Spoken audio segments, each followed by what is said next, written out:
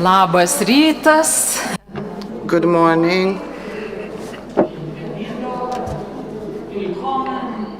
To the conference, the second international scientific conference, social work with disadvantaged groups. I am the moderator of the first part, Indrė Gaidosikienė, and we will have some greetings now. I really welcome everyone on this rainy morning, and hopefully we will spend all the rainy part of the day here inside and have a nice afternoon in Vilnius for those who have come. Really thank you for coming from all kinds of distant places, from Lithuania and from abroad. And now I would like to invite the Assistant Director for Science and Partnership of Vilniaus Kolegija, Nijolė Zinkevičienė, to tell us, to say some words. Yeah, some nice words. Okay, hello everybody. On this rainy but warm morning, welcome to Vilniaus Kolegija, welcome to Vilniaus Kolegija's conference, welcome to the premises of our parliament. It's a nice place, and I think that, some of you maybe are for the first time here, me too. So it's a great pleasure for me to welcome you all to the International Scientific Conference, Social Work with Disadvantaged Groups, organized by the Faculty of Pedagogy of Vilniaus Kolegija for the second time, in partnership with the Seimas of the Republic of Lithuania and the National Association of Case Managers, if I am right with the translation of the original name of this association. So the conference brings together professionals, scholars, and practitioners who are united by a common mission to build a more inclusive, compassionate, and socially just society. I should say that social work is not just a profession, it's a vocation that requires empathy, resilience, and deep respect for human dignity. Today's discussions will address the challenges and opportunities faced by vulnerable and disadvantaged groups. Usually these are the people whose voices are not often heard. By sharing scientific insights, practical experiences, and innovative approaches, we will build the bridges between research and real-life practice. At Vilniaus Kolegija, we believe that applied research and education have the power to make a tangible difference in communities. And conferences like this remind us that knowledge is most valuable when it serves humanity, when it helps to understand, support, and empower others. I would like to thank the organizers. First of all, our faculty, contributors, and participants for all your commitment and dedication. May today's exchange of ideas inspire new collaborations, deepen understanding, and encourage us all to act with empathy and courage in our professional and personal lives. I wish you a productive, inspiring, and meaningful conference. Thank you.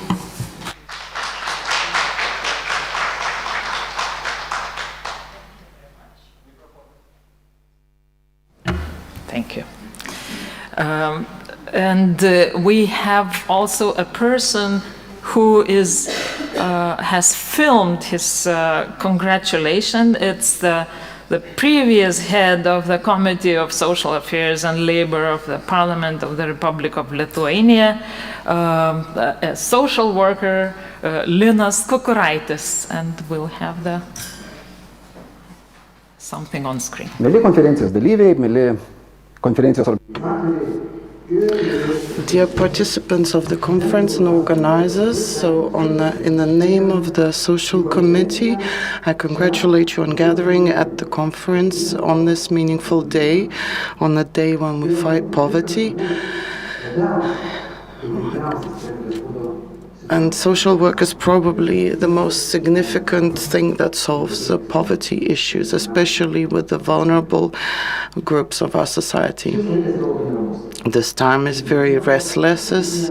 We have a lot of stress, political, geopolitical, economical, and we can see that our societies are confrontational in politics and in society, which are quite frightening because political views and value radicalization force people to look at each other with suspicion.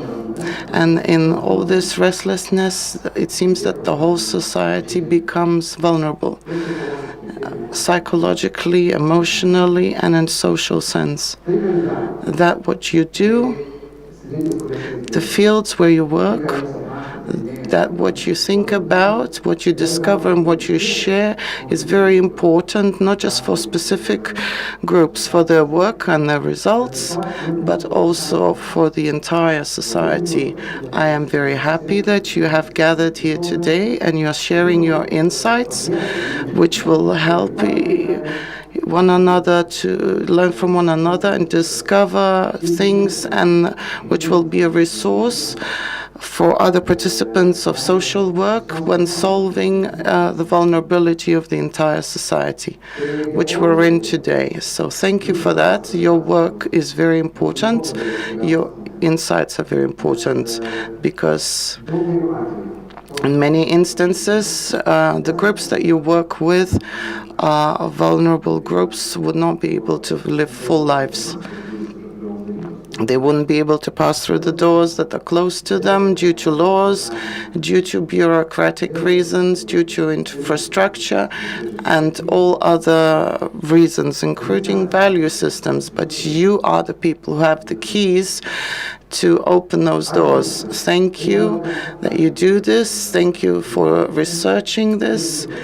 And I hope that your insights will reach as many people as possible. Have a lovely conference, and most importantly, all together, we fight with poverty better and better each day, which is present everywhere in the world and in our neighborhood. Have a lovely day.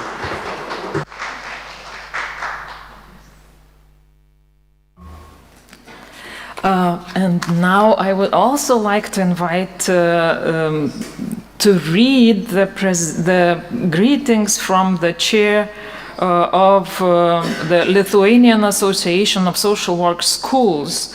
And this will be done by the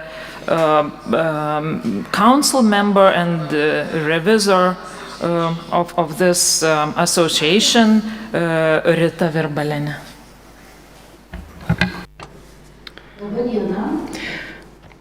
Hello.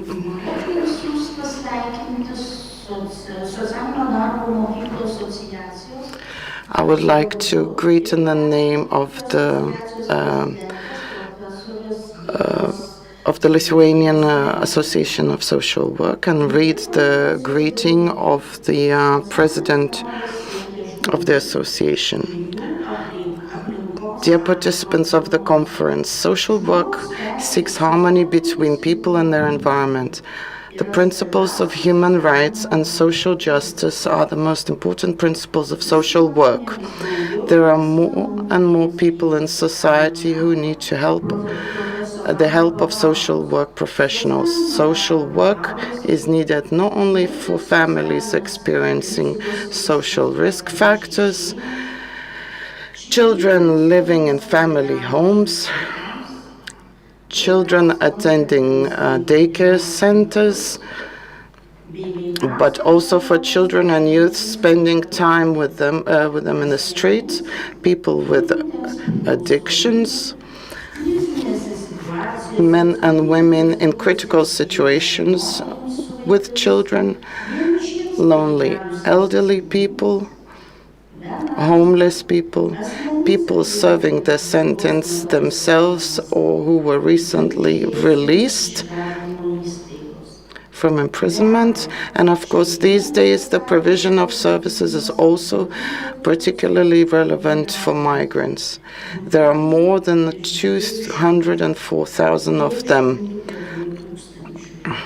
in Lithuania. War refugees from Ukraine also need our help. Therefore, the profession is based on comprehensive assistance to a person, must adapt to the development of the world, its changes. What determines the change? International social factors and events, mainly drastic population movements, are influencing the creative application of social work model. Competent social work practice now requires new knowledge and competence in addressing social problems in many countries and working with citizens of other countries. Sharing information about social problems and working together and exchanging experience is more desirable now than it was a few decades ago. Understanding global problems helps to better connect social work with human rights and social justice. No less important is the rapid advancement of technology, which affects communication and increases opportunities for both international sharing and exchange, as well as for quick problem solving in a specific community. Video conferencing, virtual case management meetings make it possible to provide the necessary assistance to service recipients more quickly and have significant changes both local and global communication.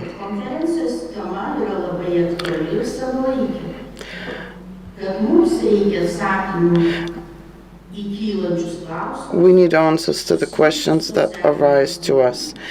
I'm pleased with large number of conference participants, which shows that the topic of the conference is very relevant and timely, that we need answers to the questions we have related to the provision of social services by ensuring social services to all who need them. For us, as those preparing social workers, already working social workers, and specialists in other fields who provide assistance in the social field, it is important to share experience, deepen and develop our existing competences in order to meet the needs of service recipients.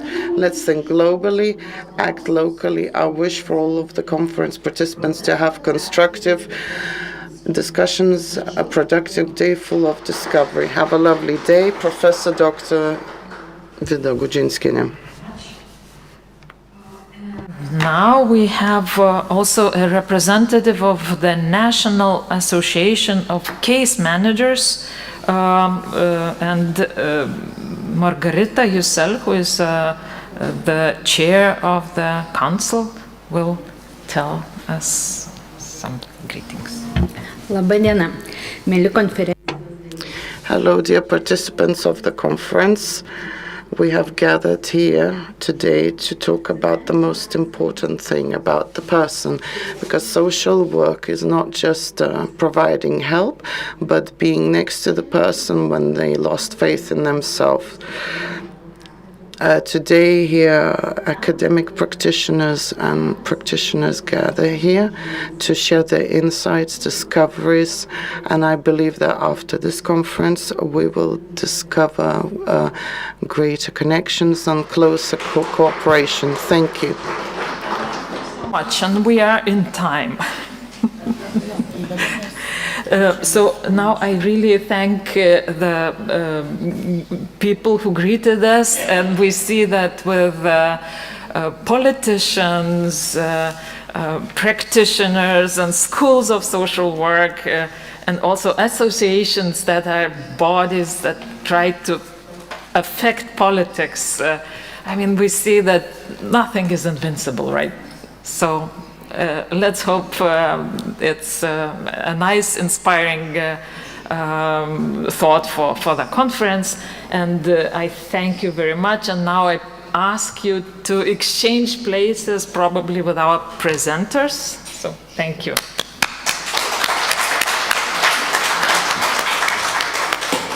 I'm very sorry I will have to leave you because we have a very important forum on the other side of the street in the parliament.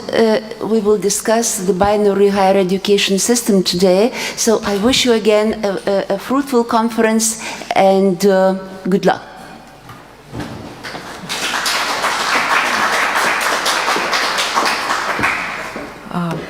And now we'll have maybe, hopefully we will not have too many technical difficulties. It's not a very usual setup for presentations. We will have 3 presentations in the morning session. And the first one is by people online and far away in Spain, right? So I invite Professor Dr. Antonio Barcendon. I'm not sure if I pronounce your name correctly. Absolutely correct. Thank you. And Dr. Tamar Scholli-Trachtenberg. I hope you have no problem sharing your presentations. We have 1 hour of time, out of which 50 minutes are for presentation and probably around 10 minutes are for questions. Please think what kind of inspiring questions you can ask. And yes, the floor is yours. Okay, labas rytas to everyone. Good morning. It is an honor for me to be in this forum organized by the Vilnius College, Collegia, and the Parliament of Lithuania. So allow me to start by thanking the persons that addressed me for this presentation. Professor, the Dean of the Faculty, Vaiva Juskiene, and Professor Ausra Simoniuk-Kite. I'm sorry, my pronunciation of Lithuanian is not good at all. Nevertheless, once again, thank you very much for inviting me. It's really an honor.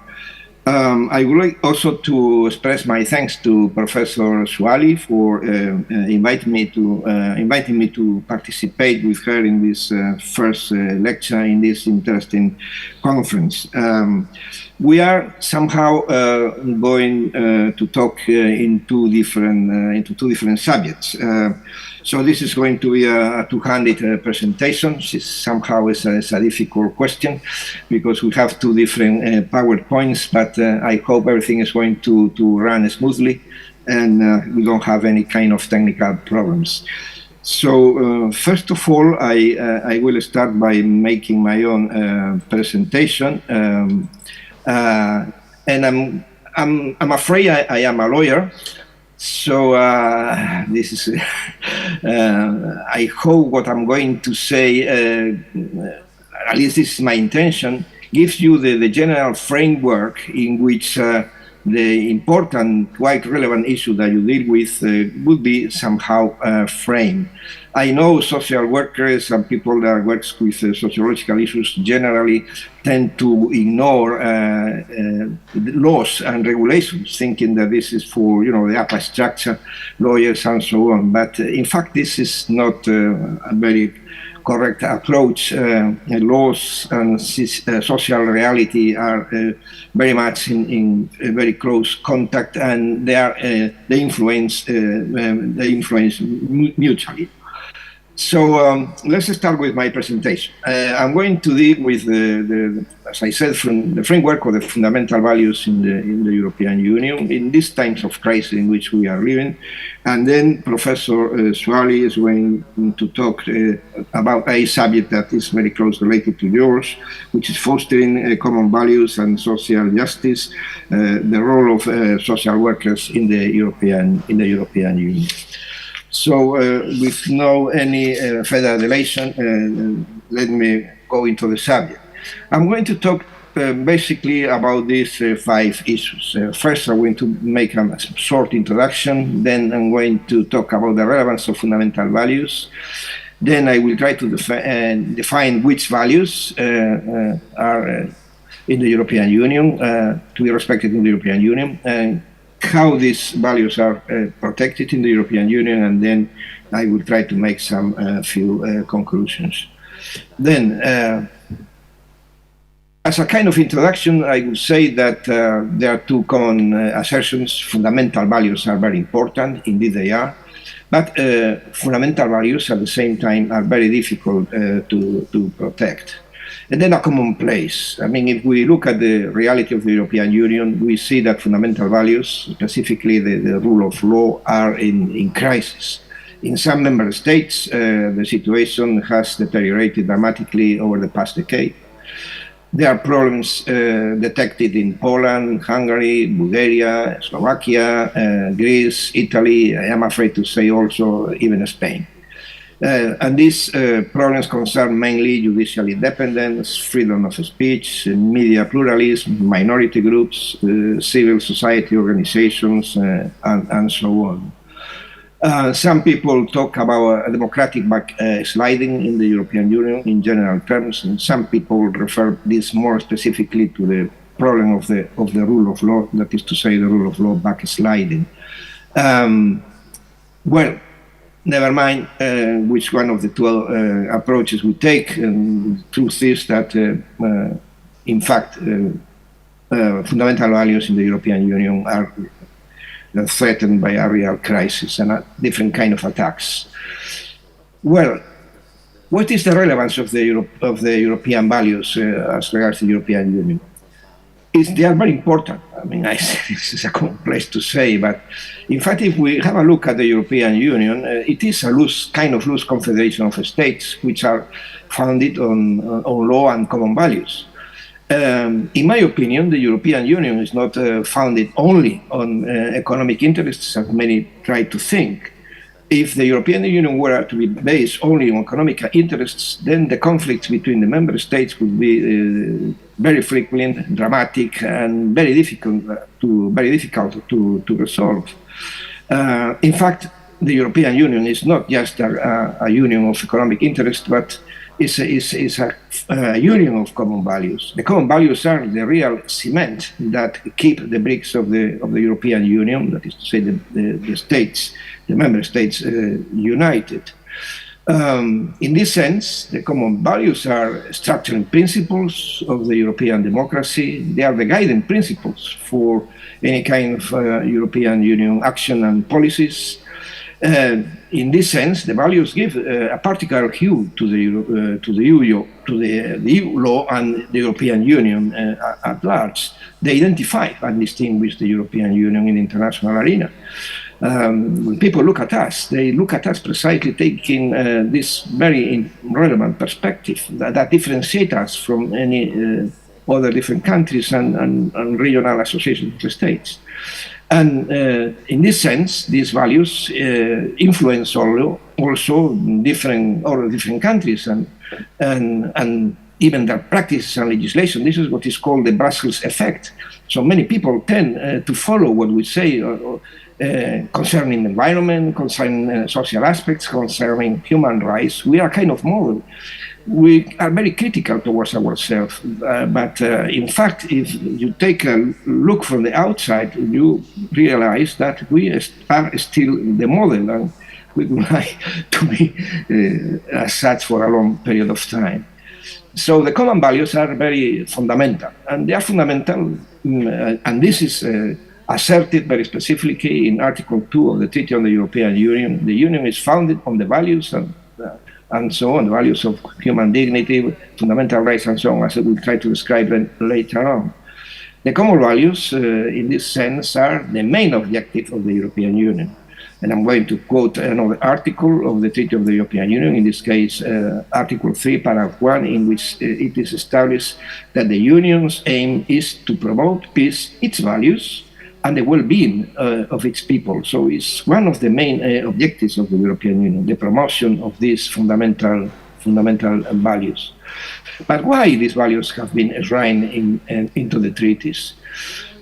Well, this started to happen somehow late in our history. 92, Treaty of Maastricht, 97, Treaty of Amsterdam. The idea was to consolidate a kind of constitutional structure of the European Union, and constitutional structures are based on rights fundamentally, and on values, which we call the dogmatic part of any kind of constitution. The formulation of the Constitution of the European Union took place later on, and in fact it was a failure. But this idea that we needed these fundamental values as a kind of structuring principle for the European Union was there from the very beginning. At the same time, in the 90s, when the large enlargement of the European Union took place, and even when Spain and Portugal were to join before in the 1980s, the communities at that time decided to formulate this kind of values as a kind of warning for the acceding countries, saying, look, this is what we believe on, and this is what we will have to apply and implement in your own countries.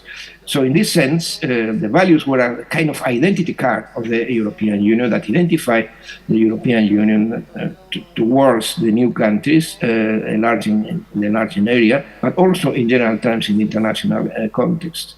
So, on the other hand, if we were to define a constitution, we needed to protect a certain kind of values. So we needed to establish which kind of values we believe in and which were going to be the mechanism of protections for those values.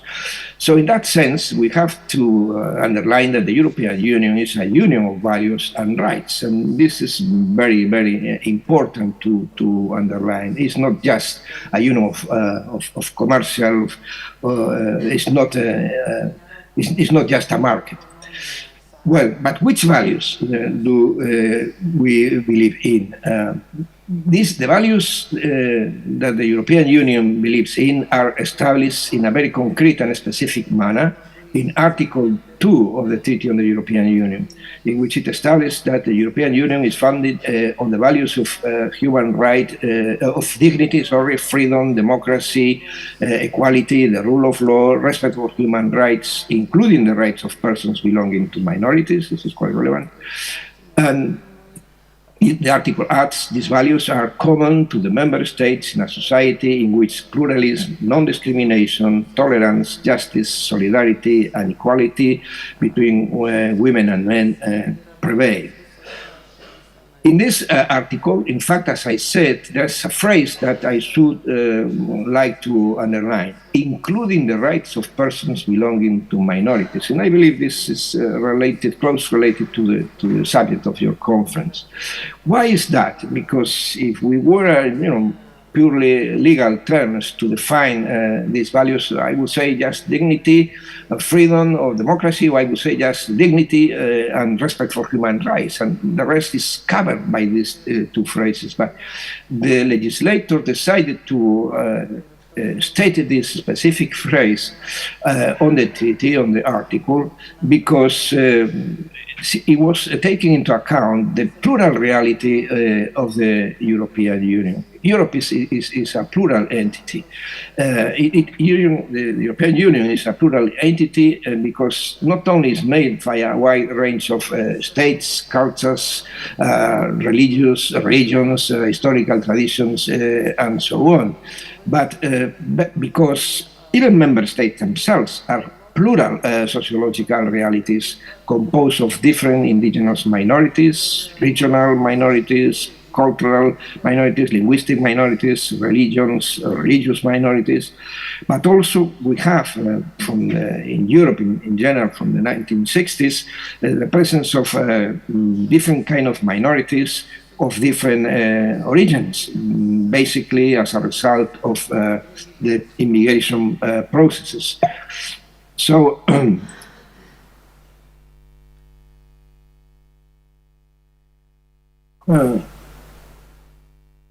let me see if it works well. Okay, here we are. Sorry. So the formulation of these principles and values in the treaties, as I said, was recent, and basically it's the Treaty of Lisbon who defines these values in its content, but because the original treaties didn't mention this kind of values. And in fact, the formulation of the values is the result not only of the work of the legislator, but basically of the jurisprudence of the European Court of Justice.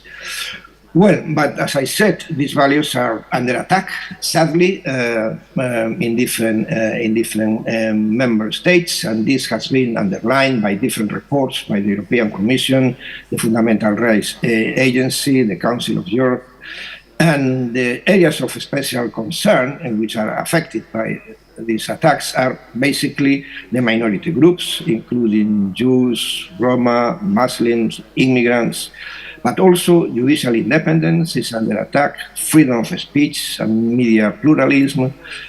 Social society organizations are also under attack, basically those dealing with human rights and other different kinds of NGOs. But then, what is the protection that we have for the fundamental values in the European Union? Basically, I would say that we have two kinds of means of protection. First, what I would call the political protection that is foreseen in Article 7 of the Treaty of the European Union, and then the different means of judicial protection. The political protection is a process and that is established in two different ways in Article 7.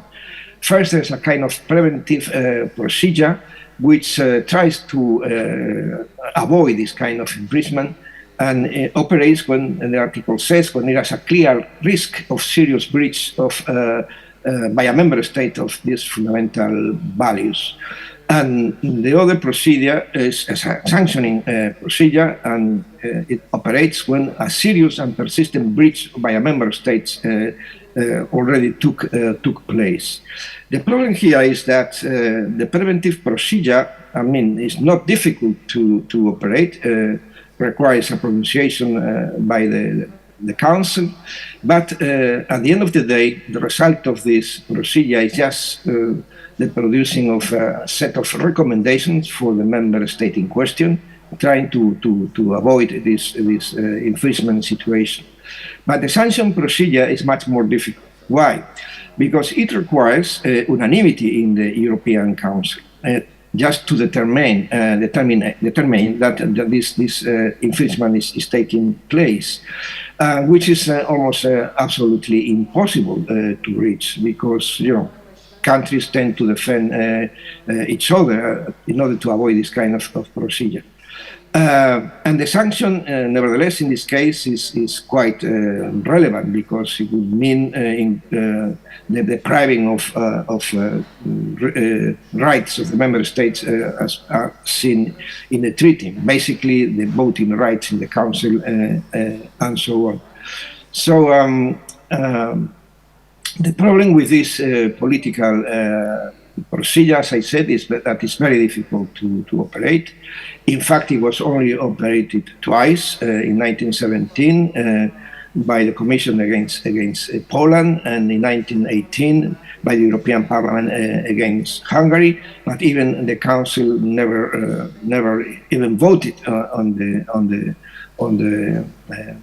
the appeal by the Commission and the European Parliament. So, and this refers to just to the appreciation of when there's a clear risk of breach of these values. But what about when the breach has already taken place? Well, in this case, it was not even operated ever, although this grave infringements have really taken place in some countries. So, and what is the protection then for these values? I would say that in general terms, as I said, the political protection is very weak, but some of those values, which is the rule of law, which is quite relevant, but because somehow it covers and includes the whole of the values of the European Union. The rule of law, yes, has been protected by many different instruments. There are preventive measures that have been defined by basically the European Commission, but not only, like measures such as the European Framework for Strengthening the Rule of Law, the Rule of Law Annual Report, which is the most important instrument, I would say, the European Semester, the Annual Justice Scoreboard.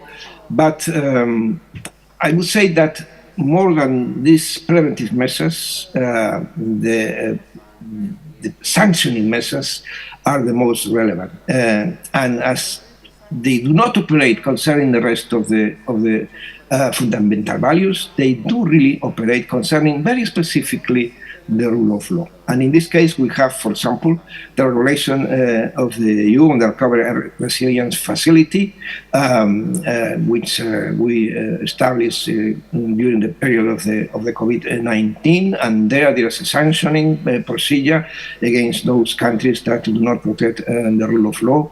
And the sanctioning consists in not transfer the amount of money that was foreseen for each country, the country in question.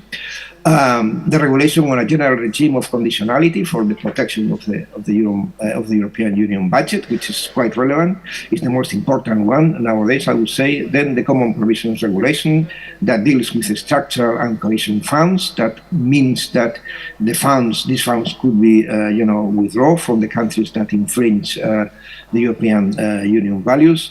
And then the regulation on financing and the common agricultural policy, which also could be affected by this.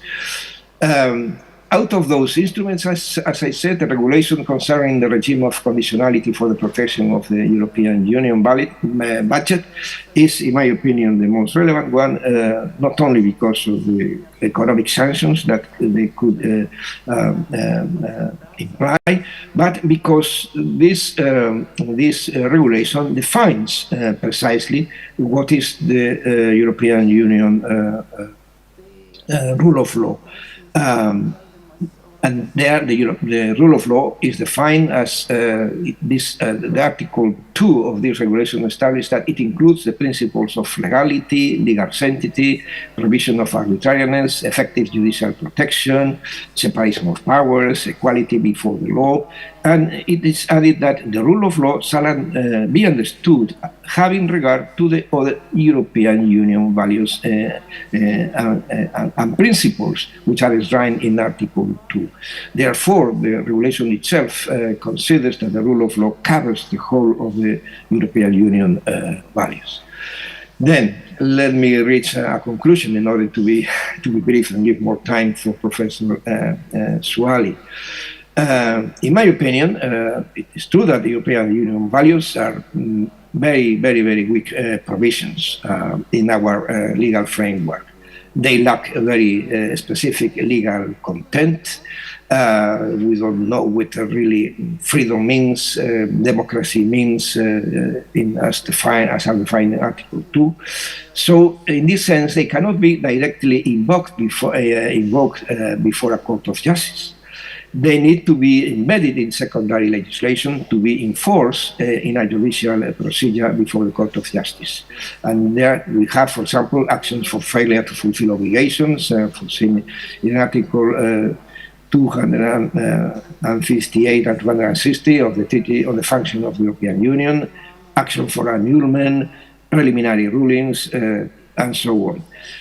Once again, the procedure of Article 7 is just a political procedure, it's not a judicial one, and in fact is truly inoperable.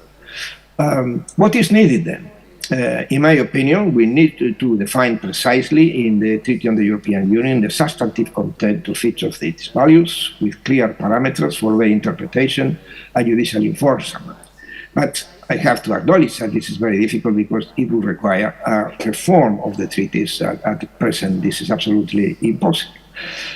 Then we need also to implement courageously the regulation on the general regime of conditionality for the protection of minimum budget, which, as I said, is the most tough measure, but also the other instruments which are in force for the protection of EU values and the rule of law, but which are not being truly implemented in full. But mostly, what we need is education. Education on European values. We need that the European values would be taught at all levels of education, starting from the very basic education. So, many thanks for your kind attention. Labai Ashu. Now I give the floor to Professor Suali.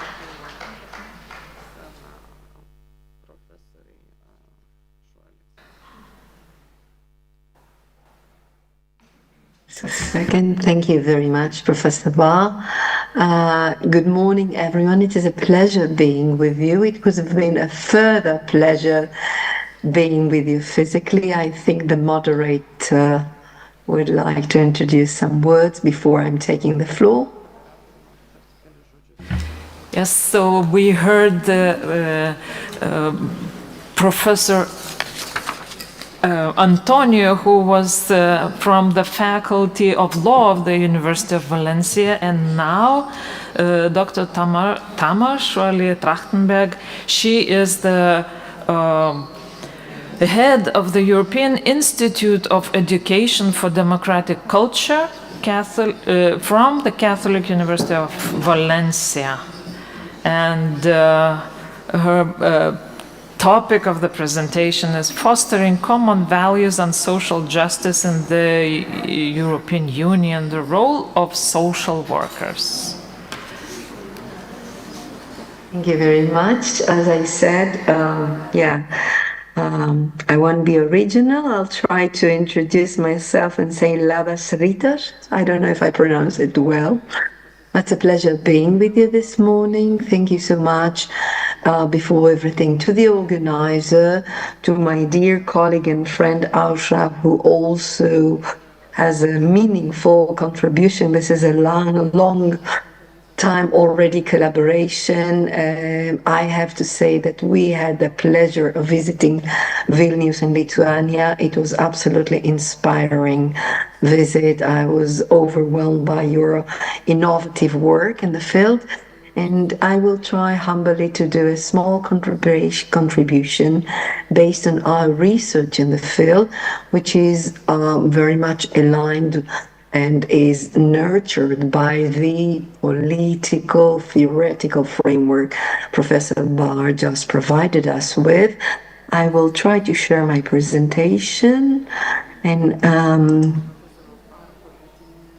okay, so here we go, the presentation.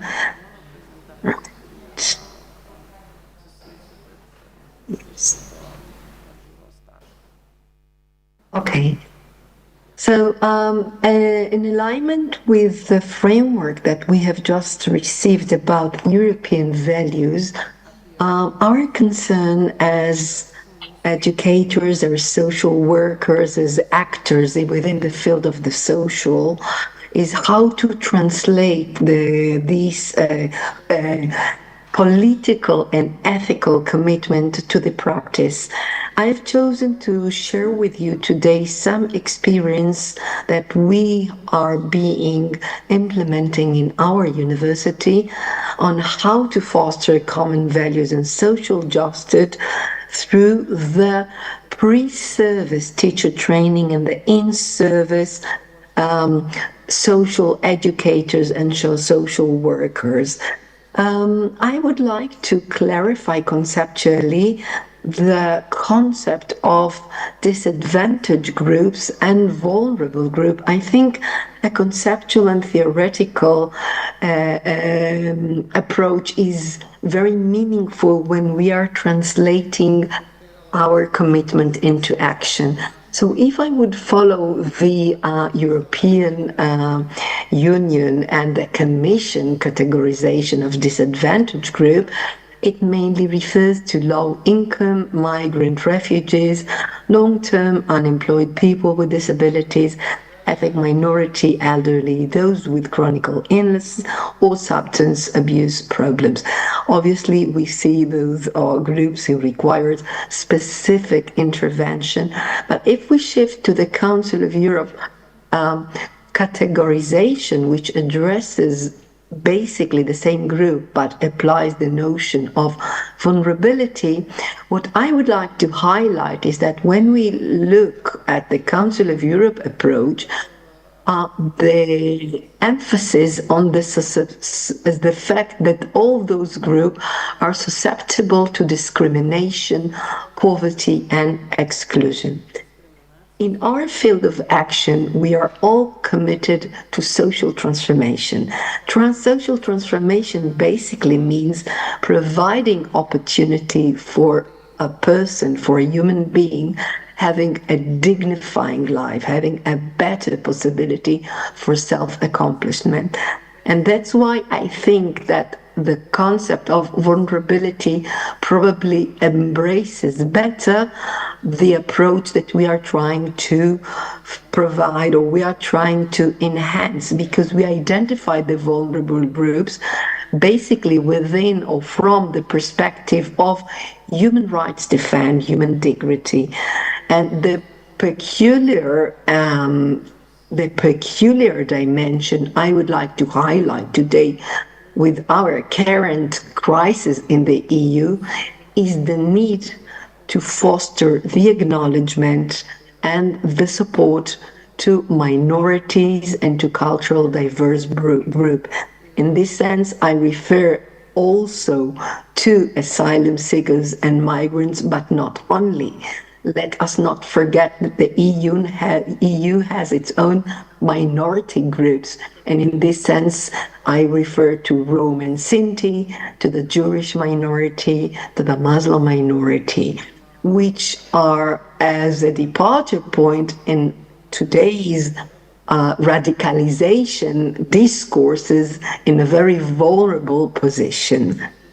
So our challenge, I'd like to refer just in one sentence to the declaration, to the Council Declaration on Common Values, Inclusive Education and the European Dimension of Teaching, which I consider a key document for fostering social justice and fighting discrimination.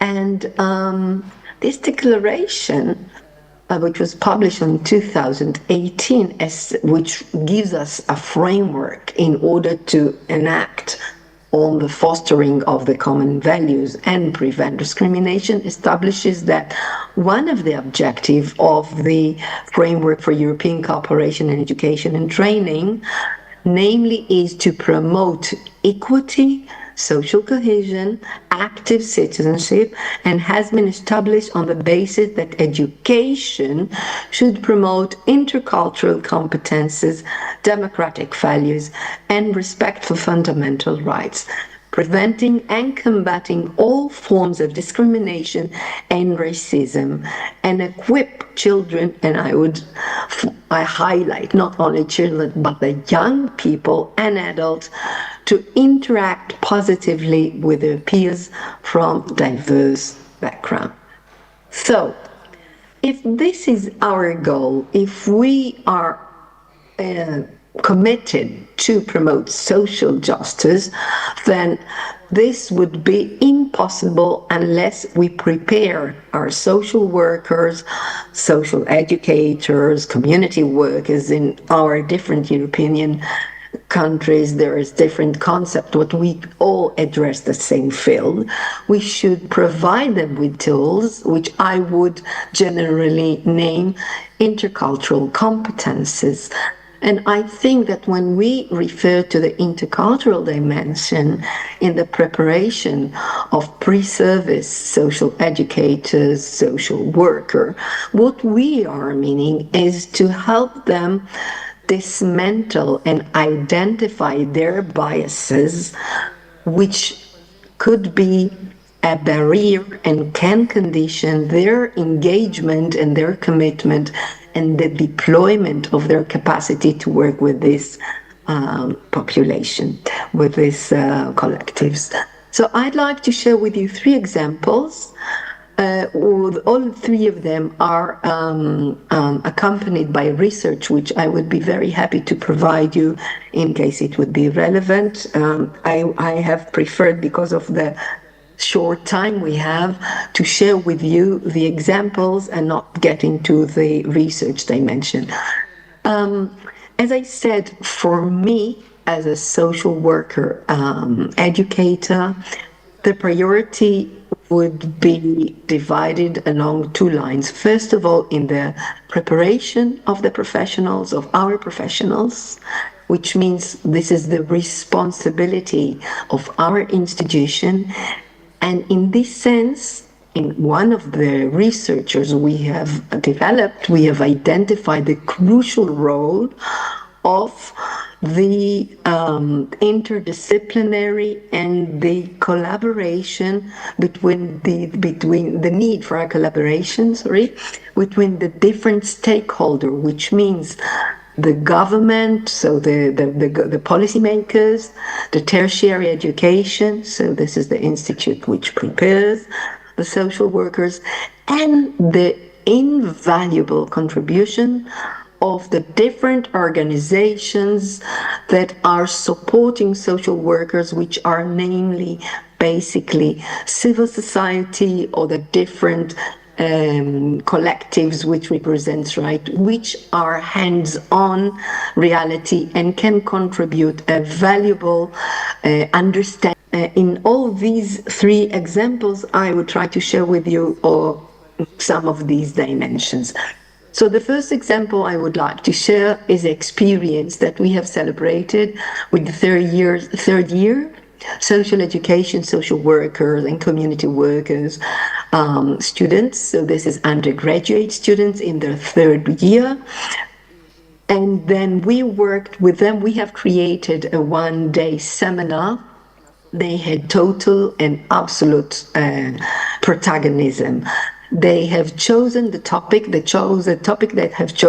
wanted to focus on migrant and refugees, talking in an event that happened 2 years ago, so it was very close to the events in Ukraine, and their understanding as future social workers that they cannot work without voicing and giving a space and an essay to the narrative of the proper collective. They have contacted a migrant association of Ukrainians in Valencia, which is where we live. They have identified with them the needs of the refugees. There was a big, an important need at that moment to enable a smooth entering into school environments, not so much academically, but rather socially. And then what they have decided, they have contacted a few schools in the area. They invited school teachers with their classes. They invited Ukrainian refugees, and we have celebrated a human rights focused seminar, non-formal education seminar, where students prepared all the materials. In order to do this, they had to explore what is the legislation on migration and refugees in the EU. They had to learn about Ukraine. They had to learn about the conflict, the war at that time. And they had they have chosen as well to engage young Ukrainian people and to bring some of the Ukraine folklore into Spanish classroom. I have to say that this was a impactful experience, very empowering for our students. They felt very much engaged, and as of that point, they have created a small association in collaboration with the Ukraine Association in order to continue foster a dialogue in school and to support Ukraine students. I don't know how well you can see in the picture, it is reduced, but you could see in the middle, we have two lovely Ukrainian girls who are they have recently arrived at that time, and they gave their narrative. What I would like to highlight from this example, I don't want to extend anymore, is that first of all, what highlighted our approach was the engaging approach for young people, the putting into practice, if we kind of preach to democratic values, so we have enabled them to have certain liberty, both in the selection of the topic, of the resource, the whole management of the relation with the community. And it was a direct impact on the community because the young Ukrainians who participated, actually it did contribute to their self of acknowledgement, and they have become kind of ambassadors in their own school. So this is a concrete action, but it can have a sustainability continuously. I think the interesting thing as well here is the collaboration between different stakeholders, where school teachers collaborate with social educators and social workers, where they learn how to work together, where they delegate different responsibilities. For our students, it was a direct contact with administration before they are even practicing as social worker. So this is one example. The other example, which was implemented in the context of non-formal education activity, extracurricular, as well to social workers. In this sense, it was social workers already in service and a group of volunteers from their association. The project Imagine, which we named Addressing Controversial Issues. This was focused on promoting and creating awareness on the circumstances of Rome and Sinti in Spain and in European Union.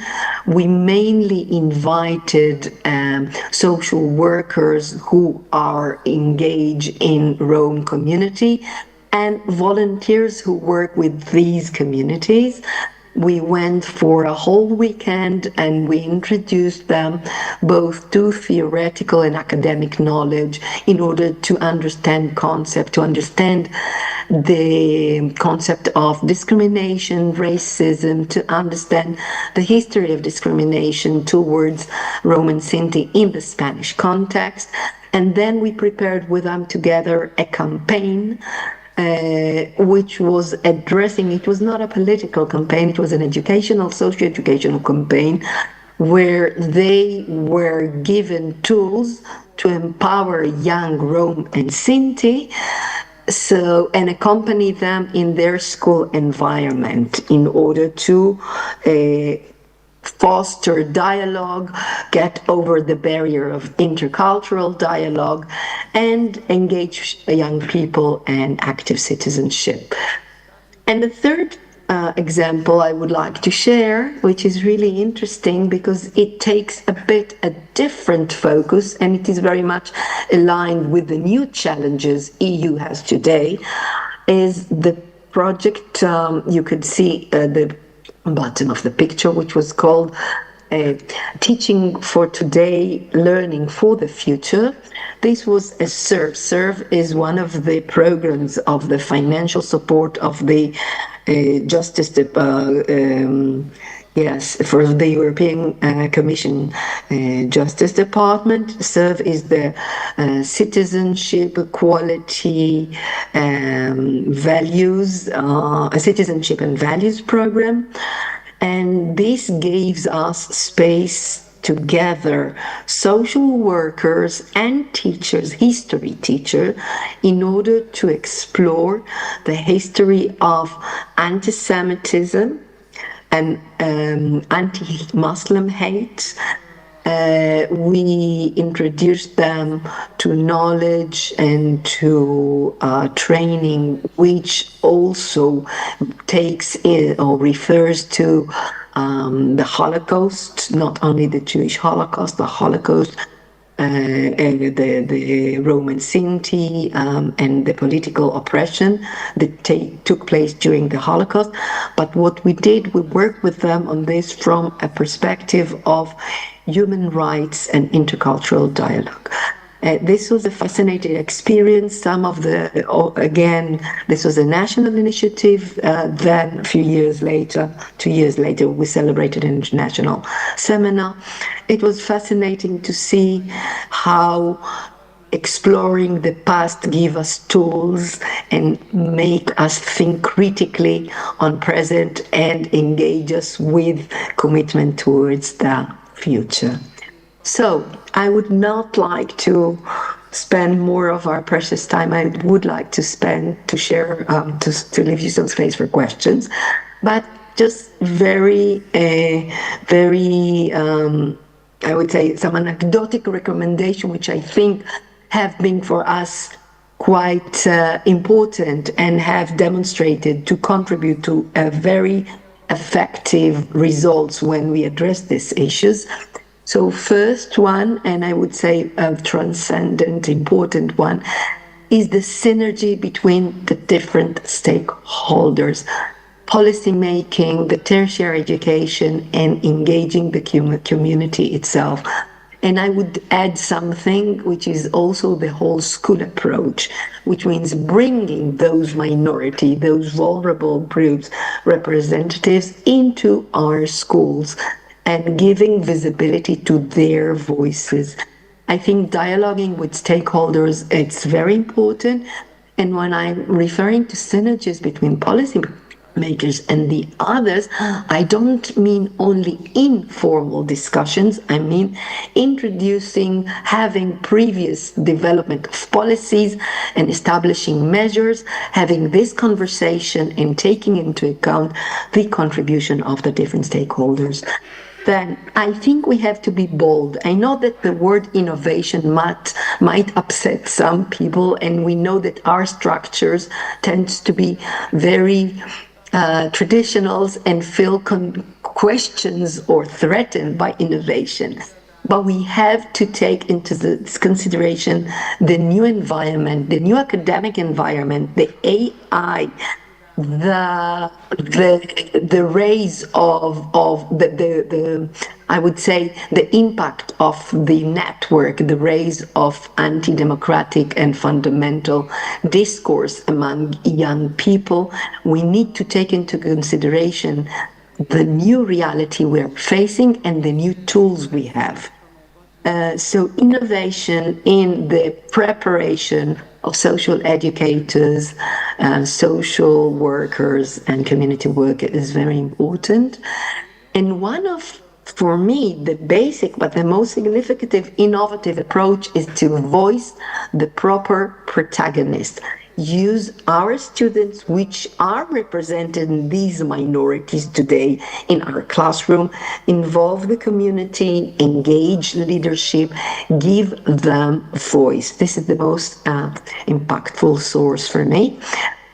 And I would suggest in this line as well to shift toward a competence-based approach to education. So it's not talking on, it's doing, it's learning by doing, it's experiential learning. It's like it's the legacy of John Dewey, of democratic culture, of engaging young people and exploring ethics through action. It's Paulo Freire's approach of empowerment of the different groups by giving them the space to take the lead.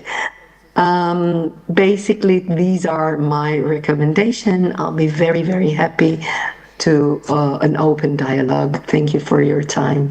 Thank you very much. Thank you so much. So we really,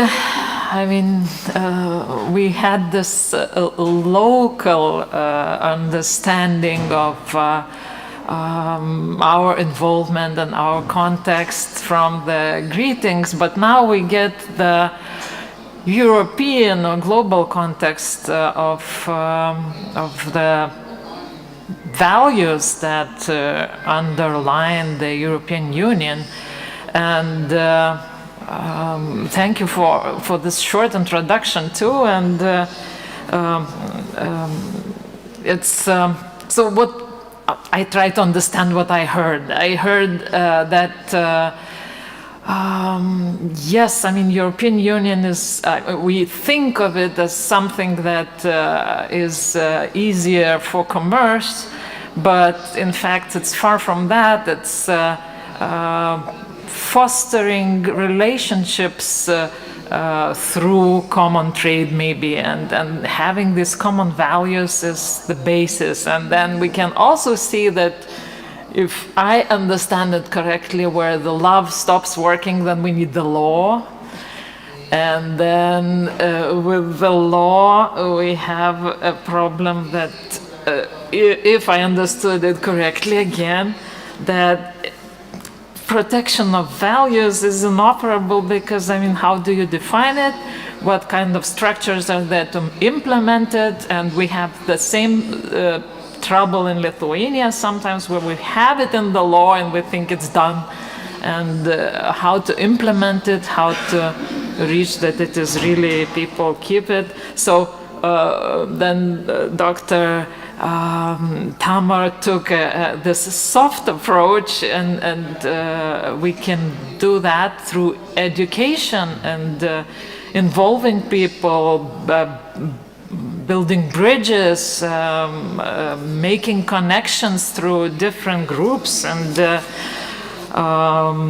breaking our bubbles and learning about each other in a close environment. So yeah, I mean, pretty many topics for discussion, for asking maybe of how was it done and so on. So please, I mean, if you have some questions about what was presented, you're free to ask now. And be brave. Yes, yes. I don't know, how do we do it? How? Yeah. Yeah, I'm not sure. Could you use maybe the microphone? I hope it can. Yeah, I'll try. Yeah. Can you switch hopefully it? Your presenters are hearing me. Yeah, thank you for your presentations. It was very interesting. Actually, I would have a question for Professor Antonia. I was very interested in your conclusion that basically because ensuring and guaranteeing fundamental values in European Union is mostly political process, and in that case you considered that because of that it's kind of a weak process and it should be ensured like more judicially. So my question would be still, do you see or do you consider any way to guarantee these fundamental rights on political level, or in your opinion it's just a naive hope, and because of many different political interests we basically cannot guarantee on political level, and it should be done more concretely, in your opinion? Thank you. Hopefully. Thank you. Well, thank you. Shall I answer directly, or we take more questions and then we answer all of them together?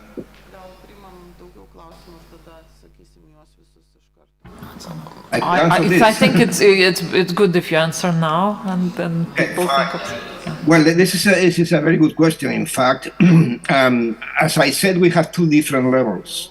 We have the political levels, and we have the general values as are defined in Article 2 of the Treaty on the European Union, and this is a purely political question. So it's just a question relating to states. So how can we force states to abide by what the treaty establishes? It is difficult. I mean, there have been many proposals. What we have so far is just Article 7 and these two procedures, the preventing one and the sanctioning one. Neither of them are going to be operative because they require, basically, at the end of the day, unanimity on the Council, on the European Council, and this is very difficult to reach. Some people suggested to amend the treaties, and to suppress unanimity. That would be operative, but the problem is that, again, to amend the treaties, you need unanimity. So it's just a catch-22, right? So it's very difficult. So this is why the Commission opened this new line of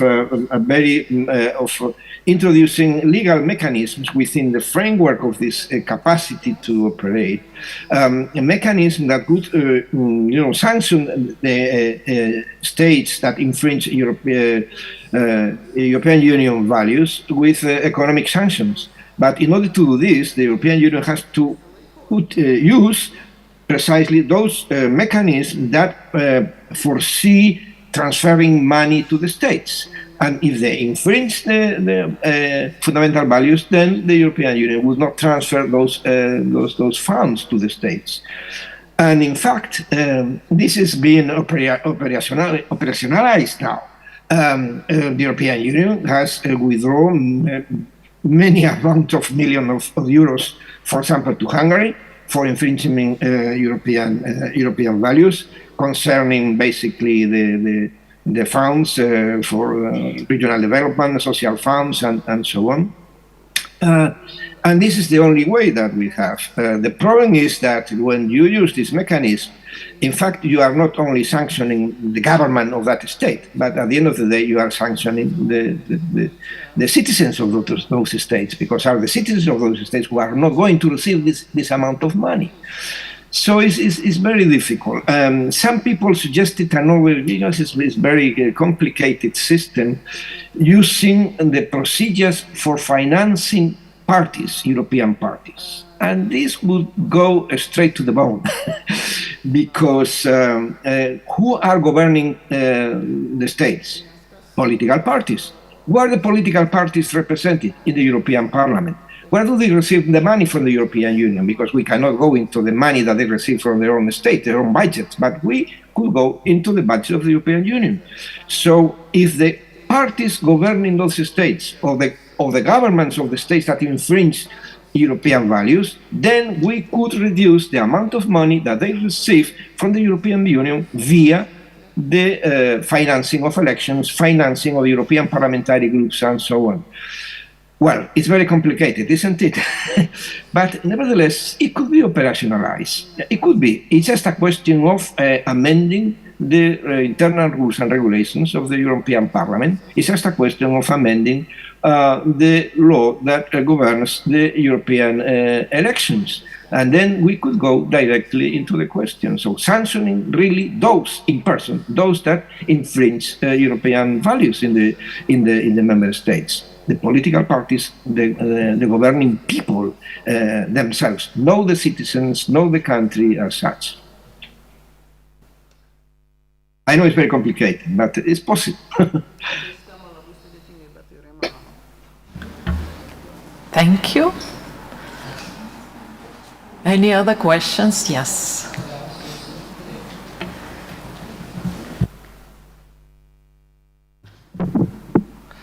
Thank you very much for your interesting presentations and for reminding that the European Union is based not only on common market but also on common values. I think especially maybe Professor Tamar will agree with me that teachers and in-service, pre-service teachers, well, teachers in general, are coming to realization that we need to develop among the teachers common European identity based on European values. But I have an impression that this is missing in education of social workers. This initiative to create common European common European identity based on European values is missing both on local levels as well as on pan-European level. Maybe it's a wrong impression, I don't know. But if it is, what would you comment on demand of such development of this identity? and also how to meet it. Thank you. Thank you very much, dear Oshra. I think you could not have described it better. I totally agree with what you say. I think one of our major challenges today is, I would even translate it to another approximation, is developing a sense of belonging. Because when we refer to European identity, European values, those things sounds very abstract, but when you translate it to everyday actions, the identity is what you feel, what represents you, what you are thriving to defend. I think we do not realize to which extent European values are actually the pillars of our way of understanding. It is something so obvious, so it has become such an obvious thing, human dignity, liberty of speech. We are not, I mean, although, and I understand what Professor Barr said, there is a deterioration and there are threats. Overall, we are all enjoying all those liberties. And unfortunately, until the liberty is being infringed, you are not raising your head to defend it. So I think our two basic major issues or challenges today is to develop, on one hand, the sense of belonging, and the sense not only of belonging to the EU, but understanding, acknowledging our role should be, I would say, developing a further commitment with the acknowledgement of European Union as a European diverse, cultural diverse society, which embraces all of us. And at the same time, I think that people need, or young people, and in this sense, this is a space which has been assigned to us as teacher educators or social worker educators, foster the approach of active citizenship. So it's not only what I think and I believe, it's how I act in order to defend. I have seen, unfortunately, in the last few weeks in Spain, horrific expression of intolerance, of anti-Semitism, which were not were pointed out by anyone, not the education system or government policy as such. So I think we have to be bold and we should stand behind our values. And when we see that personal integrity and the integrity of the person, both physically or mental, is being jeopardized, we have to take actions. I think this is one of our major challenges.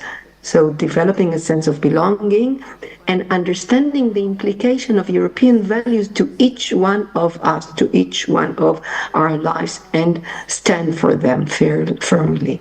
And I do believe education can reach that. I don't know if Antonio would like to add something. No, I fully agree. In fact, as Professor Suali said, I mean, we are undergoing in Spain a dramatic process of radicalization, somehow, in certain aspects, fomented by the government.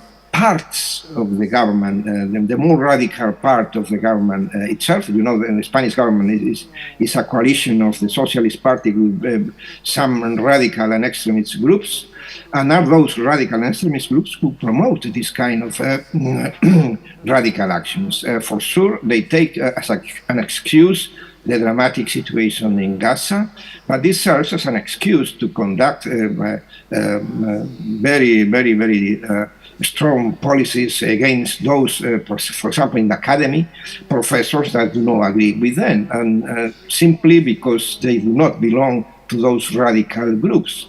In fact, in our study that I conducted some years ago about radicalization in Spanish society, we dramatically discovered, I mean, these kind of things, believe me, affect me personally. We realized that the Spanish academy is the most anti-Semitic academy in the world, which is really, really dramatic. Why is that? Well, because somehow the academy is some aspects, mainly social sciences, are in the hands of very radical people that promote this kind of radical policies. And this could be against Americans, against the Jews, against any kind of people that they consider they are the capitalist sectors of the society. They are the right wing, and they call the extremist right wing. They call them fascists. But in my opinion, precisely are those radical groups that claim themselves being progressive and leftists are those precisely who are, in fact, fascist and ultra-rightist groups in the most classic terms of Nazism and fascism. And I have to say this, and as Professor Suarez said, we have to denounce the kind of situation, because if we look at the other side, we will never resolve this dramatic problem in our society. I don't know what it's like in Lithuania, but in Spain, this at present is really, really dramatic. For example, we are having sportive competitions in basketball, in cyclism, and so on. And we cannot do, for example, recently in Spain, 2 matches of basketball and football have been done under closed doors. They could not be open to the public. Why? Because they fear that they could be used by radical groups in order to promote violence during these events. Well, in my opinion, these events have to be open, and those who promote violence should be put away, not the sports, those that promote violence.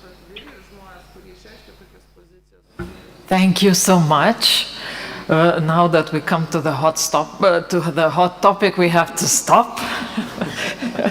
And thank you very much for your contribution. It's really enriching to think of the of our, I would say probably Catholic and Judeo-Christian background of these European values that we actually did not dare to admit. But when we compare what is going on in the world, we see it's not self-evident that these values are there. So thank you so much.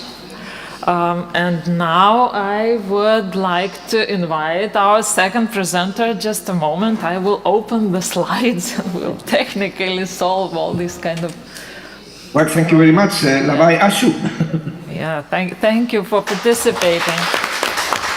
Thank you very much. Have a wonderful conference. And I know that Dr. Tamar, if I may say, I mean, she couldn't come because she is taking care of a family member, and we wish you all the best and in your 10th time too. Yeah, so. Okay. So.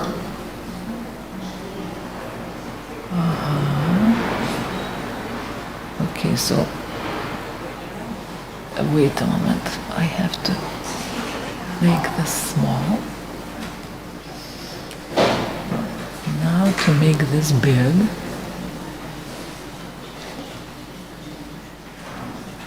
Now to let it run. And now I have to share it. Oh no, don't let this one here.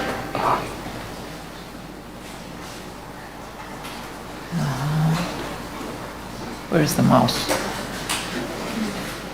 Now, I hope I didn't close it, no?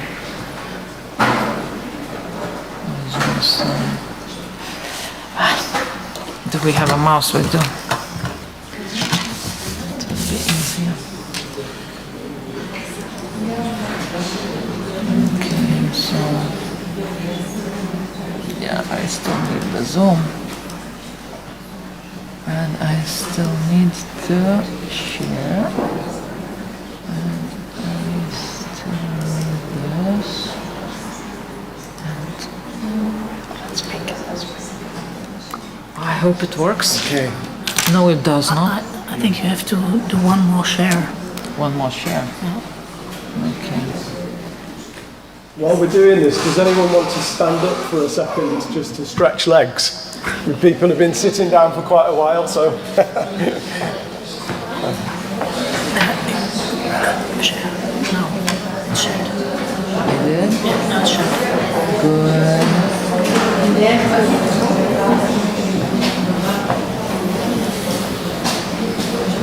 No, to share this one. Go back. You share the wrong. I shared the wrong one, yeah. Okay, so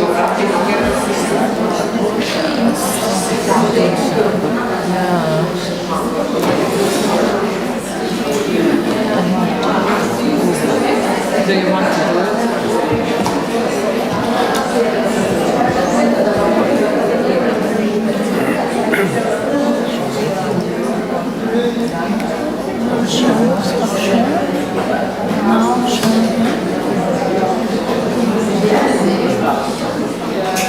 So we are already here, but yeah, here it comes. Share. Now it's not there. It started it, but why do we see it with all these things? Yeah, with this. Now it's clear.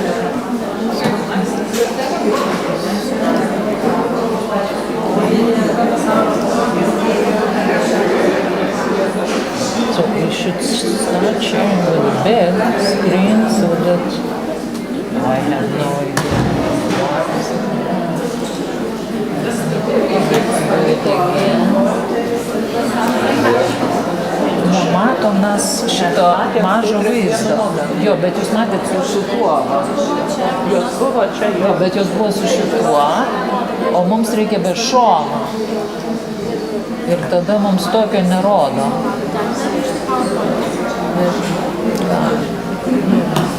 Galim grįžti PowerPoint'ą.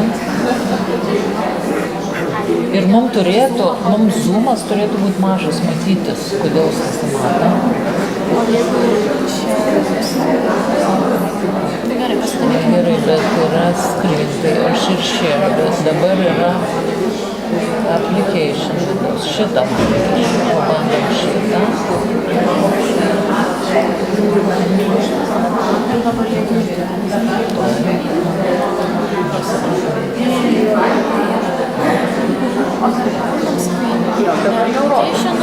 Jo, bet rodo šoninės tos. Tai tenai padaryti, ten kokį visą. Tik neišjunkit zoomo, sakė, nes jau nebeįsijungs. I'm so sorry. Rasa, gal taip visą tą paspaudžiu. Reikia screen share and application. So now you are welcome. Thank you. Yes, so.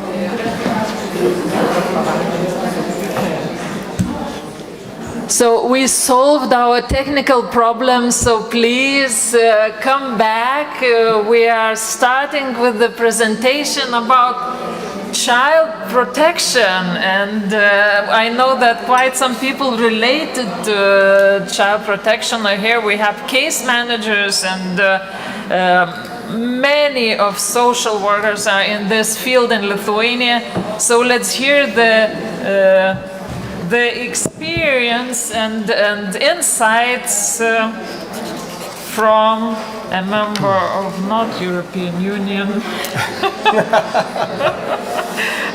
Dr. Simon Cobain. He is the head of social work, care and community department at Nottingham Trent University.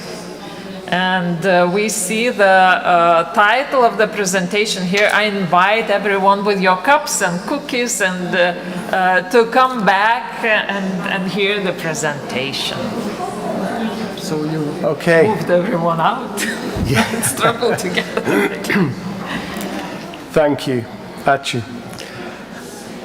Good morning, all. I'm truly excited to be here at the second International Scientific Conference for Social Work with Disadvantaged Groups.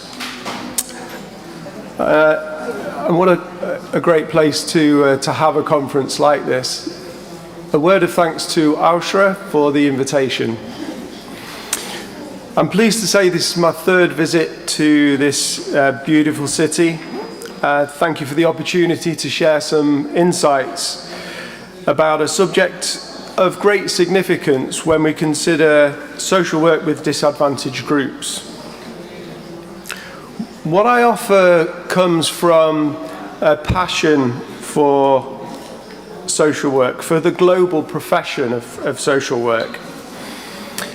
My academic experience, but also my practice in social work as well. And my reading around the literature connected to the theme of parental advocacy. It's therefore shared through my very English contextual lens, and I ask that you consider any relevance to your Lithuanian context, but I do hope that it will be of interest.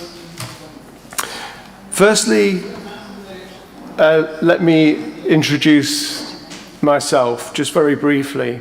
I'm Simon Cavane, as has been mentioned, Head of Department for Social Work, Care and Community at Nottingham Trent University in England. I've worked in higher education since 2004, which makes me feel very old, and I probably had a full head of hair back then.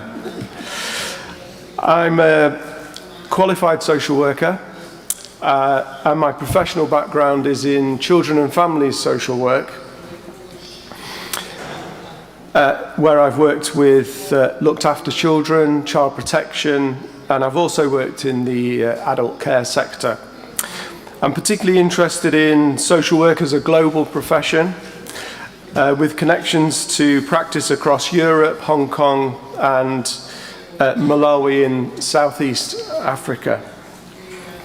My research around the retention of social workers within the workforce brings me in close contact with the lived experience of social workers as well as service users, people who work with the social workers.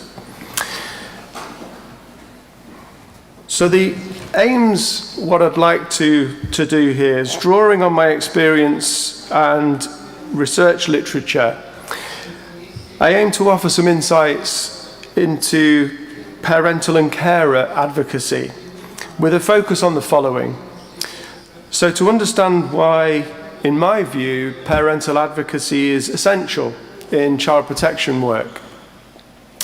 To explore the barriers and the facilitators to effective parental advocacy, and to examine how power and oppression influence child protection processes and how parental advocacy supports positive outcomes.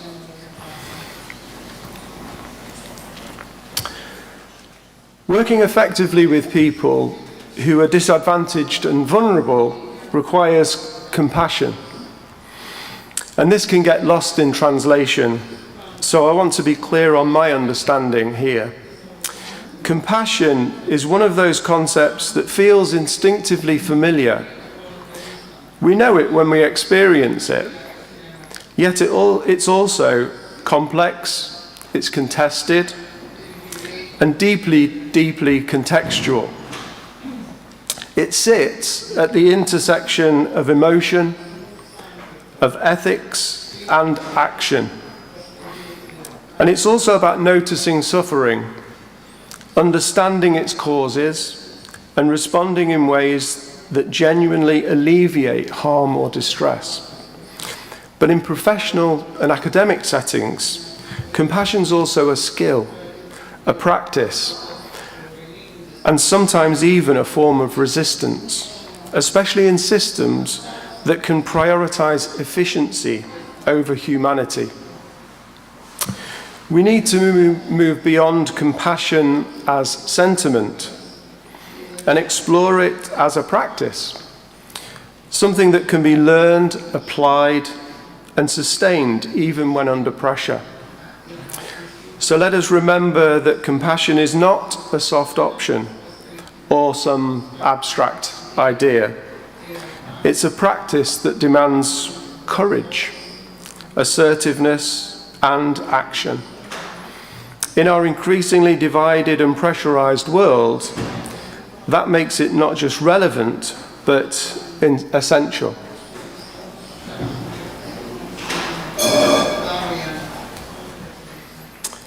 So what is advocacy?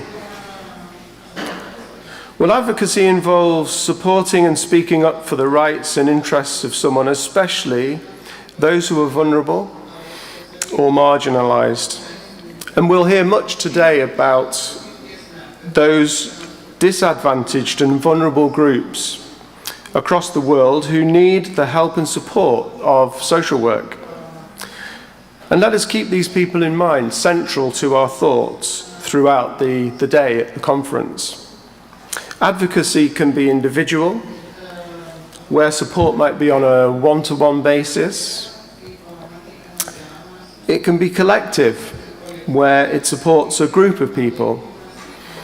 And it can be legal, where support helps people understand their rights within the legal system, for example, human rights in immigration, or the protection of a child.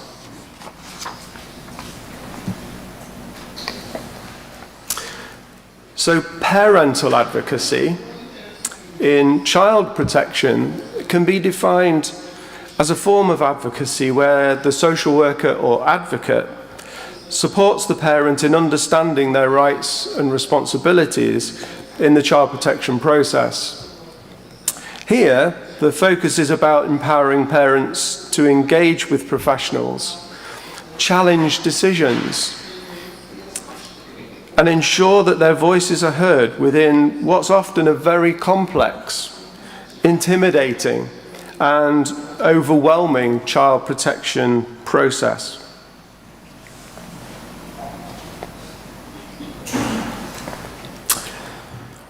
Parental advocacy in child protection is important because it ensures that parents are informed and involved in decisions about their children's welfare. We might consider, how could parents not be involved? But they too often are indirectly and directly excluded. It helps prevent the system itself making decisions based solely on institutional power without considering the parent's perspective. And we can imagine how sometimes the system in these situations can take over. There are huge power dynamics involved here. It also promotes family reunification where it's safe and possible. And this is often what social workers do so well, and contrasts with the United Kingdom stereotype that social workers rip children away from families as so-called child snatchers.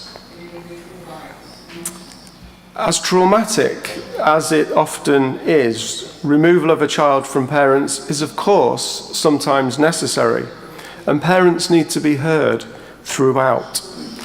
Compassion requires courage.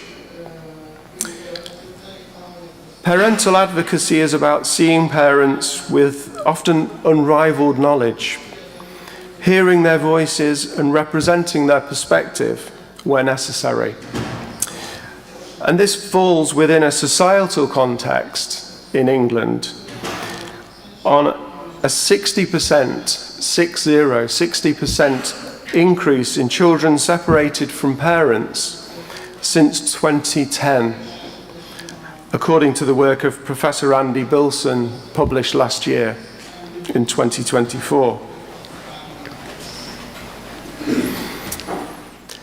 I argue that key principles of parental advocacy in child protection include respect for parents, autonomy and their voice, the empowerment of parents to make informed decisions, and research suggests that for parents within the system, empowerment is sometimes lacking. Parents are not seen and the voices of parents can be lost. Non-judgmental support to help parents engage in the process. We social workers are paid to make judgments, not to be judgmental. We therefore must consider the roles of bias and prejudice. Confidentiality and trust are the foundations of relationship-based practice, and therefore of relationships between social workers and parents. And finally, compassion, as practice that demands courage, attentiveness, and especially action, as we strive to alleviate distress and promote the safety and well-being of children and families.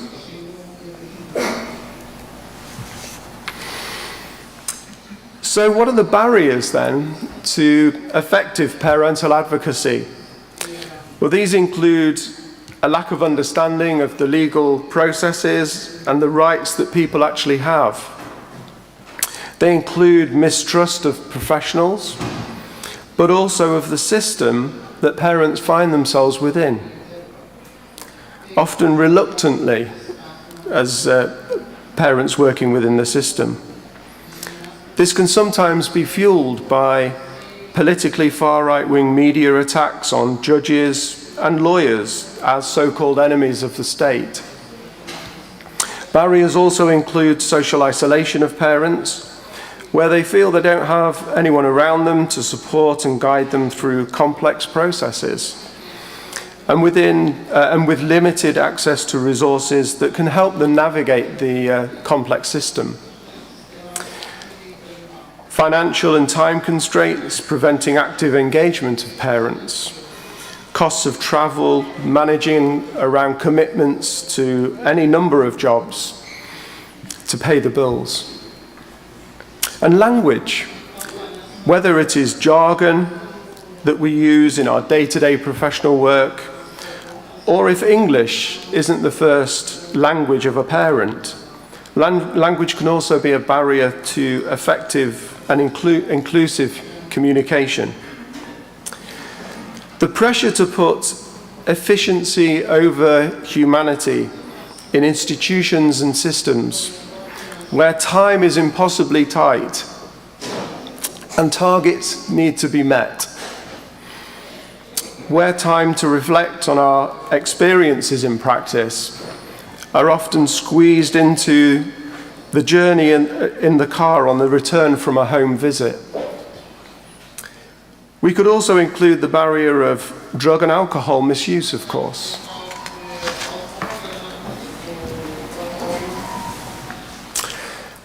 Let's consider what factors in any national context, any country, that might drive an oppositional approach, being against parental advocacy, rather than a collaborative approach.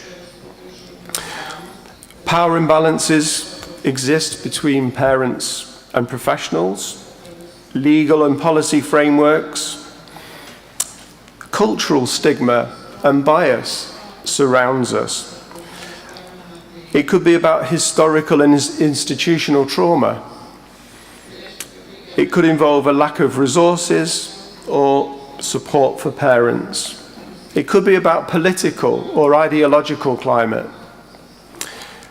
It could be about differences in professional and parental priorities, what's really, really important. It could be about the fear of loss of custody of children. We can easily conclude this adds up to a hugely complex web of factors, making partnerships and collaborations at best challenging and at worst seemingly impossible. However, I strongly believe we must try, and social workers do.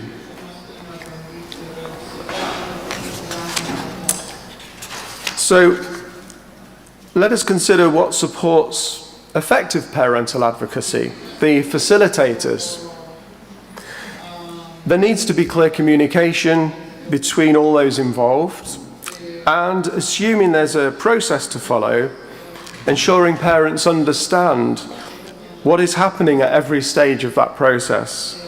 So we invest time and effort right from the start, from the outset, and see this to the end of the intervention. This is about being jargon-free, clear, concise, and able to listen, crucially. And these, of course, are strengths of social workers. This is what social workers do, and this is what social workers are good at.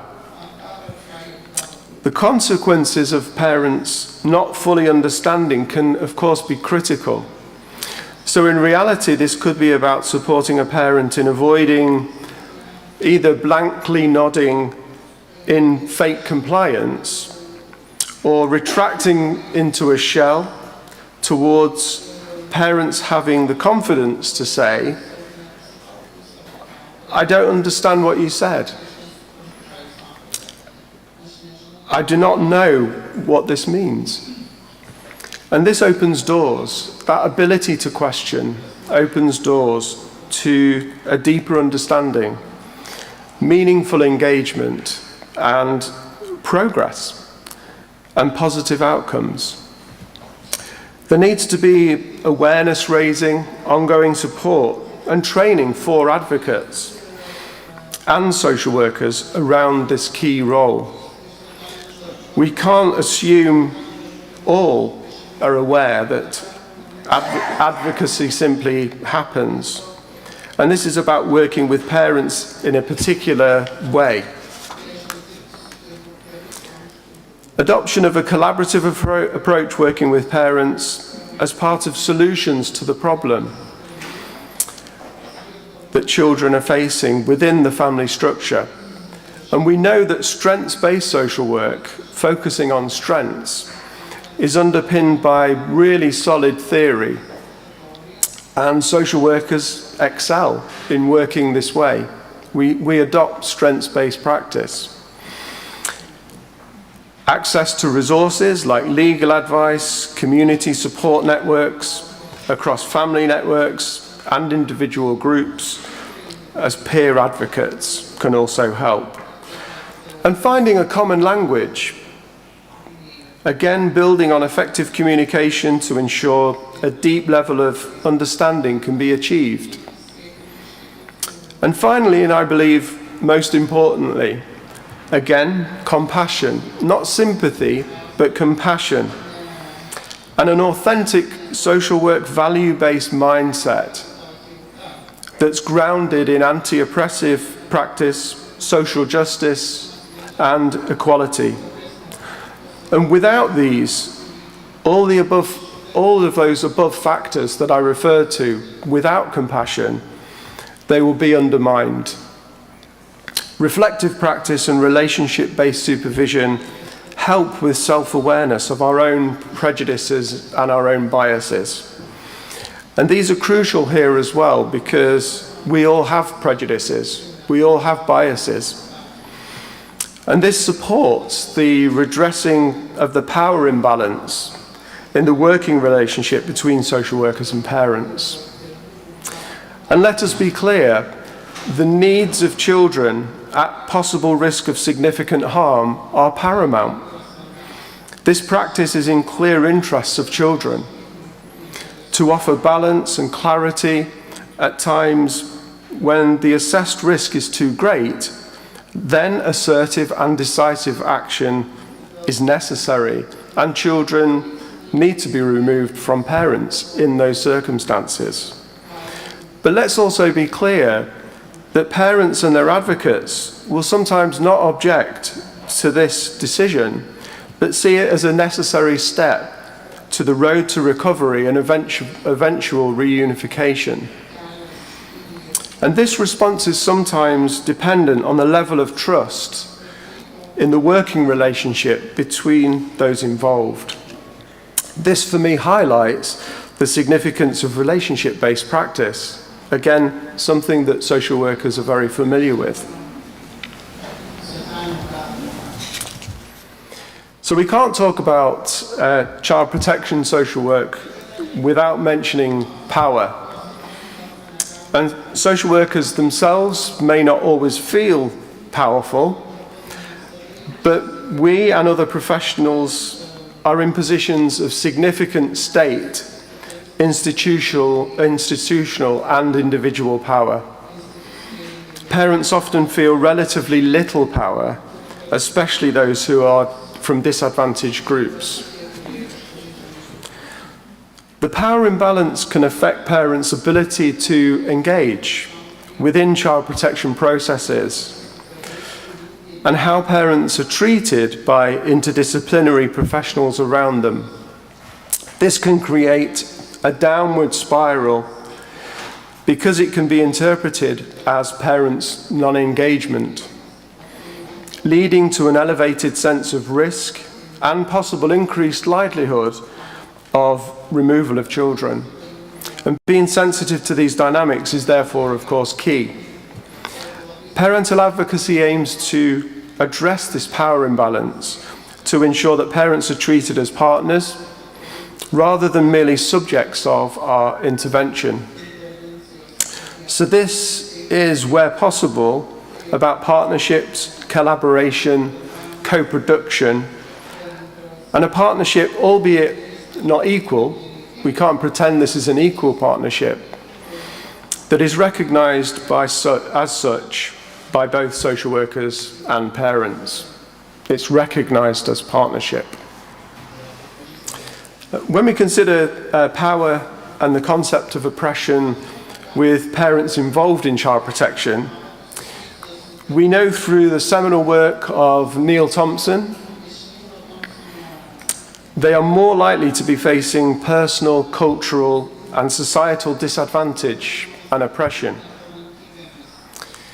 Factors like ethnicity, social class, disability, sexuality, sexual identity, religion, and history of abuse can lead to people being oppressed, disempowered, and disadvantaged. And our training in social work and our value base support social workers' understanding of the need to be aware of how these intersecting factors impact how disadvantaged people feel and are perceived to be. This again supports the value of personal reflection and self-development.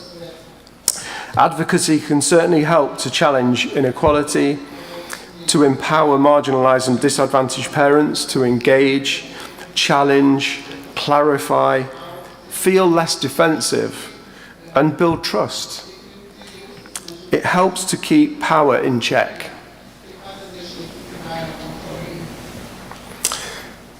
To illustrate the type of questions that effective child protection social workers ask of themselves around power dynamics, we can consider this brief case example. A referral was made by a teacher about a child, Nico, being increasingly disruptive, hungry, and dirty at school. Aisha, who is an Asian single mother with a learning disability, feels that her concerns about Nico's education are not being listened to by the professionals involved. Now, this seemingly straightforward scenario is seen differently through the eyes of the social worker as one that is full of complexity. Social workers see this as the complex picture that it really is. This is the way that we see relationships and indeed the human condition in social work practice. Always with a focus on the child's well-being, the social worker might reflect on how power and oppression influence Aisha's experience within a child protection system, on support around her, and potential for the role of parental advocacy. The social worker might also consider Aisha's strengths that can be built upon. What changes may have influenced this referral? What is the eco-map of the family? What's Nico's perspective? What is Aisha's perspective? There's so many questions from a simple scenario like this. So much active listening to do. And reflection and checking in with one's own prejudices. This is not a black and white picture this is the big world of grey in which social workers feel very much at home. This is the place we know, where things aren't black and white. I'd like us to consider the role of social workers themselves in parental advocacy in two different ways. Firstly, social workers as advocates, and secondly, as supporters of advocates or advocacy. So, social workers as advocates can involve the following. We are facilitators of communication between parents and the processes, the systems and structures that we know can be complex, confusing and intimidating. We are empowerers in involving parents with information, helping them understand processes, systems and structures. We are mediators, supporting parents to engage within legal and professional systems that they don't belong to, ensuring they don't feel disempowered. And let us be clear about the great skill involved in doing this work, and social workers have those great skills. We are champions in advocating for the best interests of children, whilst respecting parents' rights and indeed their dignity. When we consider social workers as supporters of advocacy, this can involve the following. We are facilitators this time of communication between parents and advocates, and we remember and acknowledge the existence of parental advocates, of the need for them and the value placed upon them. They are in themselves, advocates are in short supply. There aren't many advocates around. We are also empowerers, this time, by explaining to parents that they have the right to advocacy. This is a right, as the law and guidance suggests, and how to find an advocate, which can be very difficult. And we're champions, this time promoting the concept of advocacy and those advocates involved in working with children and parents. So we're champions. Crucially, we social workers are not feeling defensive or locked in. We're not working defensively. We are working in a way that embraces the concept of advocacy because it's the right thing to do, despite the fact it's likely to bring challenge through a parent feeling more empowered, more confident to question our judgment and our evidence. All parents have the right to do so, and we, of course, are duty-bound to deal with that challenge appropriately. It is the right thing to do.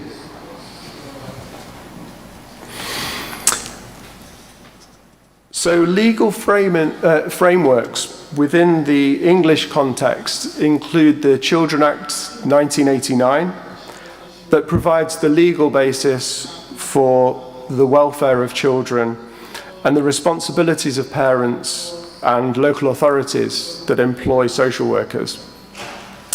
Also the Human Rights Act, as has already been mentioned, 1998, where parental rights under the European Convention of Human Rights, particularly Article 8, the right to respect for family life, are relevant here. And finally, the statutory guidance, Working Together to Safeguard Children, which was published in 2023, that clearly states in page 16, social workers should support parents and carers to participate in decision-making by, and I quote, explaining that parents and carers can bring a family member, a friend or supporter to meetings. And also on another page, page 92, lead social work practitioners should, and I quote, give information about advocacy, agencies, and explain that the family may bring an advocate, friend, or supporter. Parents with lived experience, despite this legal framework, often report inconsistencies in the level of support and guidance provided by social workers. And we need to ask the question, why? Why does this happen? Why is it the case? And we should also ask, what can we do about it?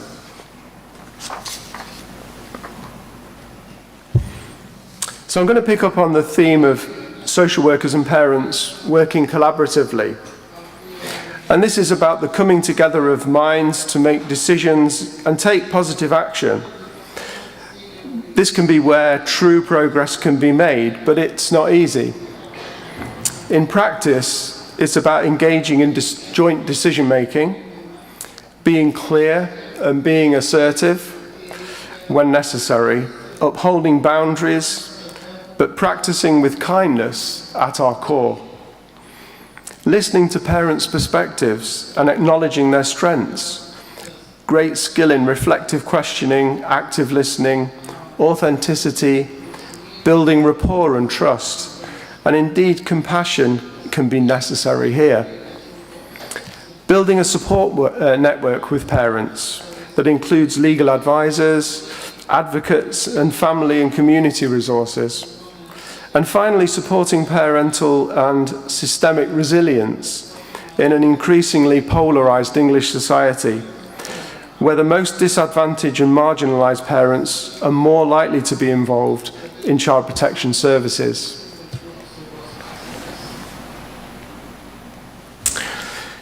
I'd like to share some insights into what I believe are the headlines of the English context for disadvantaged and marginalized groups. And I'd be really interested if there is an opportunity to hear about any of your thoughts about the polarized Lithuanian society. Firstly, poverty and economic inequality and public service underfunding. After 14 years of Conservative government, years of austerity, economic downturns, Brexit, and a lack of investment in public services have deepened the wealth gap. Key services like the National Health Service, education, and social welfare systems are perceived as underfunded and mismanaged, fueling widespread frustration and cynicism about the government's priorities. The political lurch to the right, Brexit, and populist rhetoric around taking back control have also amplified division. And two, the problematization of immigration and effect on national identity. Something here about reframing patriotism. Born out of racism, ignorance, white privilege, oppression, and marginalization, concerns around immigration are intertwined with broader anxieties about national identity, sovereignty, and multiculturalism. Right-wing rhetoric often portrays, or far right-wing rhetoric often portrays, immigration as a threat, framing it as a root cause of economic strain and cultural loss. Brexit has exacerbated these divisions, often framed in the media as a mandate against immigration. Three, racial inequality and social injustice, connected to all of the above, where people with non-white skin, whether they are born in the UK or not, are blamed for societal problems.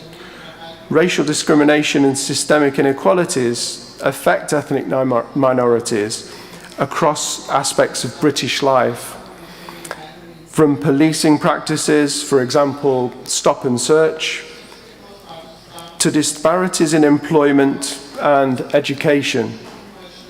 Public debates are alive around colonial history, multiculturalism, and race relations as causing social rifts. Four, sexism. Deeply embedded in UK culture, despite progress made within some aspects of society. Inequality exists, for example, the concept of the glass ceiling where women are still not earning an equal wage to men despite the legislation. Violence against women and girls has become a major concern in the public. Incidents involving law enforcement have highlighted gender biases and a lack of institutional accountability. 5, environment and sustainability.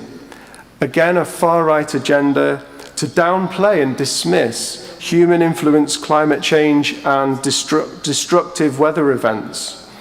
The bastardization of the term woke as a negative and labels like snowflake used by politician and far-right media or right-wing media to manipulate public opinion.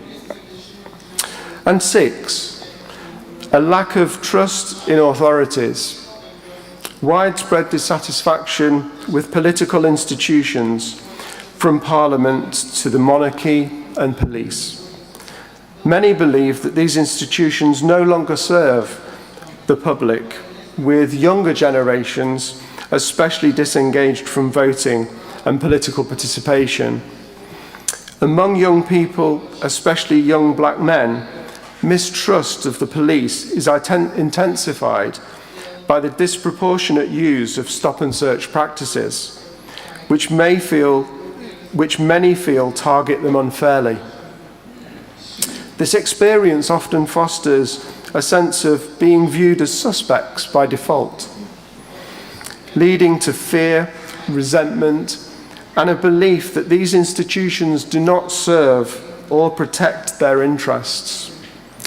Scandals within the police force, an array of recent high-profile cases of violence against women by senior serving police officers, erodes public trust.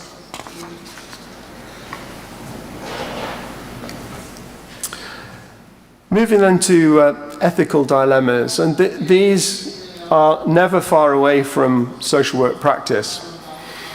In the context of parental advocacy, this is about balancing the child's welfare with respect for parental rights.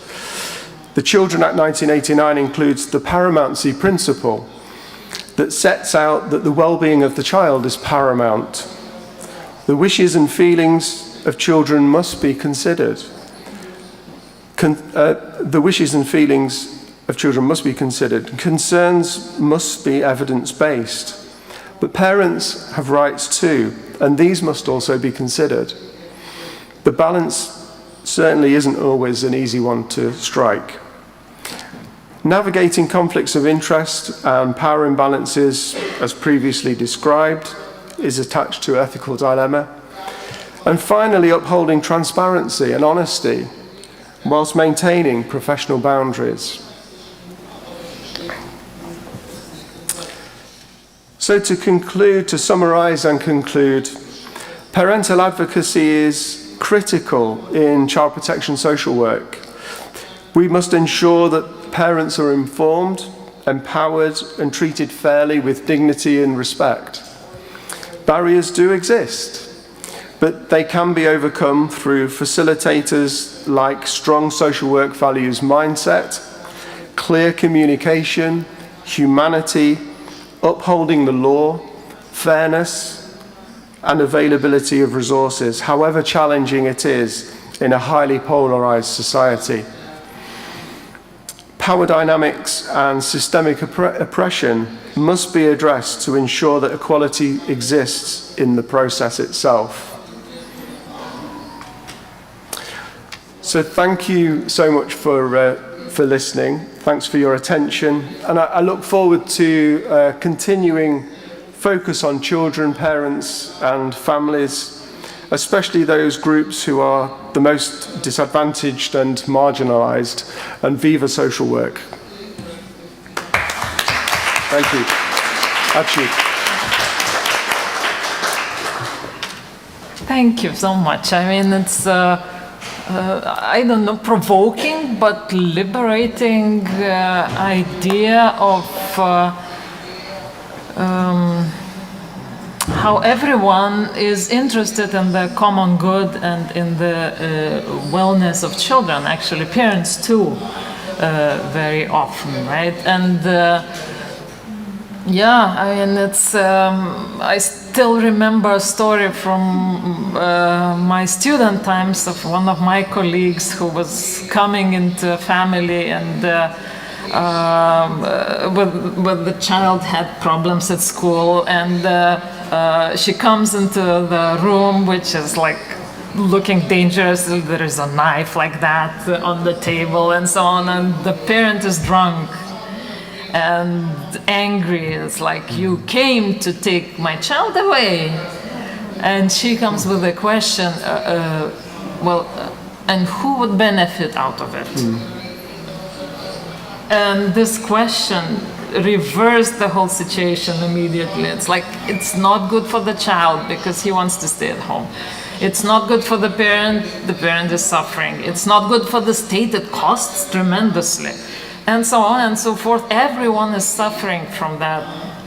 And the parent was like, I am not ready today. This is too serious.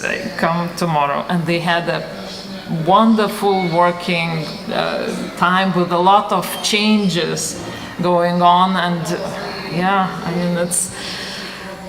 But we know that definitely there are problems. I mean, the parents are not always welcoming, or actually not welcoming. We try to be all kind of in control and for the child, but then against the parents. The protecting of the rights brings us into some, okay, I mean, you have to protect from someone. And then it brings it into us into kind of not a collaborative approach, but an opposing approach. Yeah, so questions from the audience, what reactions? Maybe you have some kind of reflections or questions of how is it over there? How do they reach it? How did they come to the idea that yes, we advocate for the parents?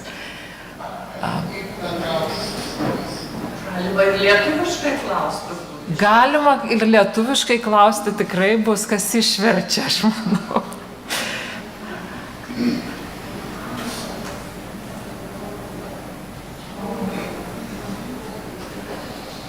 I have a question.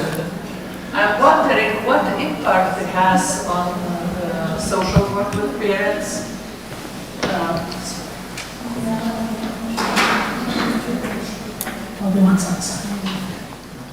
Thank you very much for the very relevant presentation. I'm wondering what impact has the impact on social work with parents has the fact that most of social workers are women. Can you elaborate on that? Sure. So it is true.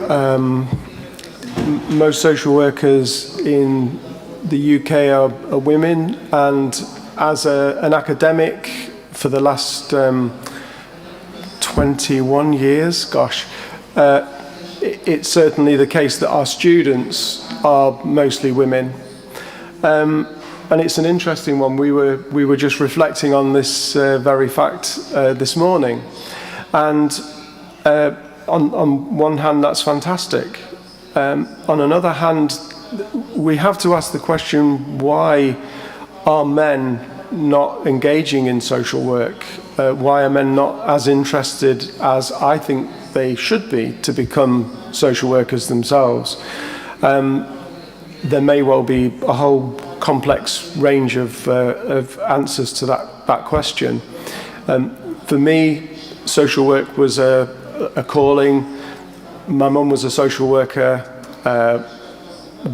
as I was growing up. As she was studying at university, I was absolutely fascinated by sociology and psychology, the things she would come back to talk about with the family. I never went into social work at the beginning because it was something my mum did, and it wasn't cool to do something that your mum did as a profession. So I put it off. By the time I got to 30, it was almost inevitable that I wanted to do social. So I just dropped the baggage and thought, yeah, this is for me. I only wish more men were prepared to get into social work. Maybe there's something there about connecting with our so-called feminine side, in being more sensitive and caring, those stereotypical traits that they don't mean much to me personally, but they're very important in being a rounded person.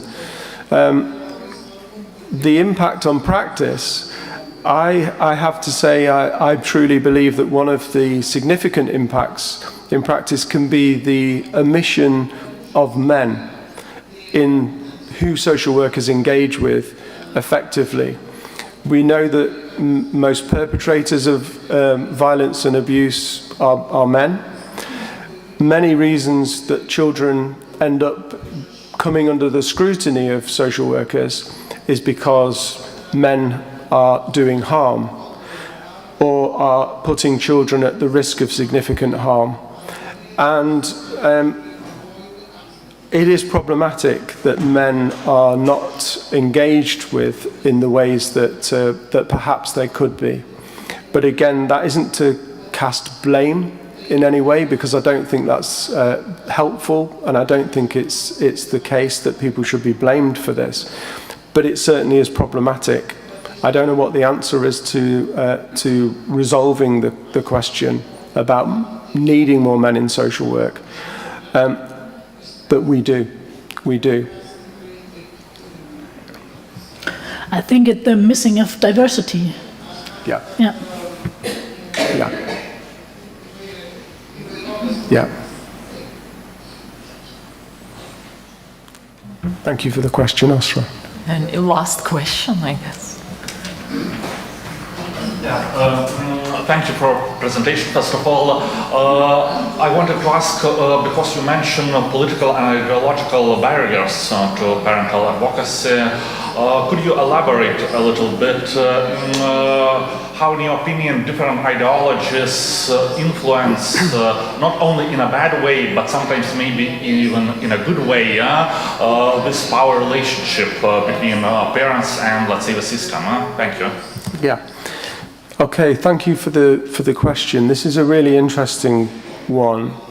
I'm not a political expert, but my view here is that after 14 years of a conservative government with a political ideology of individualism, there has been an increased focus on the problematization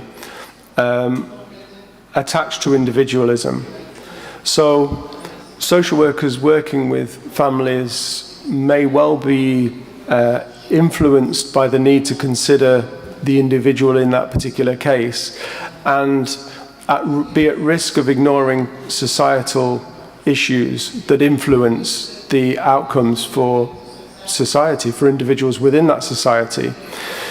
So I think something we need to hang on to is our social work value of looking at things from a personal perspective, yes, individually, but also to look at cultural issues that impact on people, and also societal, more structural issues that involve things like policies that affect the well-being of children, young people, of people who are most marginalized in society, immigration policy for being an example.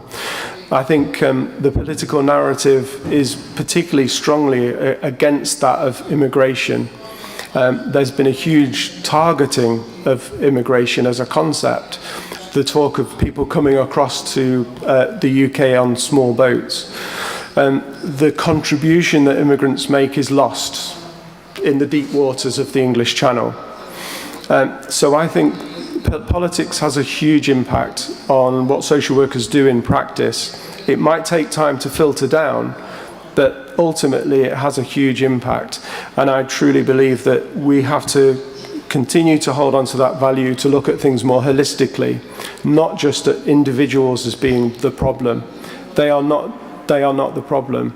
We have societal problems, we have responsibilities as state agents as social workers to look at things from that holistical perspective. So I really welcome the question, but it's a very complex one, and I hope I've given some answer to that.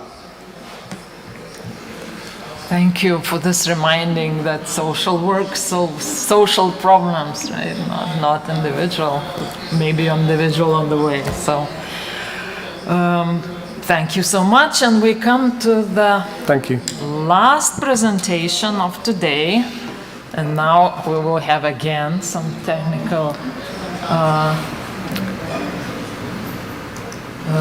probably technical problems of switching it on, but hopefully not. Let's see.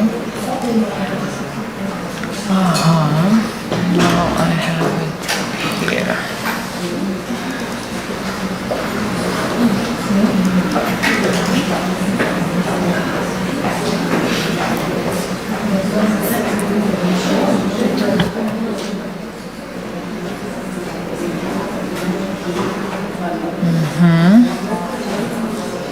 And again, I do not see the whole thing as usual.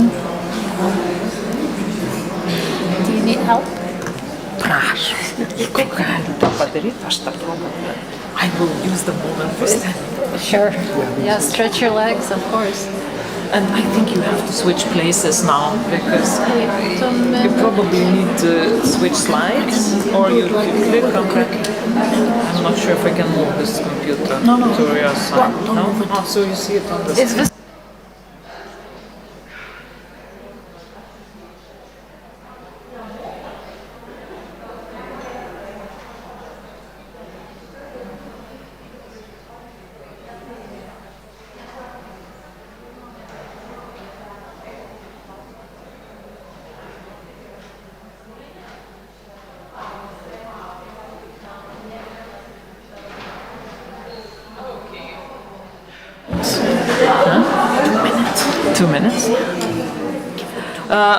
Let's have 2 minutes break for like really stretching our limbs and visiting the places that we need, maybe grabbing some coffee or cookie, and we'll be back shortly.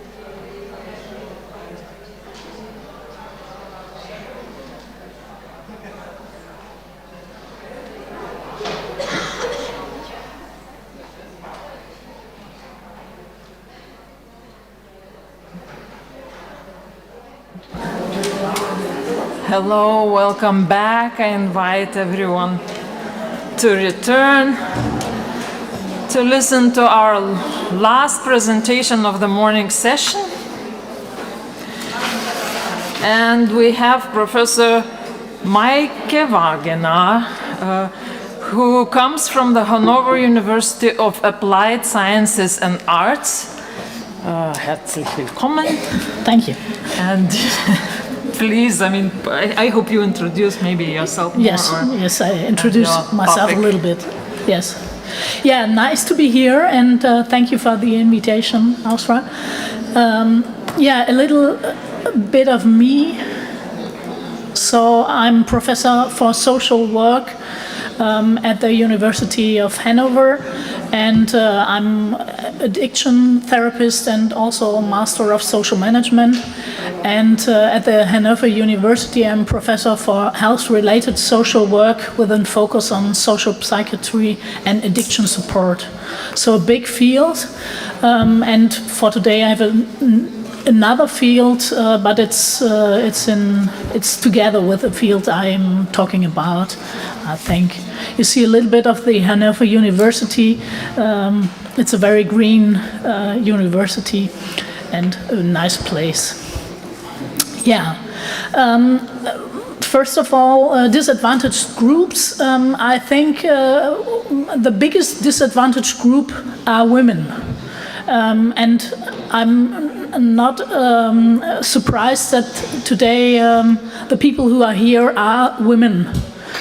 So they are interested in disadvantaged groups, and you are part of disadvantaged groups.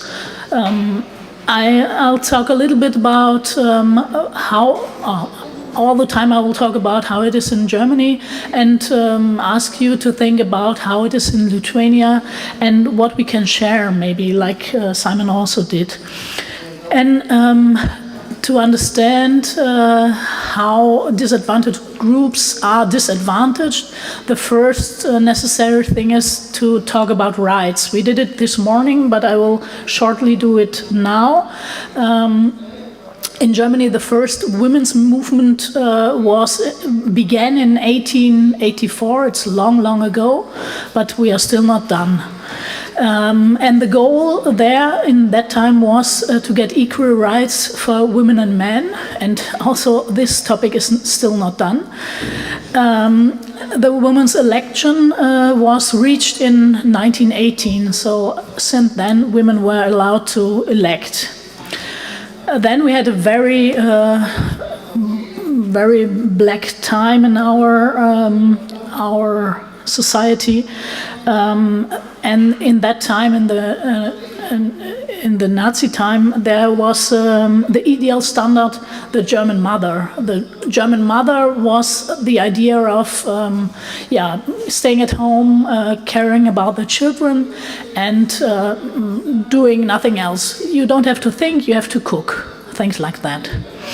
And transgeneral, since today, these things are in us. So I will not talk about transgender transmission today a lot, but still these kinds of thinking are in us, and they don't help to come forward in women's movement. So they are not only in us, they also were in the rights, and until 1957 it was so that wives were not allowed to work without the permission of the husbands. And in married couples, when they disagreed, the husband decides. It's a very nice situation for men, but it's not a very nice situation for women. And I think if men think about it, it's also not a very nice situation for them, because they don't have a woman with standards. Yeah, and I will talk about another disadvantaged group today a lot, and this disadvantaged group are queer people. I come to the topic of queer people a little later, but the first thing in right that is important is that until 1969, homosexual between men was forbidden. And in the GDR, so in the eastern part of Germany, of now Germany, it was hardly punished since 1957. And the right of light liberation was also there in the Federal Republic of Germany. But in 1949, it was removed from the criminal code. So it's a very long time. Lithuania removed it, I thought Lithuania removed it in 1993, so a little bit further. And the rape in marriage is since 1997 a criminal offense in Germany.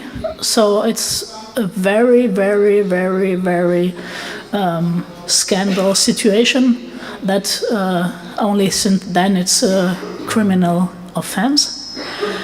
And positive things, we had a registered partnership for same-sex couples in Germany. I know that it's a theme in Lithuania too, but not in a good way at the moment, I think. It is overcome because there is a marriage for all kinds of couples since 2017. So now registered partnership is not there anymore, but you can marry the same sex and the other sex. Yeah, diversity is a big. Oh, sorry, is a big big theme, and I will talk a little bit about it. We talked before about it, and I will show a very complex system. And in that, I think we see how complex diversity is and how complex all the influences are that are on the people. So you have the core of the personality, and around the core of personality, you have the internal dimensions. And the internal dimensions are things like your age. It's fixed by some way, so you cannot change it. Yeah, you can change it if you don't tell, but you cannot change it really. Ethical things you can't change. Gender you can change, but you can't really change because you have your gender in you. Maybe not the gender someone else tells you are, but you have it in you. And then you have external dimensions like income, like religion, or like work and experience, who are different and who make us different, that make us different. And you have an organizational dimensions in which you also have to deal. And this is which management status you have, which work location you have, things like that. And all this builds your personality. And so your personality is very unique, but the personality of other people is also very unique. And if you think, okay, I am very unique, but the others are all the same, it's a problem. I will look with you about two things in this speech, a little bit more about gender and sexual orientation, because these two things are very disadvantaged topics. So, but we have to clear another theme before, and this is intersectionality.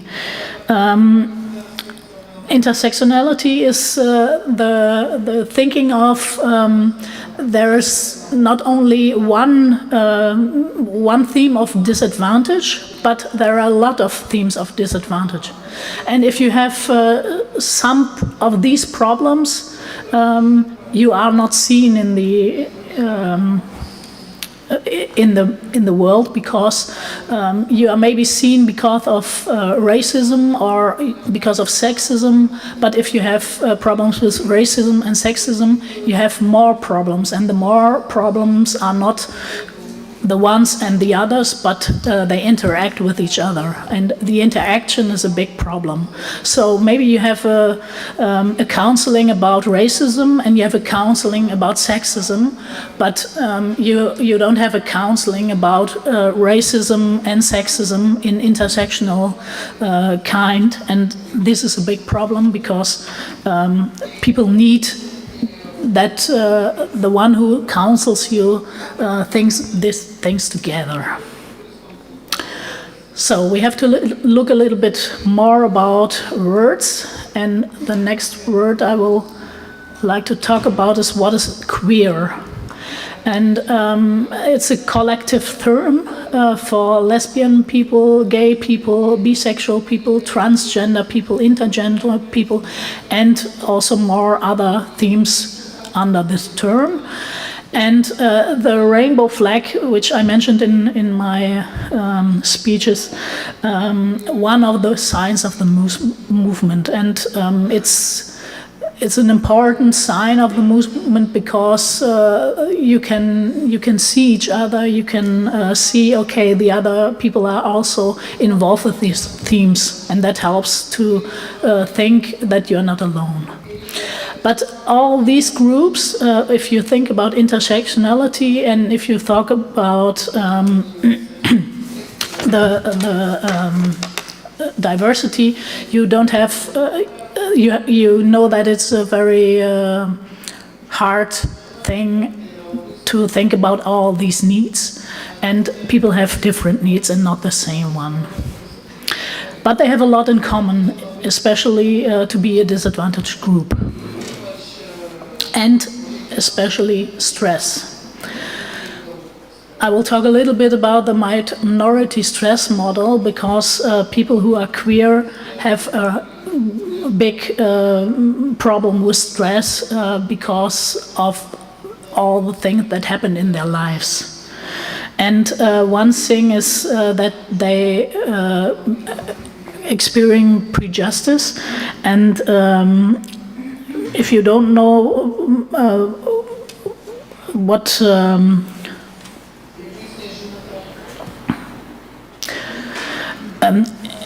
this is a very sorry. You have problems with anti-gay violence, so the people have a lot of things to do because the people see how they are maybe, or they think they see how they are, and they prejudge them. And you have problems with discrimination. So the question they have is, where can I live safe? Where are safe spaces for me in my life, and where can I deal with my life? Where can I live without hiding who I am and what I want to do and who I love? And concealing the sexual identity is also a problem. So questions like, do you have a boyfriend? If someone is a girl, or you think someone is a girl, you don't know if someone is a girl, only if she has long hair. Maybe she's not a girl. But if you ask this person, do you have a boyfriend, you think about, okay, she's a girl, she has to have a boyfriend. And if you don't do it like that, you ask, do you have a friend? Are you in love with somebody? It is a possibility to get a very serious situation and help the other person to understand. I don't think about boys and girls. I don't think about men and women. I have a wider opinion and think about all these things. And the people themselves internalize homophobia because they live in a community, in the German community, maybe also in the Lithuanian community. You have problems with homophobia, and these problems are not only in the community, they are also in the persons themselves who are homosexual, and so they by themselves have the feeling that everybody else is heterosexual and have problems to be not right, to feel not right, because they are a minority. And this minority situation makes stress, and these kinds of stress is on some reasons a big one. So queer people have a higher risk for sexualized violence because other people think, okay, he or she is very hurtable, and I can hurt him or her or this person, and I can do it. In the youth, it's 2 times higher, so it's a high rate of sexualized violence. That's even high. And on the other hand, queer people visit less medical or psychological help institutions, and they do that because they are afraid of negative treatment.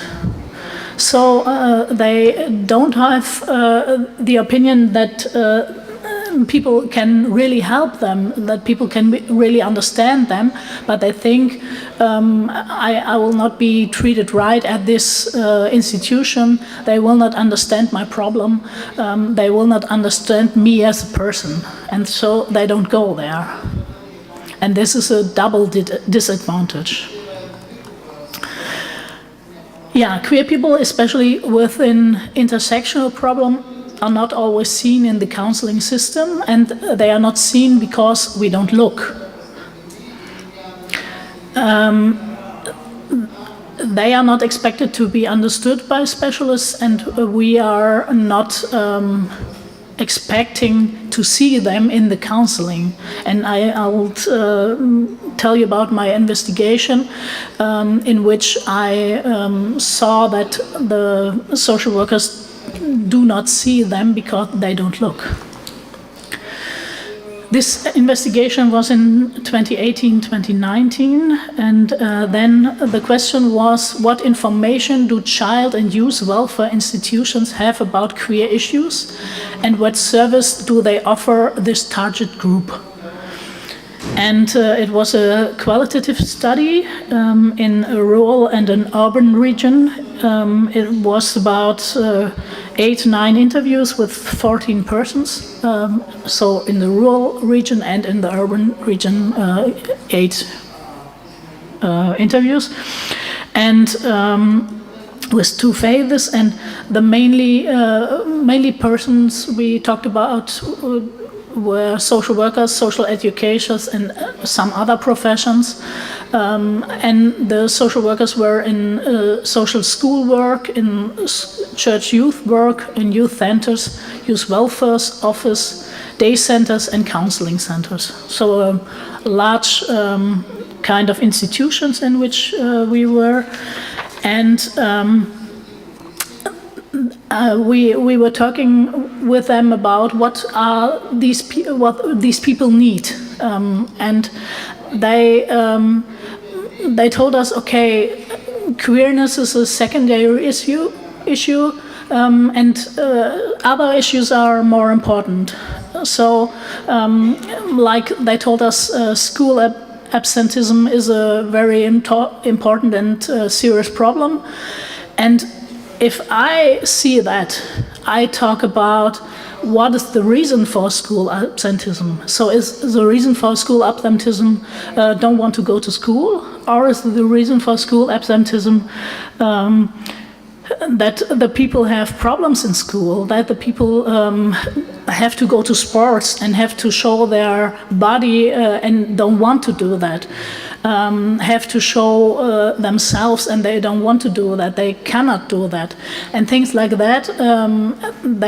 You have to have in mind. So if someone doesn't go to school, the question is why, and maybe queerness is one of the reasons why people do not go to school, or why people hurt themselves, things like that.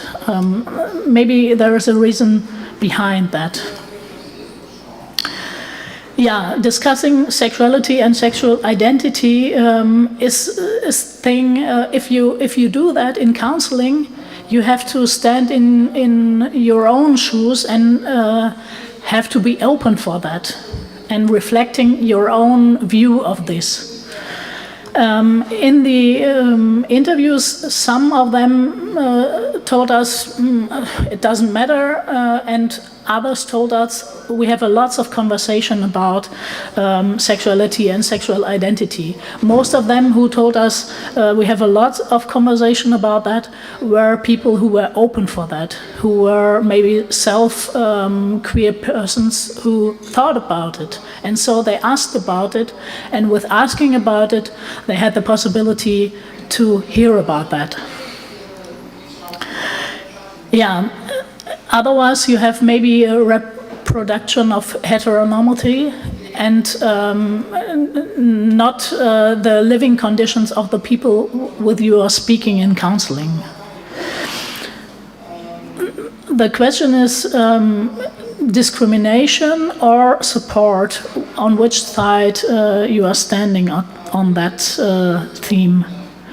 We had an investigation in the country and in the city. So in the country, the big thing was that it was a deviation from the norm, and because of that, they were excluded. So the people were seen as special people who have to have special treatment in the cities, and they cannot be in the country. And in the cities, there was a little more reflection of discrimination, language or of discrimination, but also not that much as maybe necessary for the people. Yeah, the question of what kind of contact they had with the persons. Some of them told us, okay, we have a little contact at our work situation, but a lot of people said we don't have contact at the work situation, and that was something that was really surprising me, because if you think about 10% of the people are queer, you have to have people in your work situation, in every work situation. And if you don't see one, you don't see one, but you have one.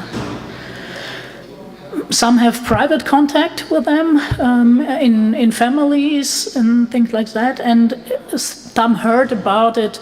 And if you only hear about it, it's in expectational contact and not really an opportunity to deal with. So if you have no contact with this theme, you cannot see there is no need to talk about it. You think it's no need to talk about it, but it's only that you don't see it. So social workers, from my opinion, need more information, and that is necessary to see something and also to talk about it. But the persons we asked, they said some of us don't talk about it. Some say, I see the problems, but I don't know how to do about it, what to do about it. And some are telling very open and without knowledge about that. So further training is necessary, and it is necessary to make the problems less big.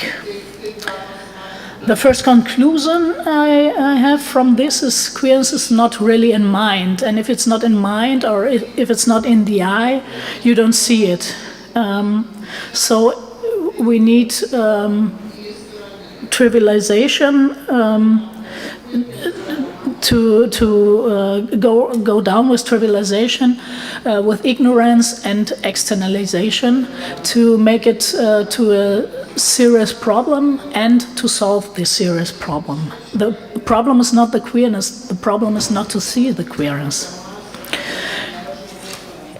In the investigation, the people said in the landscape, the people have to go to the city and have to steel themselves so they get strong in their own queerness, and then maybe they come back. But that cannot be the solution, that you have to go to the city to steel yourself. You have to have also the opportunity in the landscape to live there and to live there a good life. And there are only a little offers in the landscape and in the cities, and they are well received, but they are much too less. So what's the question of social work in that theme? I brought you the definition of social work: professional. Social work is a practice-based professional and an academic discipline that promotes social changes and development, social cohesion, and the empowerment and liberation of people. Principles of social justice, human rights, collective responsibility, and respect for diversity are central to social work.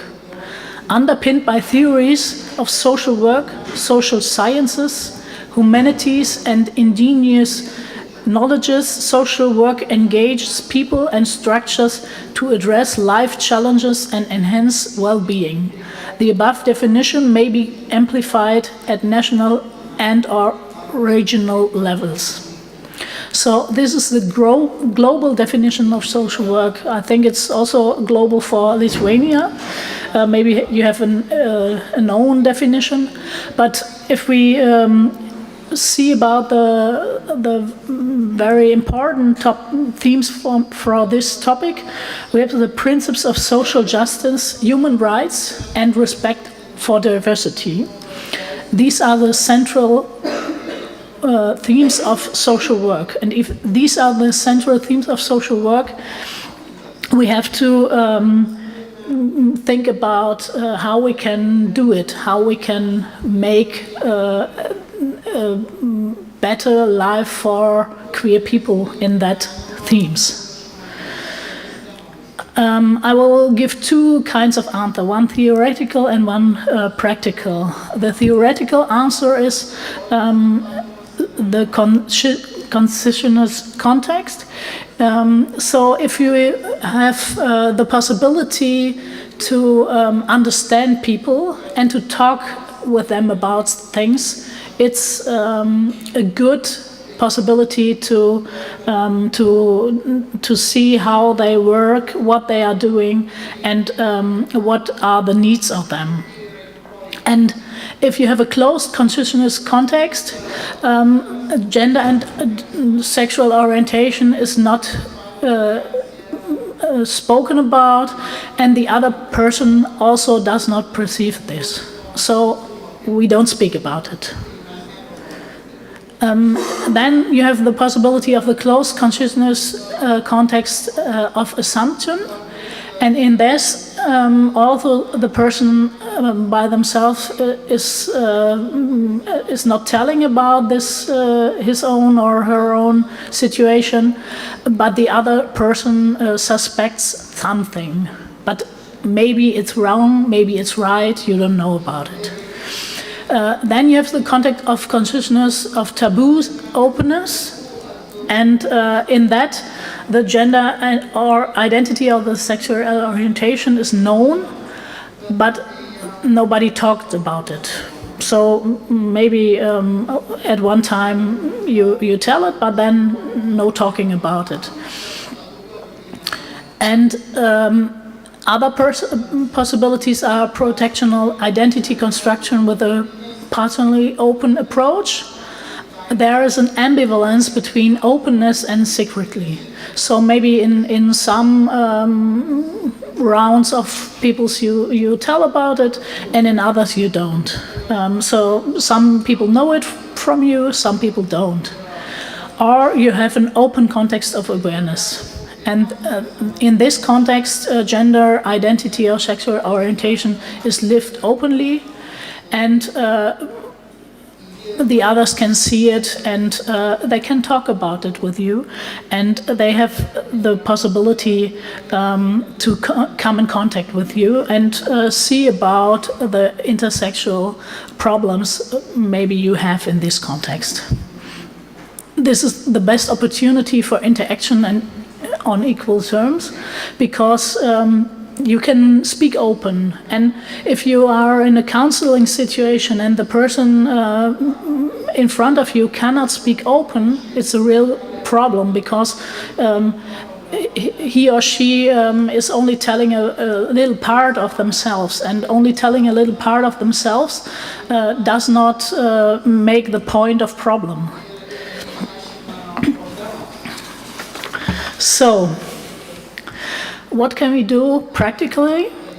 In the educational concepts, we can integrate the mission in the mission of statements. So on our institutions, we say, okay, what is necessary in our institution? We are open for queer people. This is a possibility to tell that, but not only to tell that, but also to show that. We can network with other institutions who have more knowledge about queer people. We can make further education and training for the people to also know more about that, and to let them see what queerness is, and how you can see queer people, and how you can be open for queer people. And a consideration of diversity in recruitment and at work. We talked about it before. Diversity is a theme for all organizations, and maybe in your organization there are queer people, but maybe you don't see them neither. And to be open for them is a possibility to let them show themselves, and to let them bring this theme also in the organization. That makes offerings of creation situations in which you have the possibility to let them show, and let everything show in that theme. Yeah, and then infrastructure is another theme. The accessibility of services theme in that. So is it only in a city? Is it in the landscape? How can you come there? When can you come there? Is it possible to, do you have to pronounce your name there? Or can you go there without telling a name? Things like that. And awareness of the service has to be spread so that it is visible and the people can see it and can see. Maybe you do it on with stickers on toilets, or you do it on flyers to lay them somewhere where people can find them without showing themselves. Yeah, and spatial conditions are also very relevant. So safe spaces for the people that maybe here we have a almost all gender toilet, I think. I don't know how it's inside. I wasn't there, but from this side it seems to be a toilet for all gender. And this is also a kind of let the people come, welcome the people. If you cannot choose between am I a man or am I a woman, because you are not the one or the other, so on which toilet will you go? It's a small thing for most of us, but for some of us it's a big problem. Yeah, and also for the political demands, there are some things. You see here the rainbow flag and other flags together, and this is a German stamp from last year. So you can mail with this stamp and show maybe your own queerness, maybe only that you are in solidarity with queer people. So although these things are making it a bigger thing, that you can see it in community. And I think we have to learn to deal with gender and diversity. It's a thing that we can learn about, and a thing that we can have a lot about. Because there are a lot of highlights and advantages of diversity. So now we have a little time for questions before getting lunch. Thank you, Maike. You're welcome. So now is the floor for the uncomfortable theme. I mean, we know that Dr. Freud opened it at some point, and it was a very uncomfortable topic. We know that there was no sex in social union in the Soviet Union, and this was a taboo topic, and so on. And now, I mean, if you are brave, you can have your question.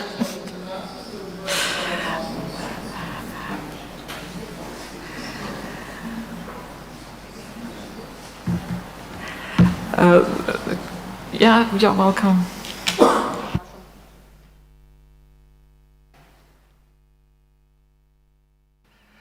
Thank you very much for your presentation.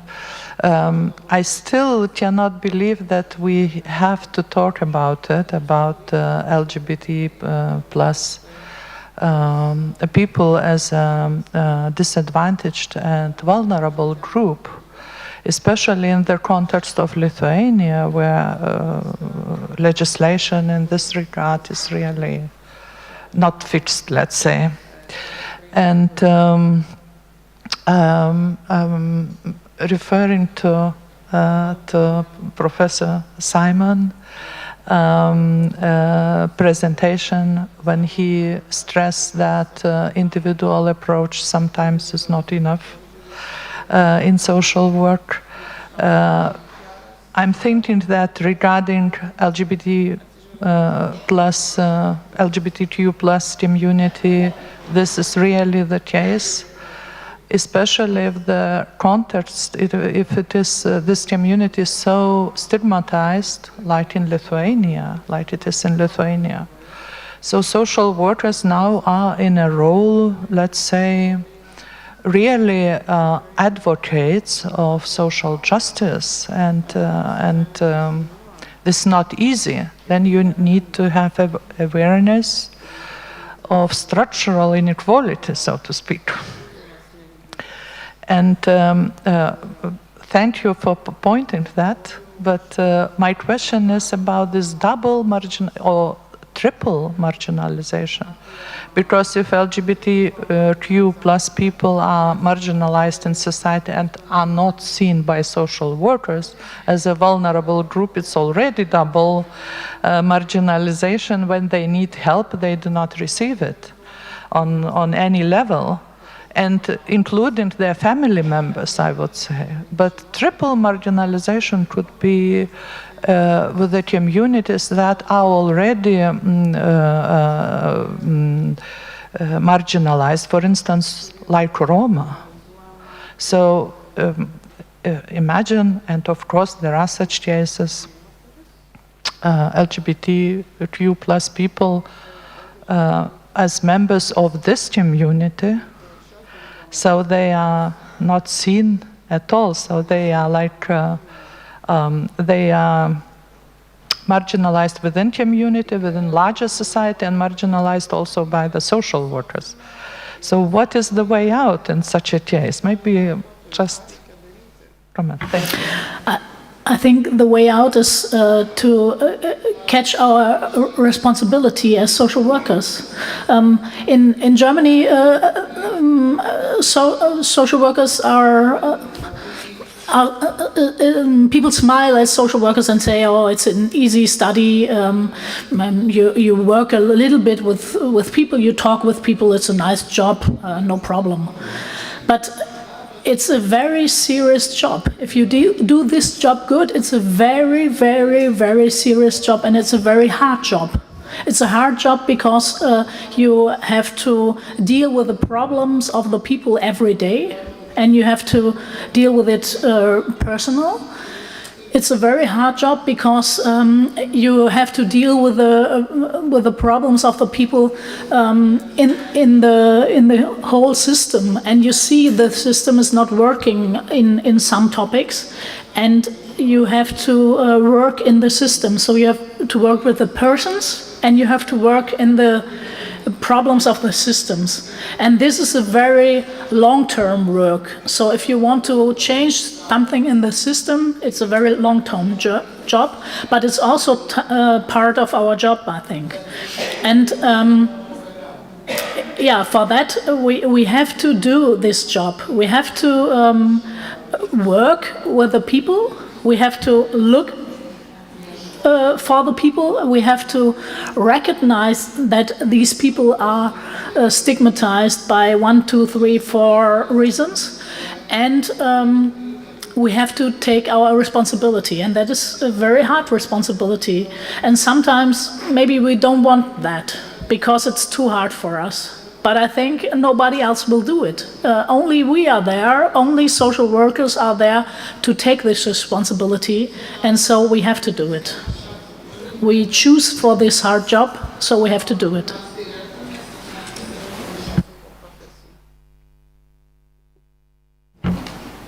More questions, maybe? You had a question? No?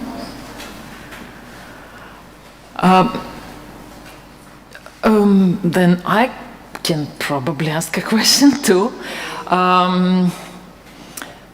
Every human right is not by itself and not isolated, right? So it's like if it is a human right, it's someone's responsibility, right?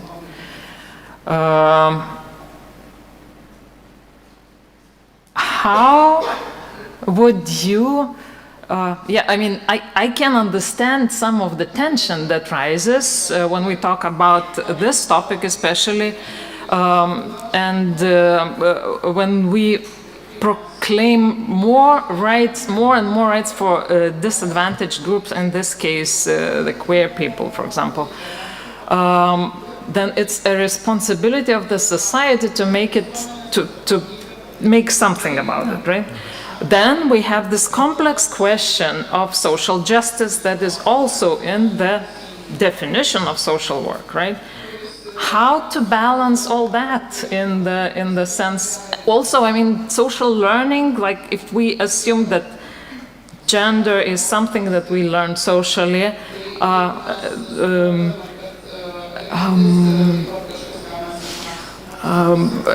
I lost my thought. Yeah, but with the social learning, I mean, we have heard that there are 3 to 4% of homosexual people at some point. Now we come to 10%. I have heard of universities where it's 50% of the students are identifying themselves as queer now. What is the social learning part in that? And is this a direction that society should go for? And I mean, is that, yeah, a healthy way to live? Do we wish that to ourselves? What is it? Yes, please. Yeah, queerness is not social learning. Queerness is a fact. But to deal with queerness, that is social learning. And I think, yeah, there are 2 parts. The one part is we can do a lot of education about that. And for that we are responsible in the universities, for that the schools are responsible, and also social work is responsible. The other part is the transgeneral things who are given us by our parents. So we have a thinking about what is right and what is wrong without education. And this is sometimes much deeper than our knowledge. So if you go somewhere and see someone, you have thoughts about this person without knowing this person, and this is not a knowledge thing to discuss, but this is a feeling thing to discuss, and this is very much harder and takes very much longer time to change it, because transgeneral, these things are in you before you think about it. The only answer for that is if something raises up in you and you think, okay, this is a feeling that's not me. I don't want this feeling. It's not a good feeling. I have normally other things to talk about and other ideas how I want to deal with persons. Then think about where it's coming from. Why it's in me and where it's coming from, and then you can change it by thinking about it and saying, okay, maybe it's a feeling I got with the milk of my mother, and I don't want it. I want to change it, but it's a long process of changing, and for that you have to want it and you have to think about it, and I think. Not everybody, Simon told it before, and there are a lot of problems at the moment. Not everyone wants to do it.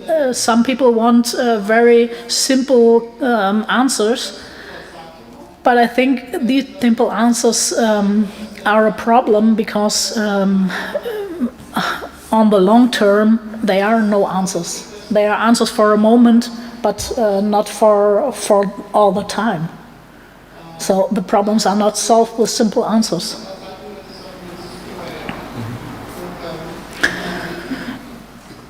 Maybe there are more questions by now. Otherwise, I have another question. What would you answer to those who would say, okay, I mean, now we have something in the policy as well that is based on gender ideology? On something that, like, how we formulate our understanding of gender in general. Yeah. I think there has to be a lot of discussion about that.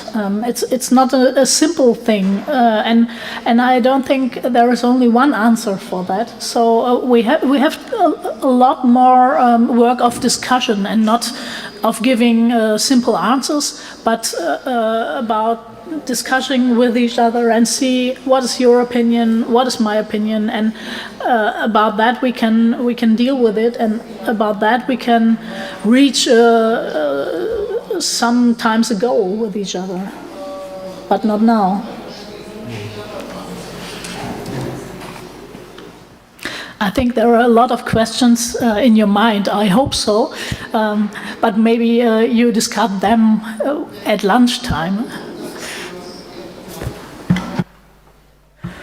So thank you so much. If there are no more questions, I think we can say that we finished the first morning part of this conference. I thank the presenters for their input, for their effort, for coming here and giving their thoughts on the subjects. I also thank the participants. I wish you all tasty, good, saturating lunch. And we will meet in 1.5 hours for the next round.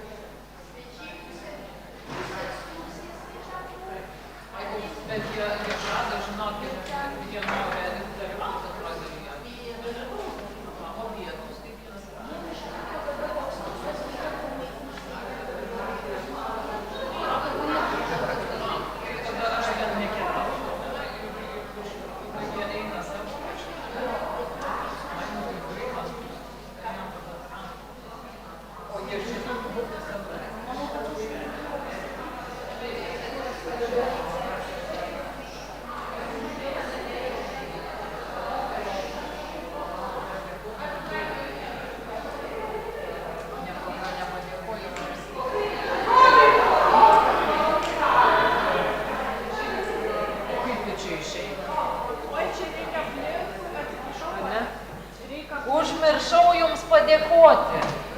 Tiesiog, žinokit, eina savo kokį darbą jūs čia atliko. Sakau, koks sudėtingas darbas, aš galvoju, smegenys turi matyti dirbti. Kas dabar dar?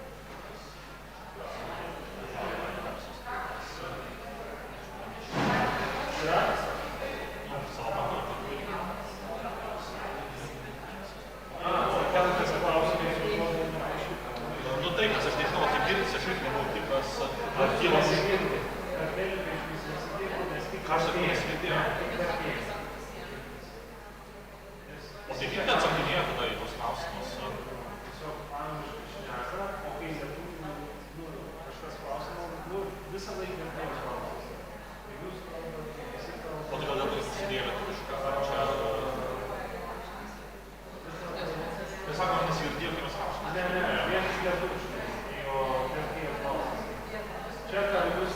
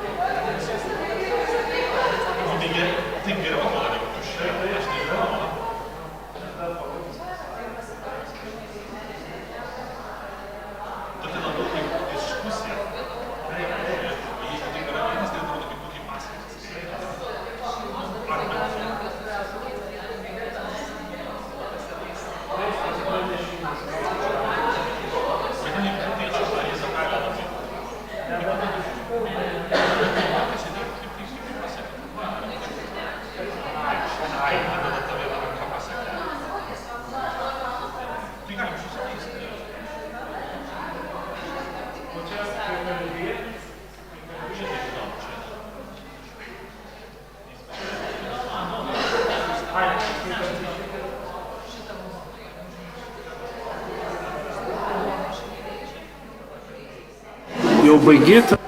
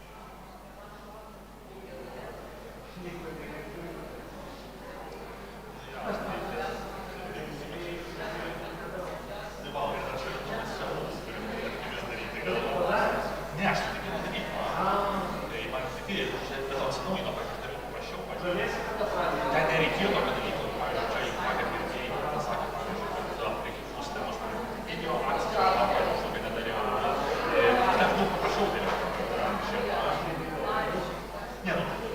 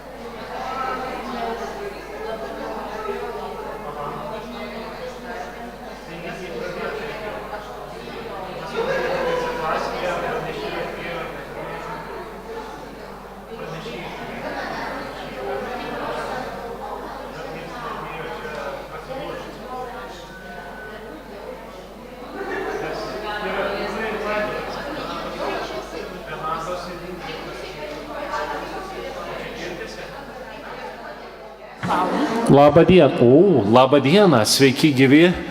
Noriu paklausti, ar čia salėje yra Renata ir Inga, pranešėjas. Kviečiame pranešėjas pasiruošti.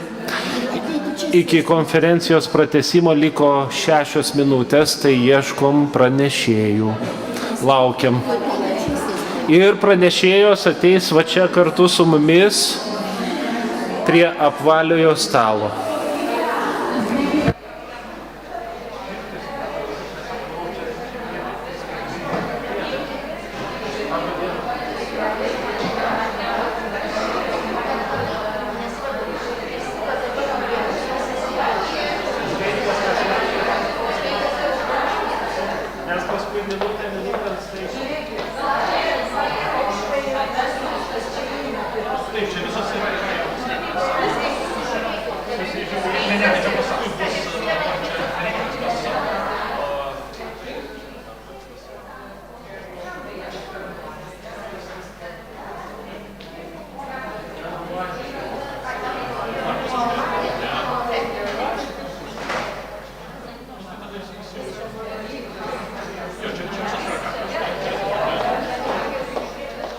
Rita, ar perėmė lapą?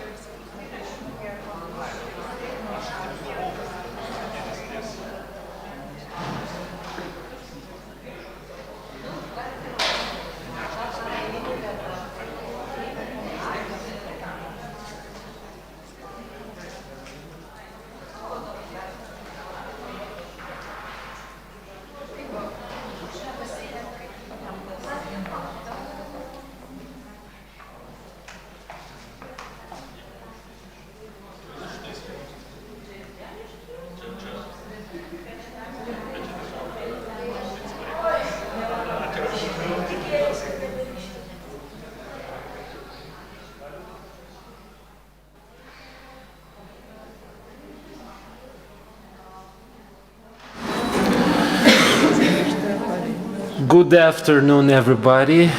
Welcome back to the second part of this very important conference. It's a second international scientific conference, social work with disadvantaged groups.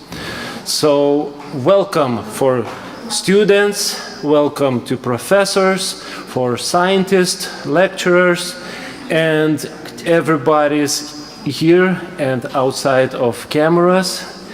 And now we're gonna continue our conference, and we have 4 presentations. And first speaker is Dr. Indrė Gajodoskienė, Higher Education Institution, Social Work in Lithuania, Between Improvement and Control.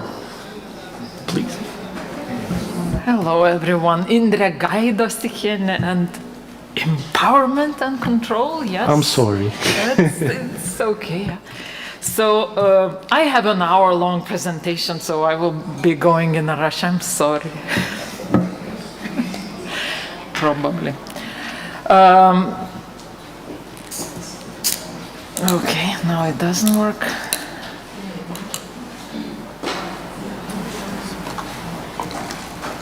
It does work. Well, it was mostly addressed for the foreign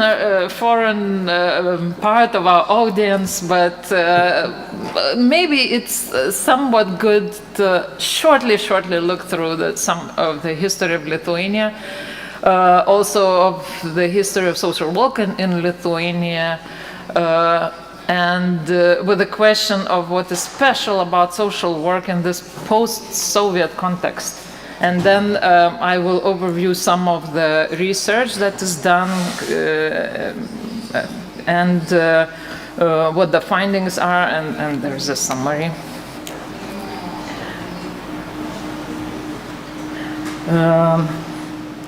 Yeah, I mean, we are familiar with the history of Lithuania, and I just would probably like to pay some attention to our troublesome past, right? I mean, we see all kinds of rebellions and oppression through since 1772, and we have also very traumatic memories that most of us are still related to, and our parents and grandparents experienced some kind of Second World War, or the grandparents probably First World War atrocities. There were also ways of trying to rise or fight.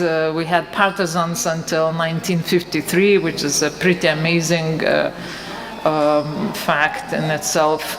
But then we had the second Soviet occupation with values that are related to that, and we have it also, I mean, the experience of it, right? What does it mean to not have social problems? What does it mean to hide everything? Or to think of a society where you remove the person and you remove the problem. And then we had singing revolution with bloody events at the TV tower, and a huge shift into the our current society, which was also not the easiest for people in Lithuania. If we talk about social work, we have all kinds of professional science of profession here. We established schools of social work, we have an association, we have a code of ethics, like education, supervisor education and association. and 15 universities and colleges teaching social work, around 200 graduates each year, of which around 1/3 stay in the profession. I was among the batch of the first social workers, like I guess the third generation of the third course that was graduating Kaunas Vytautas Magnus University. Kaunas and Utena, these schools of social work, I would say the specialty of these are that they had a lot of foreign teachers coming as faculty members because being financed by the Bishops' Conference of the United States and forming a program together, also discussing with the students and coming from the realities of these students. This was not the case for many other schools of social work where teachers were coming, like a single teacher is invited and leaves and so on. So this general body of knowledge was not like made as a program and a consistent one.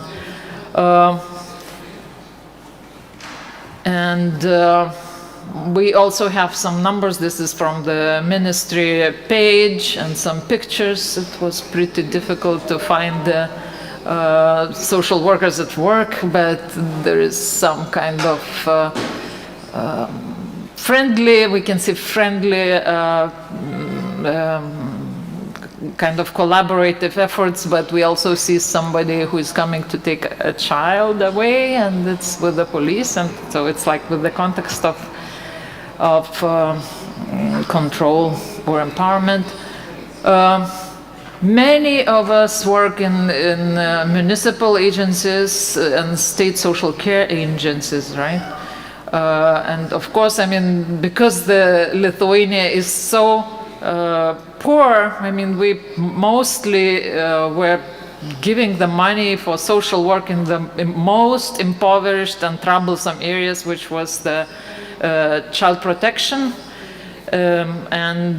We also defined people, families at risk as people with dependencies. So for a long time, this was the population that most of the state-employed social workers were working with.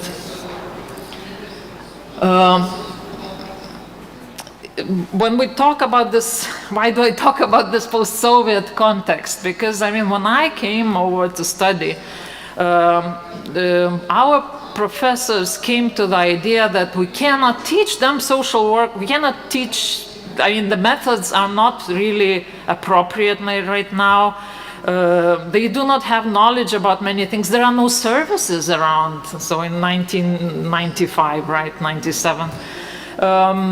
So what do we do? What is it? What is social work? And they were finding that, okay, I mean, the basis is the values. This is something where they were finding, okay, I mean, why are these things weird for us, but okay for you? How is it? What is going on?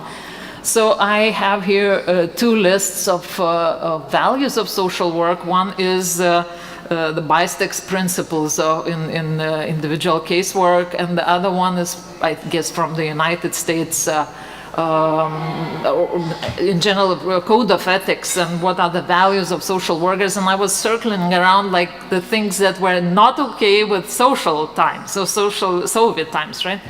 I mean, we see that everything is against. I mean, even equality, yes. I mean, we have a highest equality between men and women. One of the highest numbers in Lithuania, according to like how many men and women work and stuff like that. But still, I mean, we know that some people are more equal than others and stuff like that. So all of this was so different. The attitude with which the teachers were coming to us was also, I mean, this the first thing where I started to be shocked about it was supervision, where we experienced the teachers as connecting theory and practice, which was usually the split thing in the Soviet times. I mean, you have something in mind, but you do something different, and you have to present something that is, again, different. Here, it's connecting, and also that all is done with support and compassion. That you might be struggling with this, so it's okay, it's your first time. This is what people still experience as, if they encounter such support, they experience it as something amazing still in these times. Which brings us to a point which was formulated by Staub-Bernasconi in 2016, but was probably felt long ago, that we can have groups that are disadvantaged. Our client service users are usually in a disadvantaged situation. And then we're given the mandate to help them by the society or some kind of institution where we work. And then there is this tension. Are we controlling them? Are we trying to make them like the society wants it, and we are enforcing some societal norms? Or is it help really for the person? So then the third mandate is actually, so not only the clients, not only the service users, not only the society. Sometimes society might have unjust laws and inequalities in there, and as a profession, we try to live up to the social work values. And at that point I was thinking, oh my goodness, this is the profession that will carry us out of this post-Soviet mentality. So this was my impression at that time. And then I did my doctoral degree, the study about a specific method about culture, so to say, coming from anthropology. But I wanted to know if there is a difference of how social workers, compared to the general population, think of people in poverty. And people were first coming up with some terms, then grouping them into some kind of groups, and then you see, I mean, is there like a cultural consonance? They share the same culture or not? And I was expecting, okay, I mean, social workers, they are more positive about the people in poverty, so it should be clearly something different. What I found was actually not the case. Knowing personally some of the social workers, I found that I thought, okay, these are true social workers. They were culturally incompetent.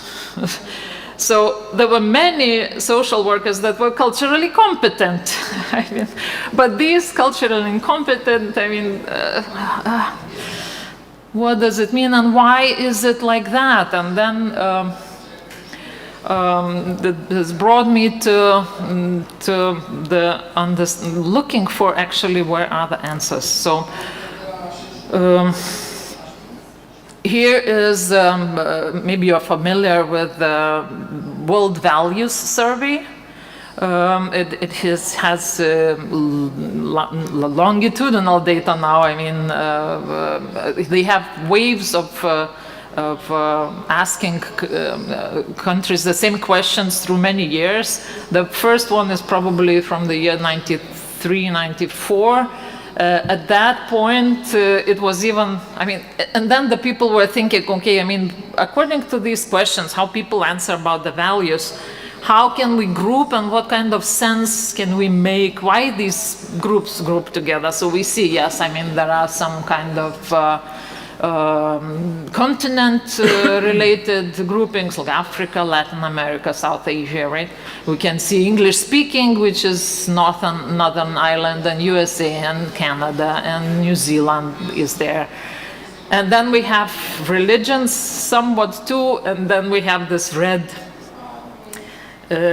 ex-communist countries, right? And the interesting part, I was looking at this, especially what was striking for me was the dimension that is below, the survival values and self-expression values. so we can see that many of the post-communist countries were mostly with the survival values, and then we can see that, okay, I mean, the countries that were English-speaking and Protestant Europe and whatnot, it's like self-expression values, right? So we can remember Maslow, and Maslow was also talking, okay, I mean, is it survival motivation, or is it the being motivation, right? And when you are safe, you can be in the being motivated or expressing yourself, right? But when you are not safe, you learn to survive and to place your needs first. And now in 2023, we can see that basically all of the, well, Egypt is not, but many countries have shifted more towards self-expression values, and some were even more to that side. But it's still, I mean, we can also see, okay, the richer countries are over there, the poorer countries are over there. The countries that had conflicts, wars, illnesses plaguing them, they are more towards the survival side. So I thought, okay, I mean, there is something with the survival there and with the values that are there, and it does not change that fast, right? We can see Lithuania with -1 and with -0.3. It's some shift, but we're still in the survival mode more than other countries. So in that sense, I was also looking then what questions can be important, and there are some questions important that are related to values and ethics. It's extremely important what people in social work think and value, and what do they think of these social work values? What kind of ethical questions are there? Of course, I mean, if it is about survival, it's personal and cultural trauma. What do we know about that? What are the consequences? What kind of defense mechanisms we use? What brings resilience and coping? How do we heal? How is that related to mental health? How to deal with conflicts, because it's usually where it pops up. And then we have achieving change in micro-meds on macro level, and all kinds of things related to that. Yeah, and now, I hope this presentation will stay somewhere and you can look through the slides very fast. Some of the things are described there, but what we basically find is that we have a lot of controlling values expressed in research and found in research. There is quite some talk about the trauma that people experience here and all kinds of consequences, a lot about what handicapped people experience and about what social workers experience as traumatic experiences. But with achieving change, there are very few articles, and part of it is innovation, or part of it is trying to, like, written as manuals, and then some are about resistance and advocacy as well, but in micro level, we are still tending to hide things and tell openly only when we are supported. What is important is probably, that brings me to the idea of trauma-informed care, which is still not very usual here in Lithuania, and now the research about trauma is, I would say, booming in the recent decades because of all the possibilities and technical possibilities to observe and see what is going on. It's looking at the holistic picture of the person and taking in account that healing happens in the relationship, and we have all kinds of physical reactions to traumatizing events.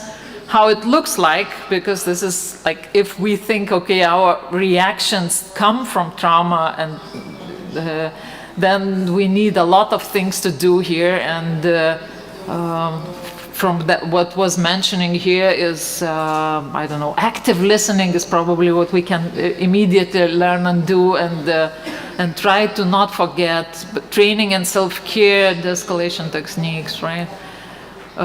It's also gradual. I mean, it's not only, I mean, we have first to become trauma aware and then become trauma sensitive and then responding and informed. And it's also not one person has to do that, but the whole institution and the whole country, maybe we have to heal from that and deal with this.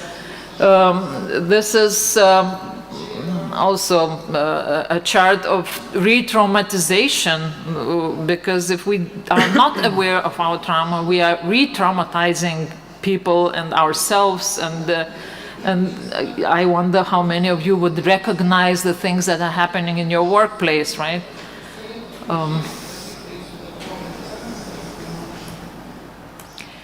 So shortly, social work based on humanistic values and reflection can be a change agent or can be changed by the society. And what do we do to keep our values and not be eaten up, so to say, with the general mood, especially when we have all these tensions around, I mean, 30 kilometers from the Belarusian border, right?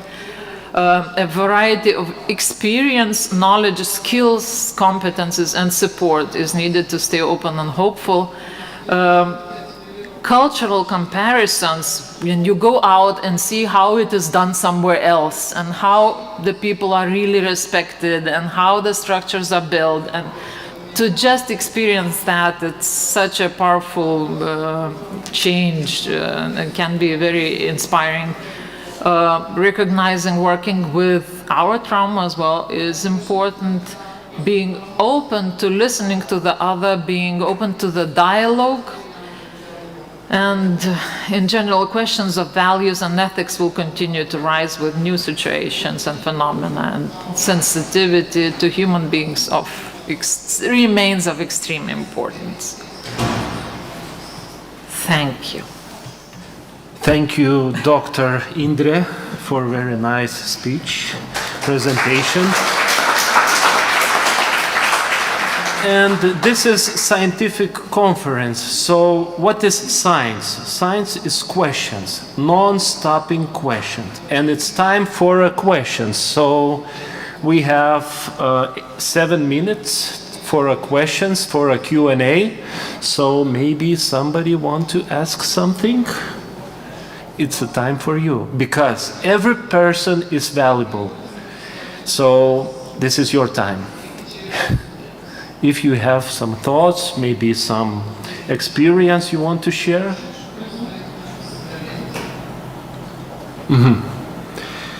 Okay, I have question.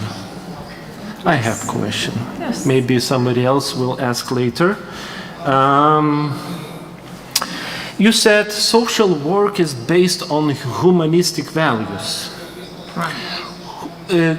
In philosophy, there is a lot of ways. Why is decided to take humanistic values? Because there is, like I said, in science, everybody have questions, and another types of science maybe have another opinion sometimes. So why is so important humanistic values? Well, what do you think? Why is it important? I mean, many of us have experienced what it means to be under totalitarianistic values, right? So we all had this clear understanding of it's not fair, it's not okay, nobody pays attention to me, how is it possible, why I am not important, all these things. I mean, there is this intrinsic, this is not okay, or even with the change, with the huge change that was happening. I mean, I remember going to Brussels in 98 maybe, and the people there in Caritas conference were asking us, okay, I mean, what will you do with your people who are living in the village, in the countryside? And why should we do something about it? Do you know how many people are employed in the countryside and working there? It's like, we are city people, we don't know. You know what? Oh, okay, so it's like 23%. Do you know what is usual in the European Union? No. Well, Poland is a lot, and they have 7. Usually it's 2 and 3%. So what will you do with the rest of your population? Now, we didn't do anything, but we didn't really work on that. What did we get? The male population of the countryside were systemically killing themselves and drinking and dying out of, I mean, what? This is that not a social problem? So it's like, if you do not pay attention to these things, then it's a loss of human potential, and it's, so. Yeah, it's very important to see each other, wherever we go, wherever we do.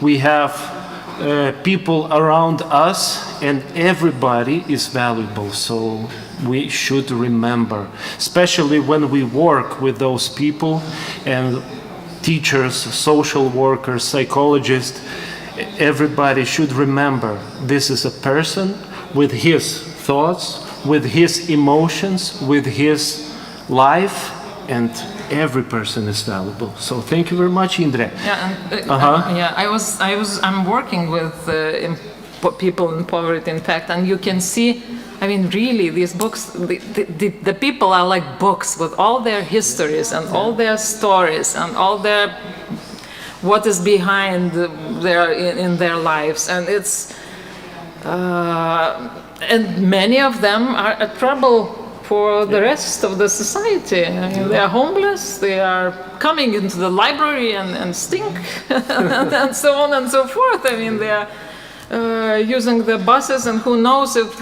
you will get a TBC or something. And yeah, but how do, I mean, are we not in a depth of, I mean, not having that traumatic experience of that unfortunate circumstances? So, yeah. All right, maybe there is more questions. We have a few minutes left. I have 3 more minutes. Yeah. No? All right, so thank you one more time, Dr. Indre.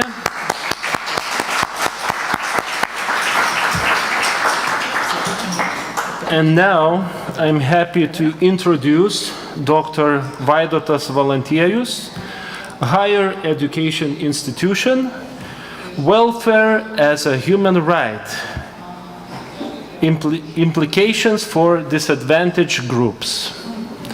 So you have 20 minutes for presentation, and then again 10 minutes for questions and answers.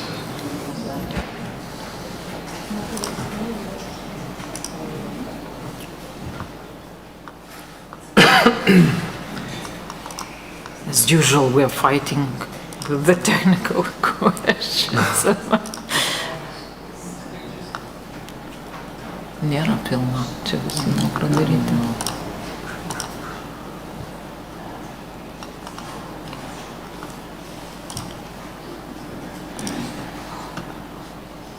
No. Ne pilnas.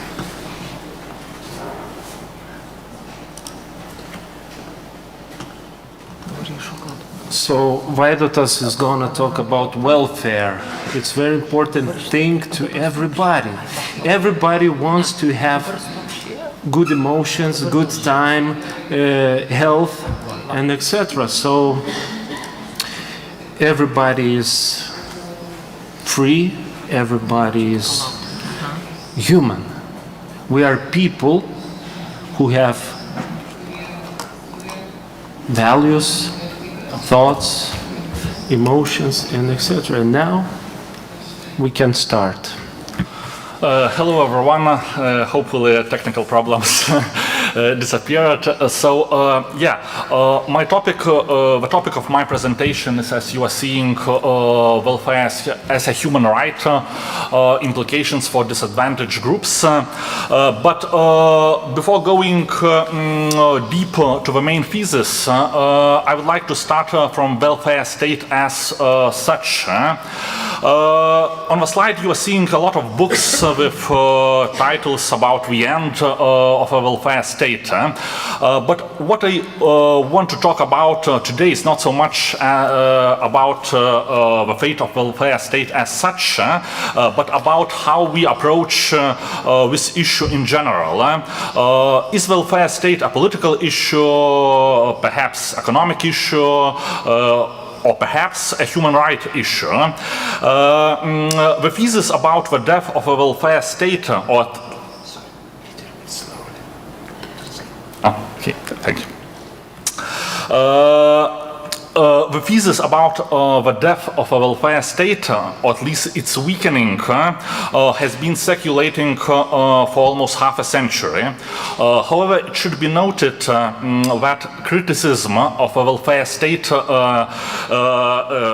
the death of a welfare state can come from two sides.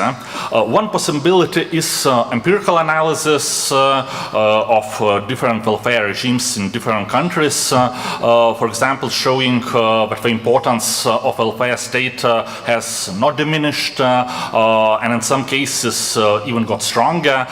For example, in the case of COVID-19, or that the welfare state has only in part changed its content, or that the different models have converged, but not necessarily disappeared. Another possibility is the normative critique of the thesis of a welfare state, and it is exactly this normative aspect that is the most interesting to me. On the slide you are seeing the main questions that I will try to answer in this presentation, but my starting point is the thesis that welfare should not be treated only as a result of public policy choices, but first of all as a social right. Of course, the discussions about social rights is certainly not new. Social rights are included, for example, as you are seeing in the Universal Declaration of Human Rights, the European Social Chart, some other international treaties. On the slide you see just the example of basic social rights from the Universal Declaration of Human Rights. But what I want to stress that if we look only at legal acts, it would seem that there is not much actually to talk about. Each of us has some social rights, so all that remains to be discussed is their implementation, but not, for example, whether we are recognized or not recognized, to what extent we are recognized, and so on. However, everything is not so simple. Maybe I'll return to earlier slide. Based on global demographic, economic, and even ecological changes, it is often stated that the welfare state, which established itself after the Second World War, is experiencing changes determined by some objective reasons, and therefore will supposedly in the future inevitably have to change or even disappear in some cases, and some different model of social policy will have to be created. For example, one more focused on private well-being, and in which state would play only a symbolic role. So in this presentation, basically I would like to raise several important questions, especially these two last questions that you are seeing on the slide. First of all, will we only formally have some social rights in the future? And in that case, the implementation of these rights will depend only on us, but not on the state, let's say. And the second question, especially related to the topic of this conference, if it would be like that, what are the consequences for disadvantaged groups?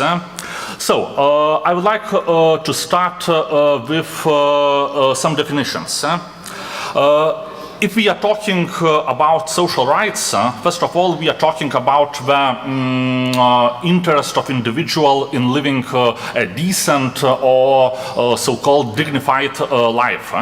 And dignity, the concept of dignity, is actually the main concept.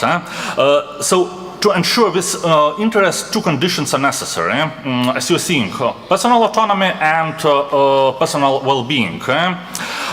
Personal autonomy in this case means that individuals themselves decide on issues that are important to them, like for example thinking about their own lives, about what and how we would like to change in them, and so on. It is precisely the personal autonomy that is the condition that prevents us from forgetting that a person having some social rights is responsible for his destiny, so that he does not rely solely on, let's say, social protection system guaranteed by the state. So to be autonomous means to be able to create and change one's well-being.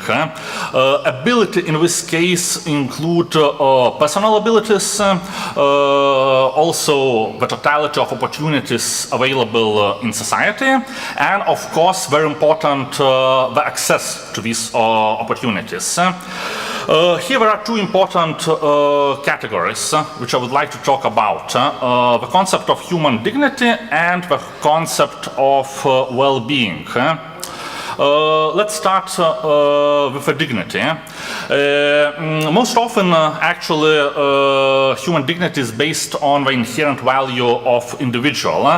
For example, on the slide you are seeing famous quote of philosopher Immanuel Kant. According to this quote, every man should be treated as the end and not as a mean.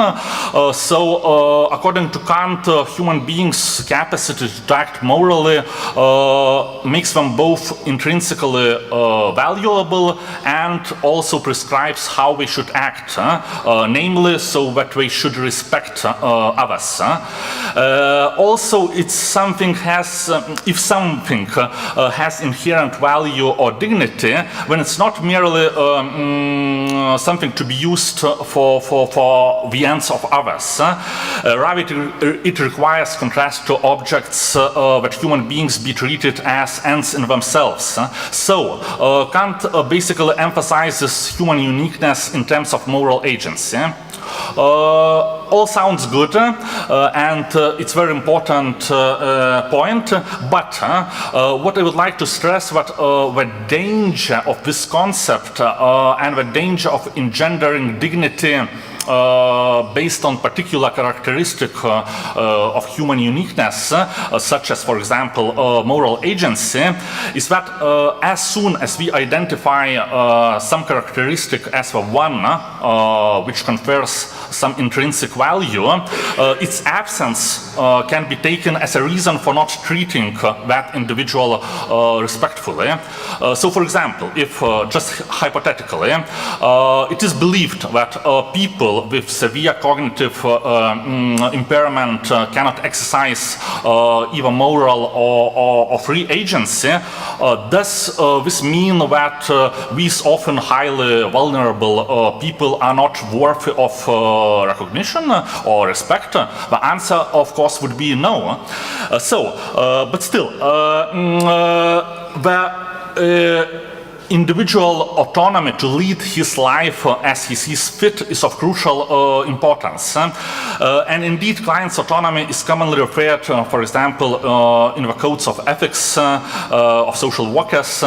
This is provided, of course, that its exercise does not intrude on the rights or freedoms of other people. And individual autonomy is optimized with this concept of negative liberty or negative freedom, which Berlin describes as freedom from interference by the state. So, upholding and advancing dignity can be a special challenge for social workers in precisely those fields of practice where the state, in fact, has some, I would call it even, huge power to exercise the coercion. For example, there are several fields of practice in which social workers often play a key social control function. For example, these fields include justice system and correction systems, child protection, and sometimes mental health too. In these fields, clients are often required actually to involuntarily enter into a legally mandated relationship with social worker. So the answer to question how to treat clients with dignity in such cases is to encourage as much free agency as is practicable, as is possible, and by doing so, social workers are also engendering respect and treating their clients with dignity. Another way to define dignity is through the concept of so-called substantive dignity. In contrast to civic and political rights, which mostly rest on the earlier mentioned inherent value of individual, social rights are mostly about substantive dignity. The concept of dignity is based in this case not on inherent value of individual, but upon what the social and political community consider to be dignified, actually from the outside, what is required to lead a dignified life. So dignity in this sense is external to the individual and is shaped by prevailing community standards. Of course, these ideals or standards shift and changes over time and place, and you are, for example, seeing some examples where some of them are kind of controversial, I would even say, but we are just examples. We can be either, for example, moral ones like unacceptability of prostitution, material ones like the threshold of poverty, or shaped by what community deems to be so-called rational. I would like to stress that this rational is written in quote. So, of course, we can argue about how rational it is indeed, but still, sometimes we can hear, for example, some, let's say, rational thoughts that you are being opposed, for example, to Muslim women wearing a hijab or niqab or burqa on the so-called self-evident and logical grounds that such clothing must necessarily degrade them. This is, of course, I want to repeat just an example, and of course controversial one. We can have different opinions, but my point was just to show that how sometimes dignity is understood by standards from outside. Another important point is that dignified life requires opportunities for the development and exercise of capacities to live so-called normal or decent or appropriate way of life. These capacities include actually some examples like health or being secure from domestic violence, and responsibility for creating these opportunities to function function rests very substantially on government. And so this capabilities approach demands of social workers that we advocate for the creation of these conditions of so-called dignified life. And in doing so, we engender dignity by advocating for example, improved income transfer system to reduce poverty and inequality, a reduction in the financial barriers to accessing early childhood or higher education, affordable housing to reduce homelessness, reforms to enhance the quality of aged care, and so on. Let's go back to welfare state. I would like to use Jürgen Habermas' theory of legitimation. In this theory, legitimacy does not simply come from actual recognition. To fulfill the function of social integration, the legal system should be, let's say, worthy of recognition. Social justice in this case is associated with legitimacy. For example, democratic principle is implemented only after actualizing certain positive rights that should equalize opportunities. On the slide you are seeing two paradigms in relation to legitimacy. The first one, so-called liberal individualist,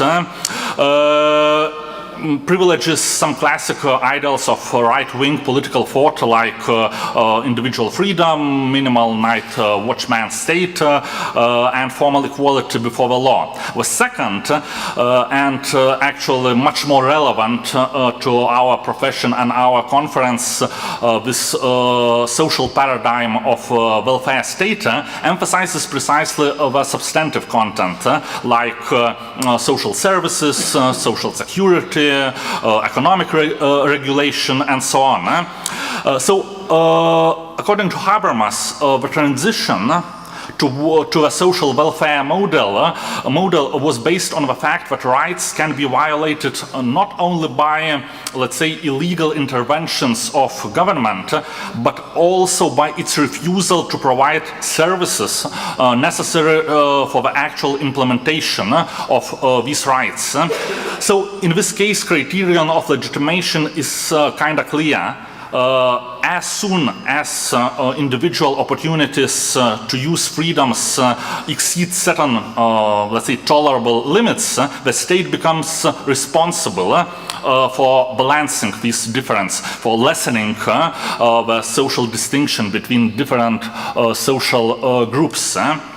In this way, welfare state institutions are not so much paternalistic and freedom-restricting measures, as sometimes it is named, but actually the basis of legitimation. For legitimacy, it is necessary to guarantee, quoting, as you are seeing on the slide, Habermas' basic rights to the provision of living conditions that are socially, technologically, and ecologically safeguarded, insofar as the current circumstances make this necessary if citizens are to have equal opportunities to utilize the civil rights. Social rights plays a decisive role in this context.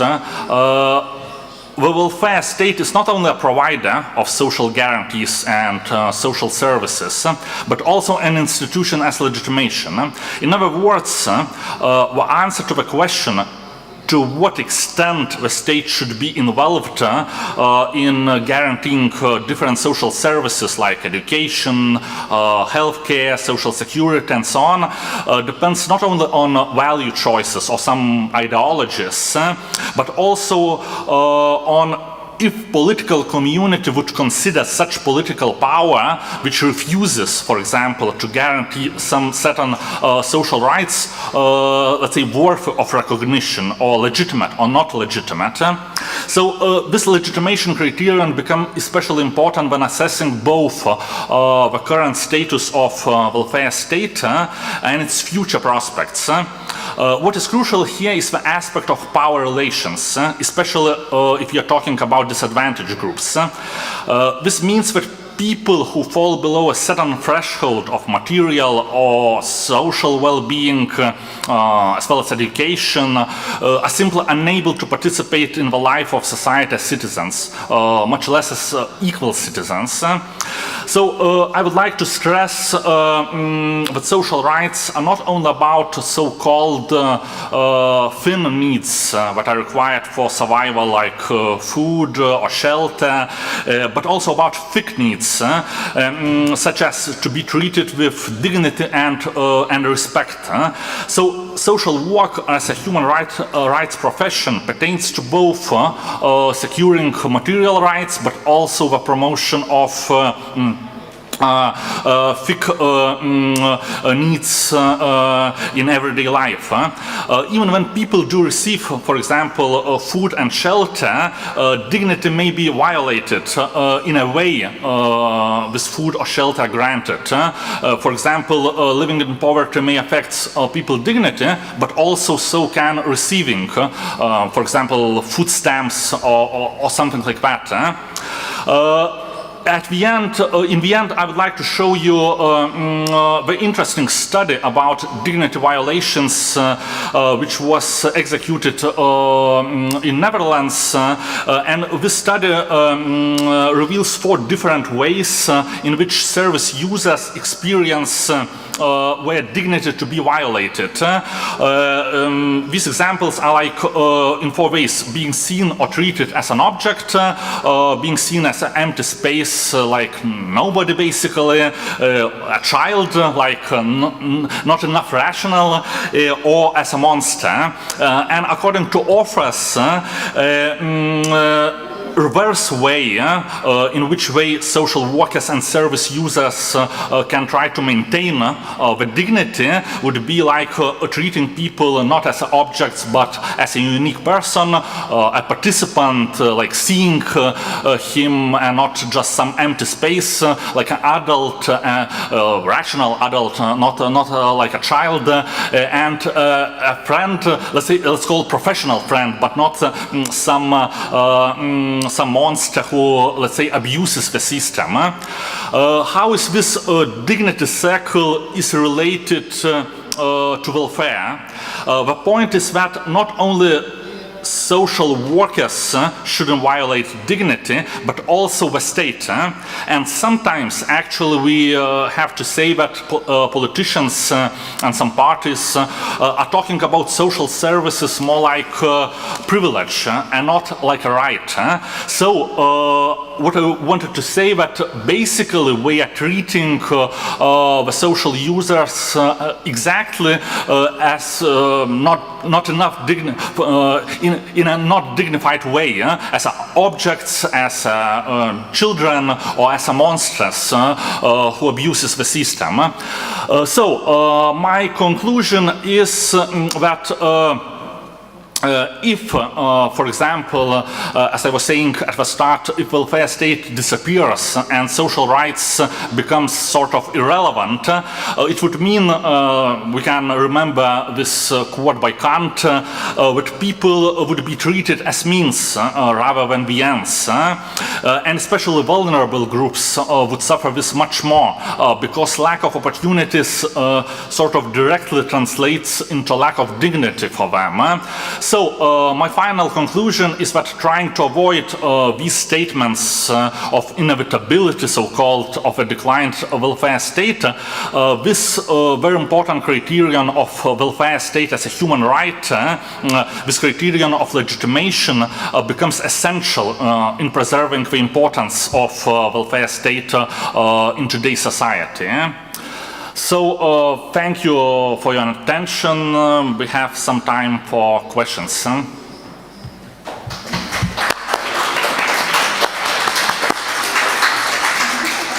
Thank you very much. Vaidotas is very good science. He is searching, he is reading, and now maybe you have some question for him after his presentation. Maybe you have some thoughts. Aš klausimą neturiu, bet ateičiai paklyti, skaityti, tas vertėjas galėjo. 20 minučių. Labai greitai. Okay, there's no questions. Maybe Indra have question. I had a question. Okay.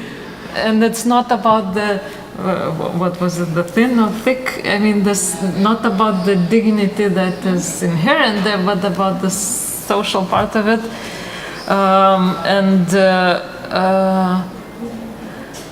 Can social welfare state be supported or remain with our declining number of working people that bring the money for distribution, so to say there? So, I mean, aging situation where, yeah. Yes, very good question. And actually, this argument is like the main argument which is used for so-called reality or objectivity. That maybe we would like to continue this welfare state, but we cannot because such the world is. It is as it is. Basically, the argument sounds like that. But that's the point. What I wanted to say in this presentation, because it's kind of a question of priorities. Because we have, and when I am saying we, of course, this we are all of us, but also the state, we who have the power, we should answer the questions ourselves, how we approach this issue. Is this like is this social, let's say, services, welfare state as such, kind of fundamental issue for us, some which is very important and cannot be removed, or it's just, I don't know, a tool which was used in the past, but times change and we should use nowadays, for example, some other tool. And my point was with this discussion about legitimation that it's actually not just a tool. It's not a question about effectivity, not about some balancing the budget, balancing the finances, and so on. Of course, it's very important, but my point was that if we, let's say, okay, time has come that we cannot guarantee these rights and you have to accept it, we are basically saying that we are not treating all people as equal. And in that case, with, let's say, general phrases like some fundamental values, equality, democracy, human rights, and so on, we all become like some empty words meaning nothing, basically. So if these words, these values means for us a lot, when we should somehow guarantee these social rights. And if, for example, we have some, I don't know, less money for that, we should ask ourselves how we could redistribute all the budget of state, that we could continue supporting these vulnerable people, these disadvantaged people who, let's say, are now in needing of the help of a state.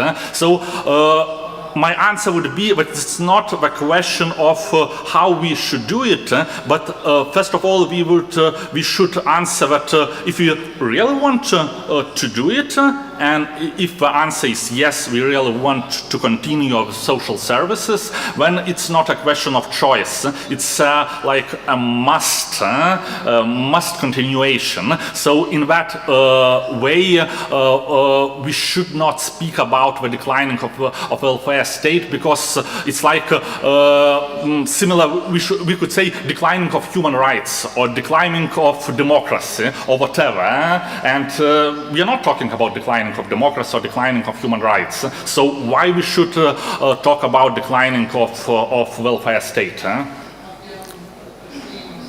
That's all. Okay, thank you one more time, Dr. Vaidotas. And now I want to tell some thoughts. Laurinaitis said there is three important things to us, and they show us that we are healthy and it's very important to our welfare. So those things are game, creativity, and personal development, learning. So now I want to invite Renata Katinaitė-Lot, and she is gonna talk about special group who live little bit different. That group is prisoners. So Renata is from Resocialization Coordination Unit at Lithuanian Prison Service. So the title is Reality of Access to Higher Education for Inmates. So presentation is going to be about that group, about those people who are suffering, who have time in those places, and they want to learn, they want to be creativity, they want to play like everybody else, like Laurinaitis said. So welcome, and let's begin. Thank you. So, some issues. I will try. Nelabai dalinasi.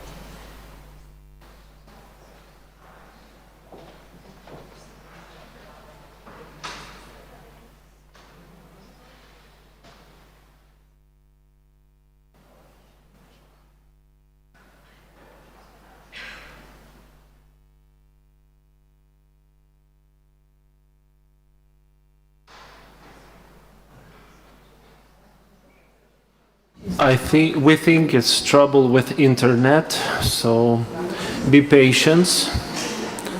We will return after a few minutes when we fix it. Thank you for understanding.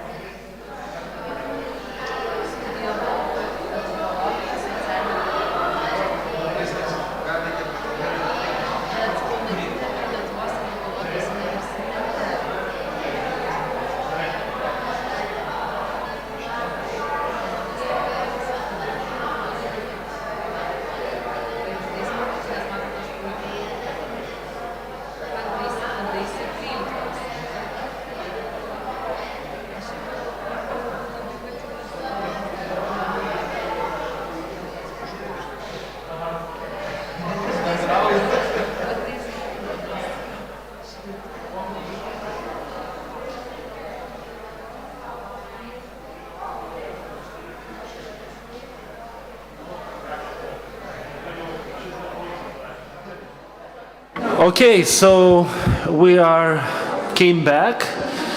We're now everything all right. So we have slides, we have internet, so we can share slides with you. And now it's time for presentation. So I give you a word for Renata. So let's begin. Thank you. I hope all you have good time, including you. Thank you in advance for interpreter help. Thank you. I hope I will be not that quickly. In case, please stop me. So, dear conference organizers, guests, thank you for having this opportunity to talk and to discuss about social excluded groups issues among scientists and practitioners. It's very important, this platform, that we can not only talk but also share answers, giving answers, giving quotes, etc. So my presentation related with higher education for inmates, and most important words is access. Access. What kind of access do have inmates in prison of higher education? So I will be continue talking actually about values also, because every person, it doesn't matter who he is, who she is, where he or she is available. And of course, it's important that every person can have opportunity to participate in the society, in the system, also in the educational system. So, some words how it looks today, prison system. In Lithuania we have 8 prisons. In such cities like Vilnius, Alytus, Marijampolė, Pravieniškės, Kaunas, Panevėžys, Šiauliai. Also open houses, 5, and 9 halfway houses. On 1st of October, in Lithuania, the custodial sentence was served by almost 4,000 inmates, of which 10 minors, 170 women, and around 100% sentenced for life.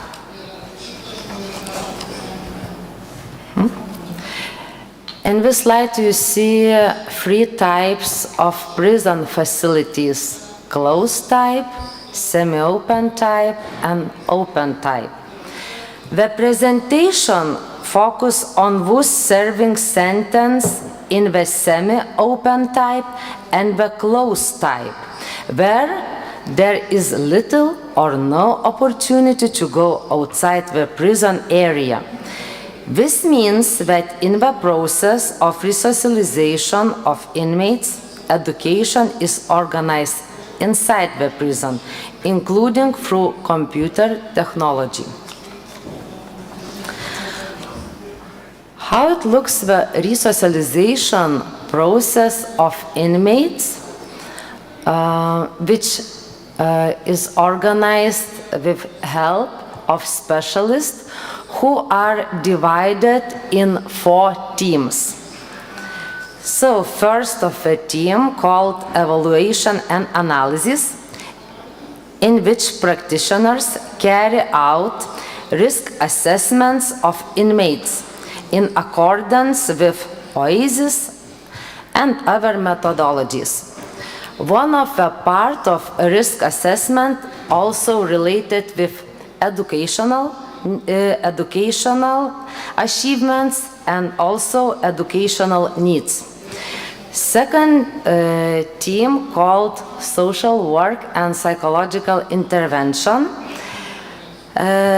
which is responsible for the application of interventions, including motivational measures.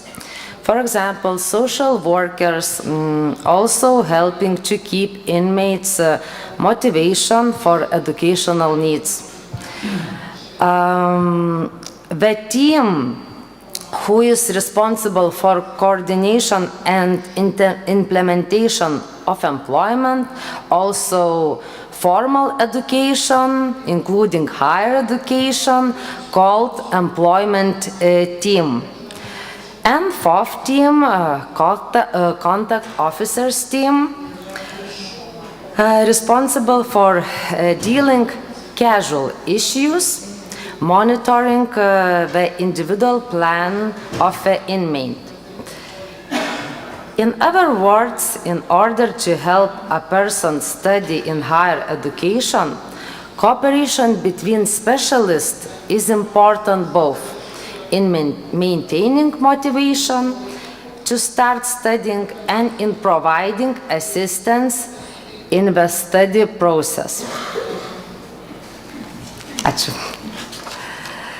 One of the key points of the presentation is to ensure access to higher education for those serving a custodial sentence. The influence of education on the process of resocialization of inmates is widely studied in scientific source. And what about social work with higher education in the context contents of prison. The aim of social work in prisons is to help inmates changing behavior, also values, develop social skills, and return to society as a full member. In this case, education is one of the means of resocialization, helping a person to discover a new direction in life, strengthen self-esteem and motivation, learn to constructively solve problems, create future plans after serving a sentence. Higher education is a tool for social work, contributing to the main goal of a successful resocialization of a person. Social work aims to reduce social exclusion, and education is one of the most effective ways to achieve this. Often, socially vulnerable people have experienced learning failures in the past and generally had limited access to education. So higher education in prison thus becomes a form of inclusion and social justice, providing access to the necessary knowledge and skills and reducing social inequalities, especially in the face of competition on the labor market. Moving to next slide. Also, I would like to share some statistical data. As I mentioned, from around 4,000 inmates, approximately half of them can today pursue higher education, including those with a university degree, with higher degree, I mean. So, study opportunities are determined by a person's motivation, learning achievements, mediation of prison staff, conditions for studying, financial opportunities if person is paying by him or herself for a study programs.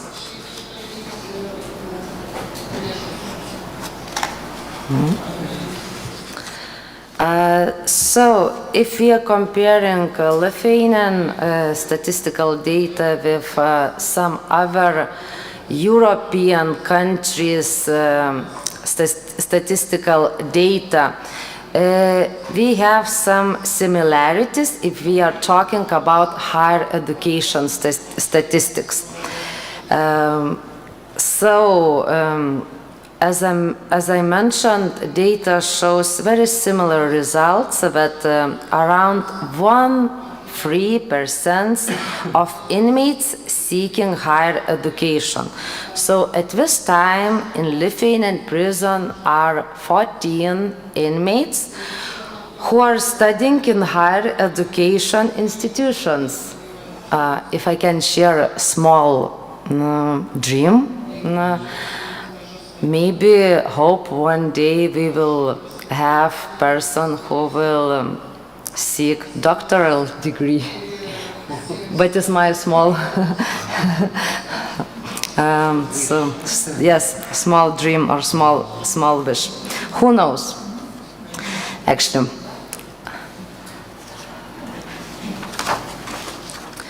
So, looking at the trends over the last 2 years regarding the participation of inmates in formal education, it can be seen that only a few graduates of those without any education account for 18%. In those 2 years, we see around 12% in 2024 and at this years. This means that in recent years there has been an upward trend in the number of inmates with a certain level of education, while at the same time highlighting the urgent need to obtain a higher level of education than the one available. It should also be noted that once a person has completed secondary education and 2 professions in prison, the subsequent acquisition of a profession is paid for his own expenses. Thus, this aspect also encourage consideration of access to higher education from a financial point of view.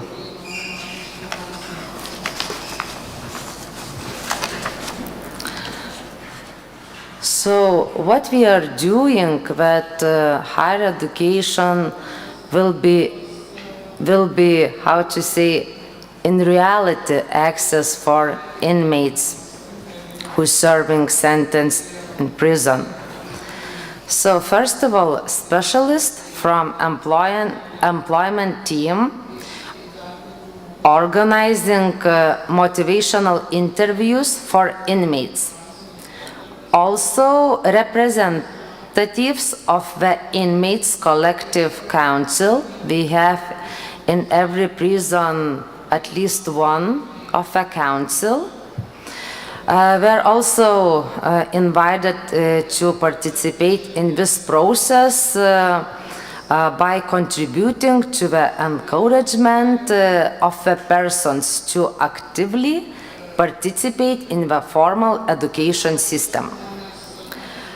Next factor related with increasing the number of computerized workplace in prisons and also at the same time increasing the number of limited internet access links. And about legislation of distance learning in Lithuania.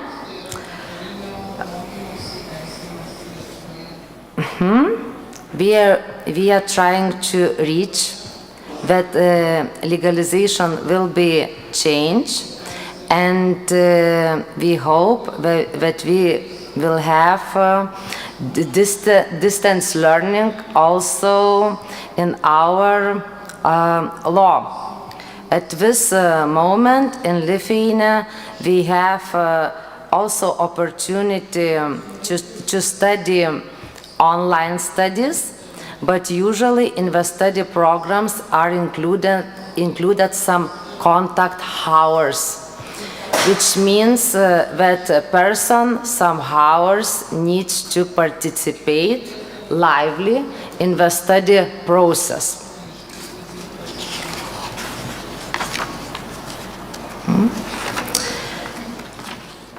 And some overview of the research activities. Replies were received from 11 member countries like Latvia, Spain, Finland, Belgium, Armenia, Hungary, etc. of a European Organization of Prison and Correctional Service. In principle, inmates of higher education have the opportunity to pursue their studies, although the choice of study programs is not wide.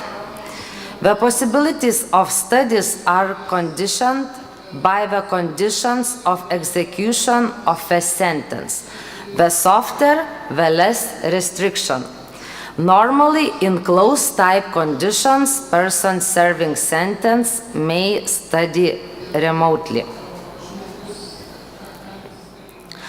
A survey of Lithuanian higher education institutions on exploring the possibilities of studying remotely showed that higher education institutions have little experience in organizing studies for persons serving custodial sentence. The interest in providing opportunities to study remotely, including study placement in alternative way, can be discerned.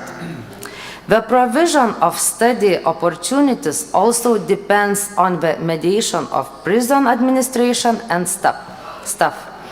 The closer cooperation between the prison and the higher education institution, the smoother the implementation of the study process for the person.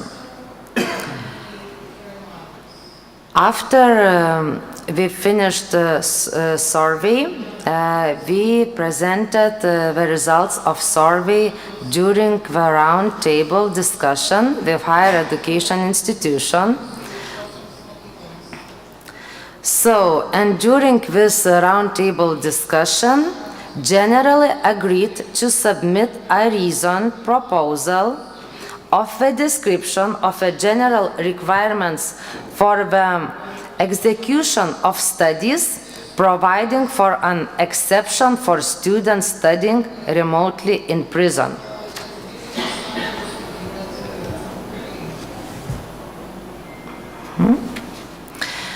Of the 14 higher education institutions surveyed, 12 of them reported that now have experience in organizing higher education studies for inmates.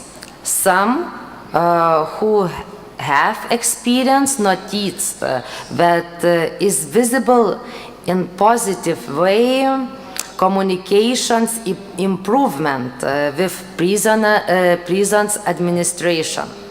Also were noticed in survey results some challenges in organization of studies.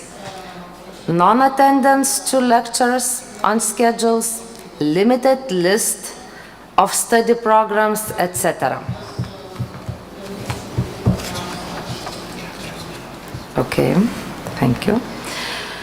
So some other results of survey. Half of the higher education institutions surveyed indicated that there was no possibility of remote higher education opportunities for inmates, actually regarding the law, which I was talking about earlier.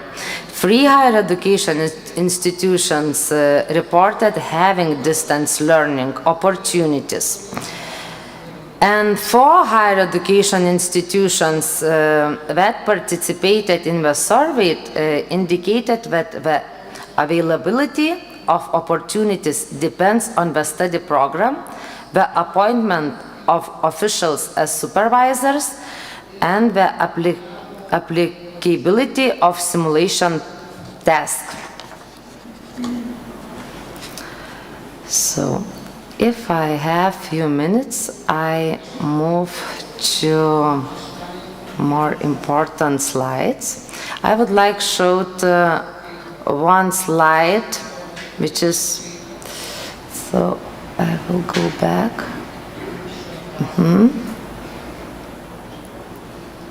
Okay. During survey, we're very happy that we received from higher education institutions some proposals for inmates. It's mean that higher education institutions are inviting inmates to study remotely such a programs, for example, in bachelor degree, like art, business management and innovation, sport and tourism management, also social work management.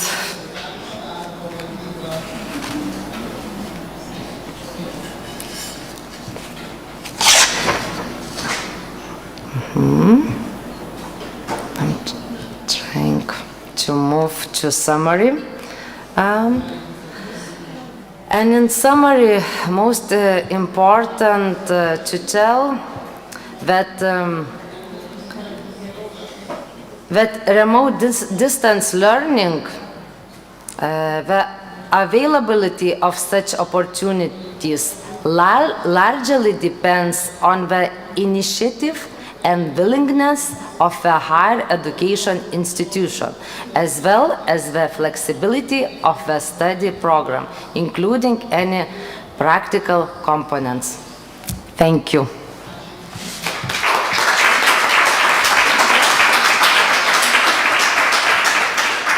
Right in time. Thank Really? you. Yeah. I was trying, really hard trying. So we have time for one question. Maybe somebody wants to ask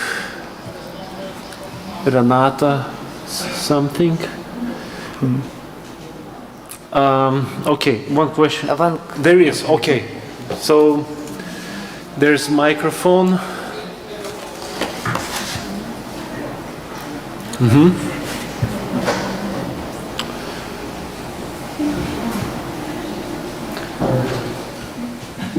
Thank you so much for that brilliant presentation.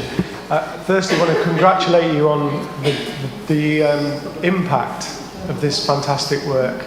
This is so important. It can be life-changing for people, and what you're doing is inspirational, and it's fantastic to see that there is traction in the impact that this can have, and how other institutions can follow the path that you've taken. I really like the aspiration of a PhD student one day, and I hope that that will be achieved. So your dream will come true, I'm sure, because intelligent people are in prison too, of course, yeah? And PhDs aren't just about intelligence, it's often about hard work. And I know that for me it was more about hard work. I'm not particularly intelligent, I don't think. It's hard work.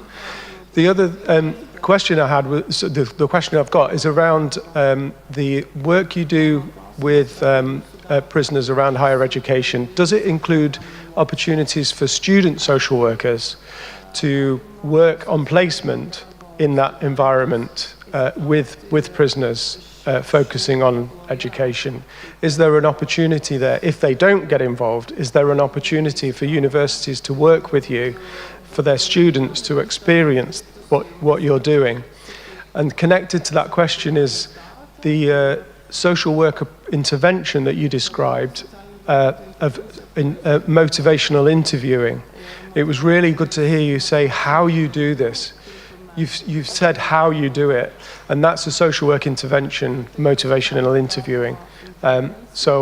Again, connected to the question about students on placement, maybe there's a role to play. But thank you. Thank you.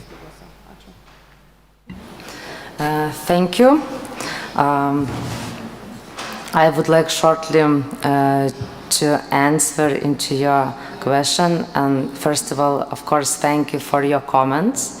Also, I would like to notice that some survey summary was also presented for prisoners who are interested in higher education in the prison. So in every prison I'm going and also presenting this type of presentation.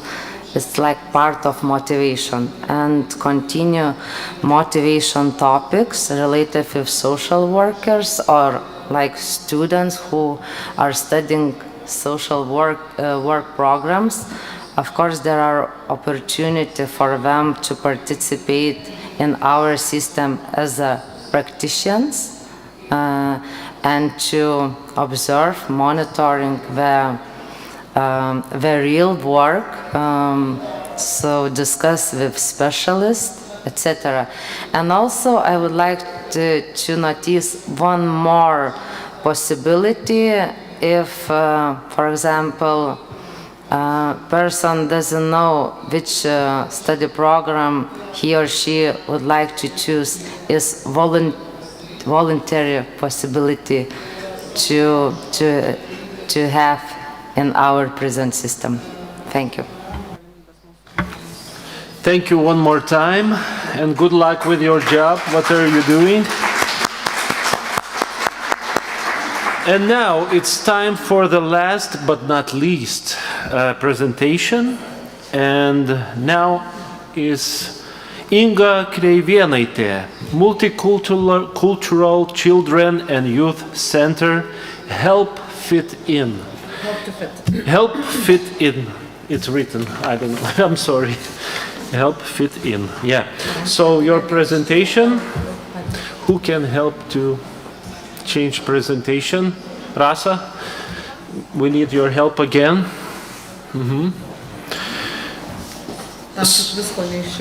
So, Inga's topic is minority stress and social work. What every professional needs to know.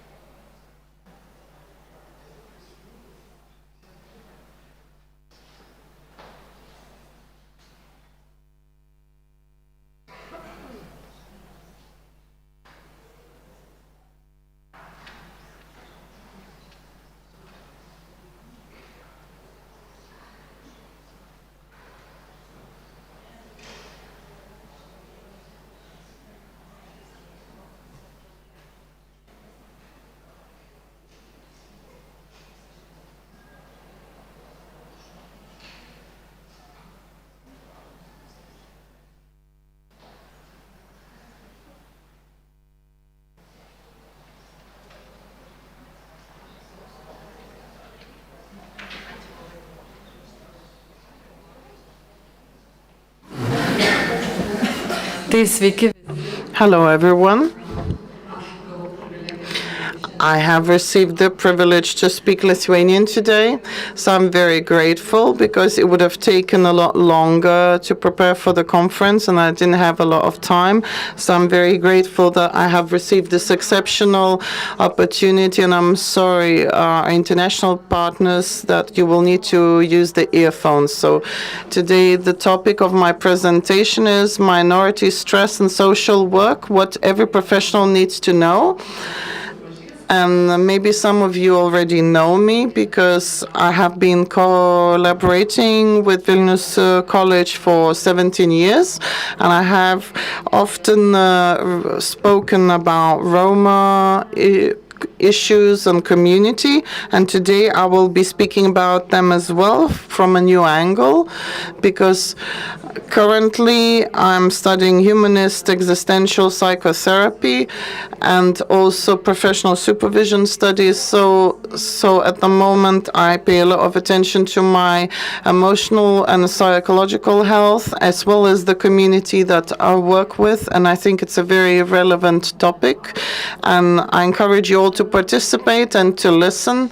And I would also like to add to be able to be here because it is a safe space, an educated space where it is still spoken about human rights as a fundamental right and how to represent them and to respect them in such a disturbed world. It's very important to participate in conferences that inspire us and where we as a community can talk about it, and we don't need to rethink issues because sometimes we have questions, where is the world going? So today I will be speaking based on Elon Mayer's topic discussion on minority stress, which is not something that's discussed very much in Lithuania. Minority stress is how minority groups experience chronic stress due to prevailing stigma, prejudice, and discrimination. And this was presented in the 90s by Meyer when he was studying homosexual men and the minority stress of gay men was presented in the magazine of social behavior, and this was discussing how minority stress groups experience minority stress due to social stigma, discrimination, and tense social environment. This can, of course, minority stress is additional psychological burden, which is very ongoing in minority groups, and it's psychological burden experienced by members of minority groups who are stigmatized, but is not the same as the stress experienced by members of the majority group of the contemporary society. So, of course, what is the minority status? Its definition is that it is determined not only by numerical size, but also by social status, which is characterized by stigma, prejudice, and discrimination, causing members of minority groups to experience greater stresses and have fewer resources to cope with them. And that means that actually would be a greater half of the world can be considered minorities due to human rights limitations. For example, women, as there are more women than men in the world, in reflection to their opportunities and rights, which are essential for citizens of most of the region or the country. And MEA distinguishes distal and proximal stresses. So distal stresses are discrimination, rejection, microaggression, persecution, non-acceptance, and of course, and then there are proximal stresses like internal stigma, negative expectations, hiding, anxiety, depression. And as I spoke today, I will be speaking through the prism of Roma community, because I've been working with this community for more than 12 years. And this is probably why I'm invited here to speak about this as a representative of the Roma community. And I see the challenges up close that people encounter. So this,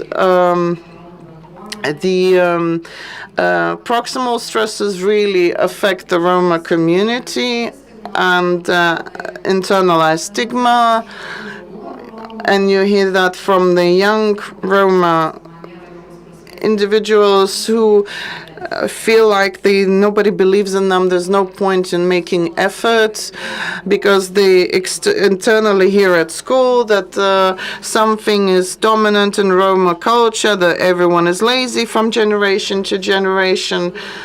And when they hear this in first grade, then that stigma becomes internalized, that why should I bother, because nothing good will come of me.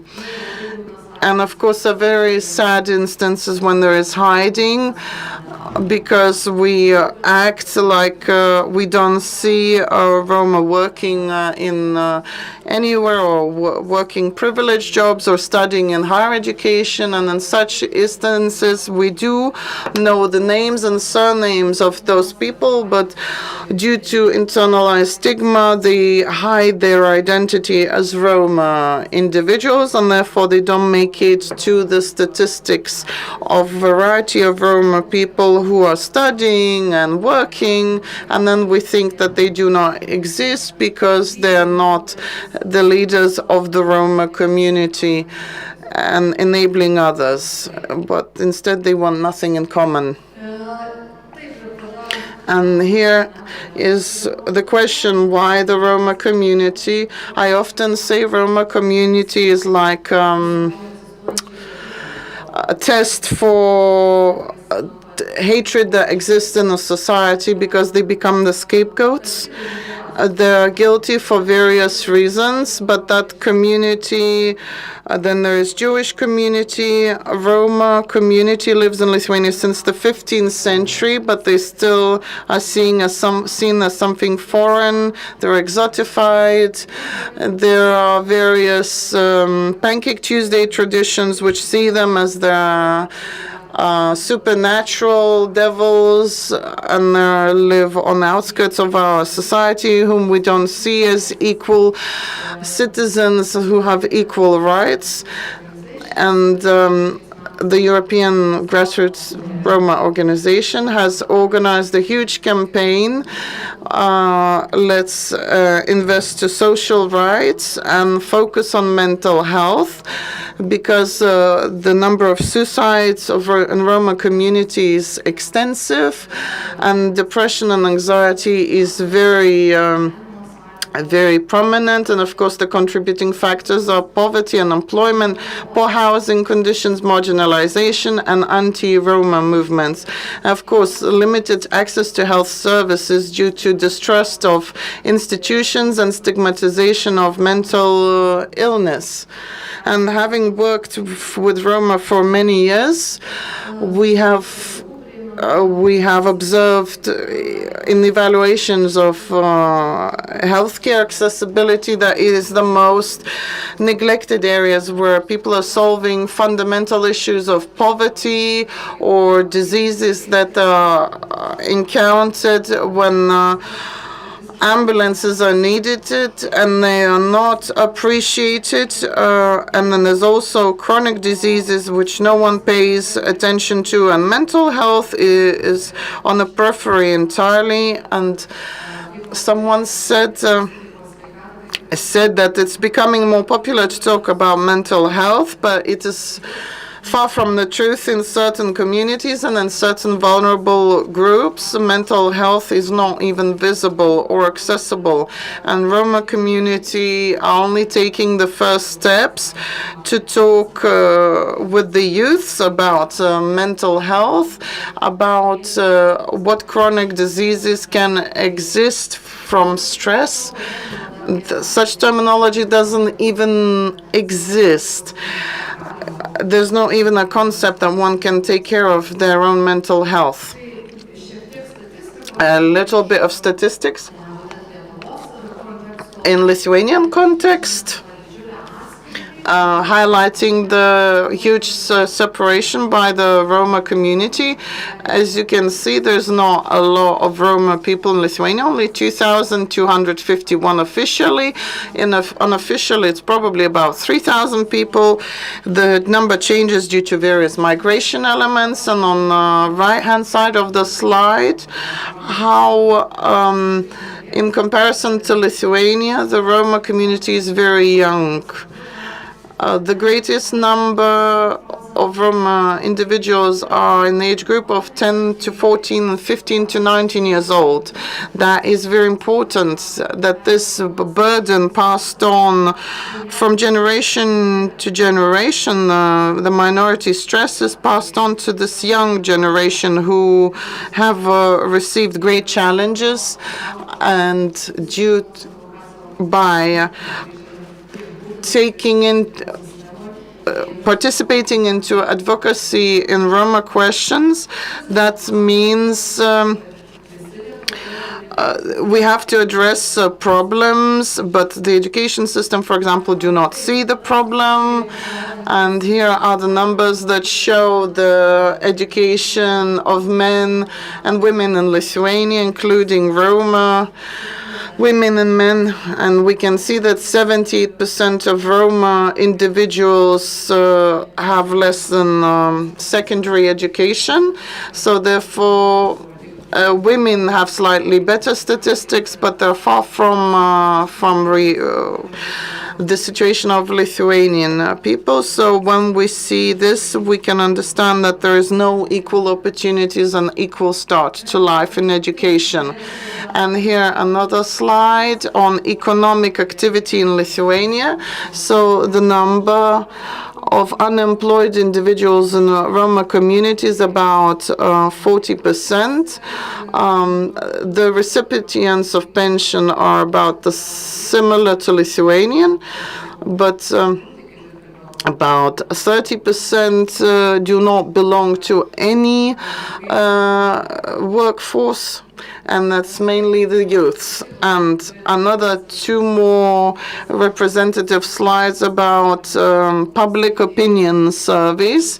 I'm presenting the data of 2022 and 2025, and the question is with whom people wouldn't want to live in their neighborhood, and unfortunately the first place is always taken by the Roma community. And this is a very sad statistic. It seems we have had so many years of integration plans. We've worked on this every day. The education statistics are improving. greater results, and students leave the school later, but it's still the situation is that around 60% of respondents say they wouldn't want to live with Roma community nearby. So you can imagine what troubles the Roma community encounter when they seek accommodation, because when they want to rent accommodation, because even if they receive funds for that, nobody wants you in the neighborhood. So, and of course, I separated the complex challenges faced by young Roma in Vilnius. And to see this entire image to intersecting identities of exclusion, that is poverty, lack of affordable housing, low social and symbolic capital, parents are often imprisoned, care institutions and the Child Rights Protection Department. There is frequent contact with use of psychotropic substances in the immediate environment, case management for the family, minimal or moderate supervision, distrust of government institutions, dropping out of the education system and work system, low self-esteem, lack of motivation, social attitudes, stereotypes, and discrimination. So this is a frequent experience of a Roma child or youth. And I added one quote which seems to represent the difficulties encountered by Roma youth. Every time I walk down the street, I feel people staring at us, watching us, as if we had done something wrong, as we owed someone something. And I liked a quote from a Roma scientist, which she said as a comparison, how long is it possible to stand on tiptoe? So the chronic stress appears due to relation of social and cultural structures, meaning system discrimination, which play the main role in maintaining prejudices and negative attitudes towards minority groups, their inability to change. Thus, the stress of the minorities becomes a long-term factor of chronic stress. And what are the consequences and challenges? So they are psychological crises, low self-worth, panic attacks, depression, increased sensitivity, lack of motivation, psychosomatic and chronic diseases. Damaging factors, of course, are alcohol, drugs, self-harm, and aggression.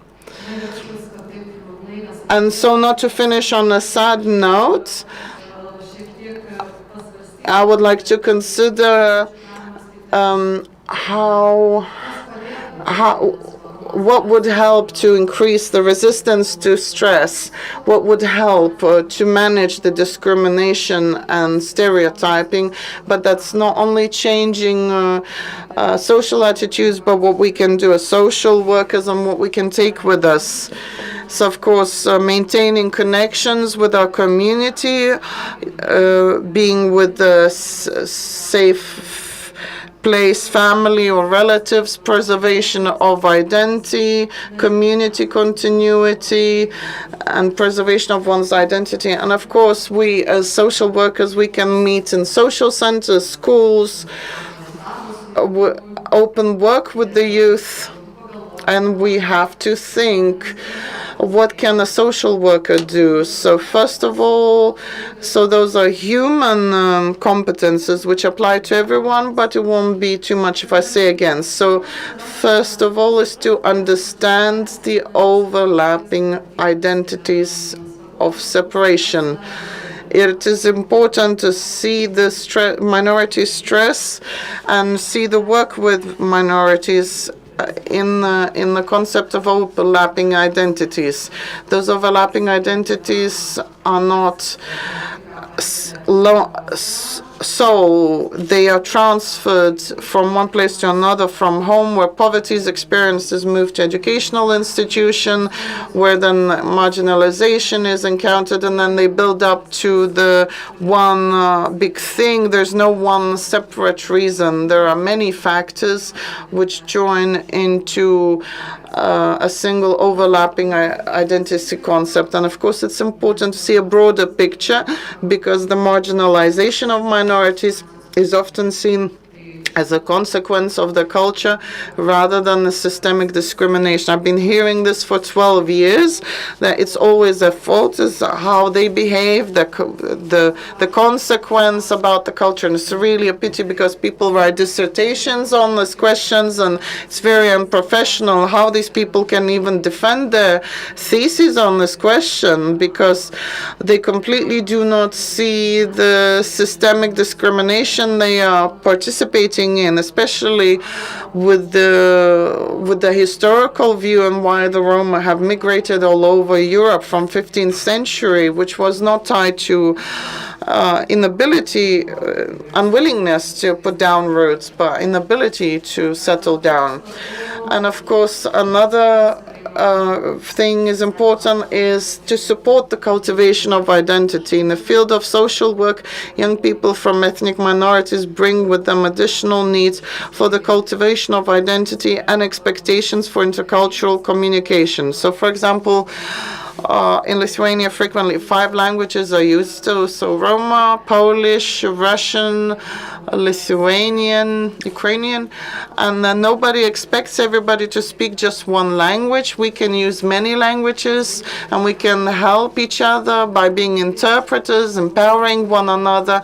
And the Roma people are really happy when somebody from the staff or students, interns, learn a few words in Roma language, because that means that their language is valid and important and valued.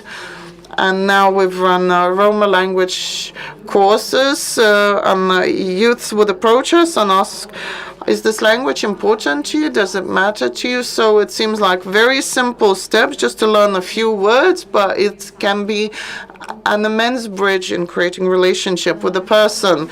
Also, empowerment is important, empowering people rather than deciding for them. Young leaders are emerging in communities, and support, cooperation, and a voice are important to them, and we should not decide for them. Especially when submitting certain applications, we ask what is important to them, what do they want from the participants, from the people, and this condition would be dictated by them. And this is more effective when the members of the community say themselves what they want, or, for example, work with us, and then they pass the message to each other, and then they begin believing that the community itself can do it. Also, creating a safe space where visitors can openly share their fears about stress and insecurities, validate feelings, and help them recognize them. As I have said, vulnerable groups, and particularly Roma community mental health, is still a very unknown topic, very little explored, and emotional expression is usually through anger and aggression, and no one analyzes what hides behind it. So daily discussions, just learning to identify one's emotions, improves knowledge of one's own. And of course, the final thought is identify systemic barriers. Responding to systemic discrimination contributes to change. The more we notice and speak up, the more we can change entrenched patterns of behavior. So I invite all social workers to participate in this, and everyone should be involved in this act of advocacy. Not be afraid to object to the government, the municipal councils, to what is happening, and help the community and represent the community and show them that we see. And even when we speak with teachers, we see sometimes that Roma, they do not have someone behind them. And when we show the teachers that there is an institution which cares, then it significantly changes the situation. And therefore, I wish for you all to remain observant and active in your work, and to dare to object. Thank you all. Ačiū Jums. Thank you for your valuable words and valuable advice. And now Does anyone have any thoughts? Or before going, would you like to say a few words, ask some questions? Please.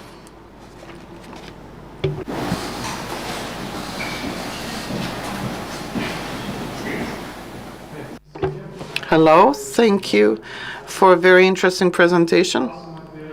I have a question about the demolishing of Kirtimai community. 6 years have gone by since the demolition. How does the Roma community evaluate the entire process themselves? Because as I heard, because the attitude from Roma community regarding demolishing was quite negative. Has anything changed in those 6 years? And maybe additional question, how your work as a social worker has changed since the demolishing of the housing in Kirtimai, because now Roma are not the same community as they used to be before the demolishing. Thank you for the question. Very interesting question. I will start from part 2 of the question. Yes, we see a great change.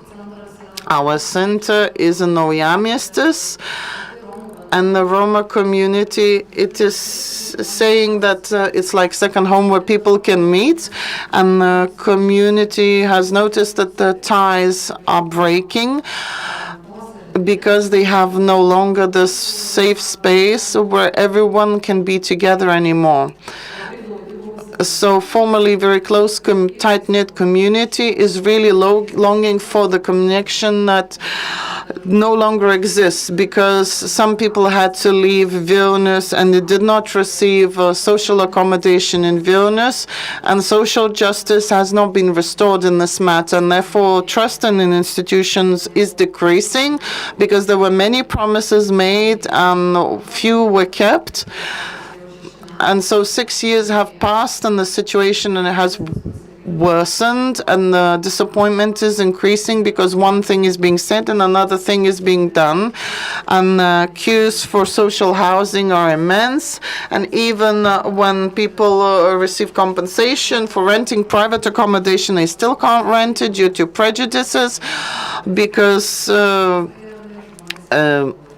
what's happening is that communities are forming in the different parts of the city and then become like ghettos, but they generally are losing the sense of community, so they are in mourning. Thank you very much again for sharing. And thank you all for being here today. And for the end, I would like to remind you all Plato's allegory. If you're tied to a rock with a chain, looking at a wall, you think that's what the world needs to be. This is how the world used to be. And if one escapes, he comes back. He says, "Oh, the world is different." But the people who are chained to the rock, they don't believe it, because that's what they used to it. So we people get used to. And we think that what we see is just, but sometimes we need to stop and ask ourselves questions. Do I see the world really as it is? Do I really understand it as it is? So I'm wishing you all the best. I'm saying goodbye. I'm Audrius Ivanauskas, psychologist, lecturer at Vilnius College. And see you next time. Goodbye.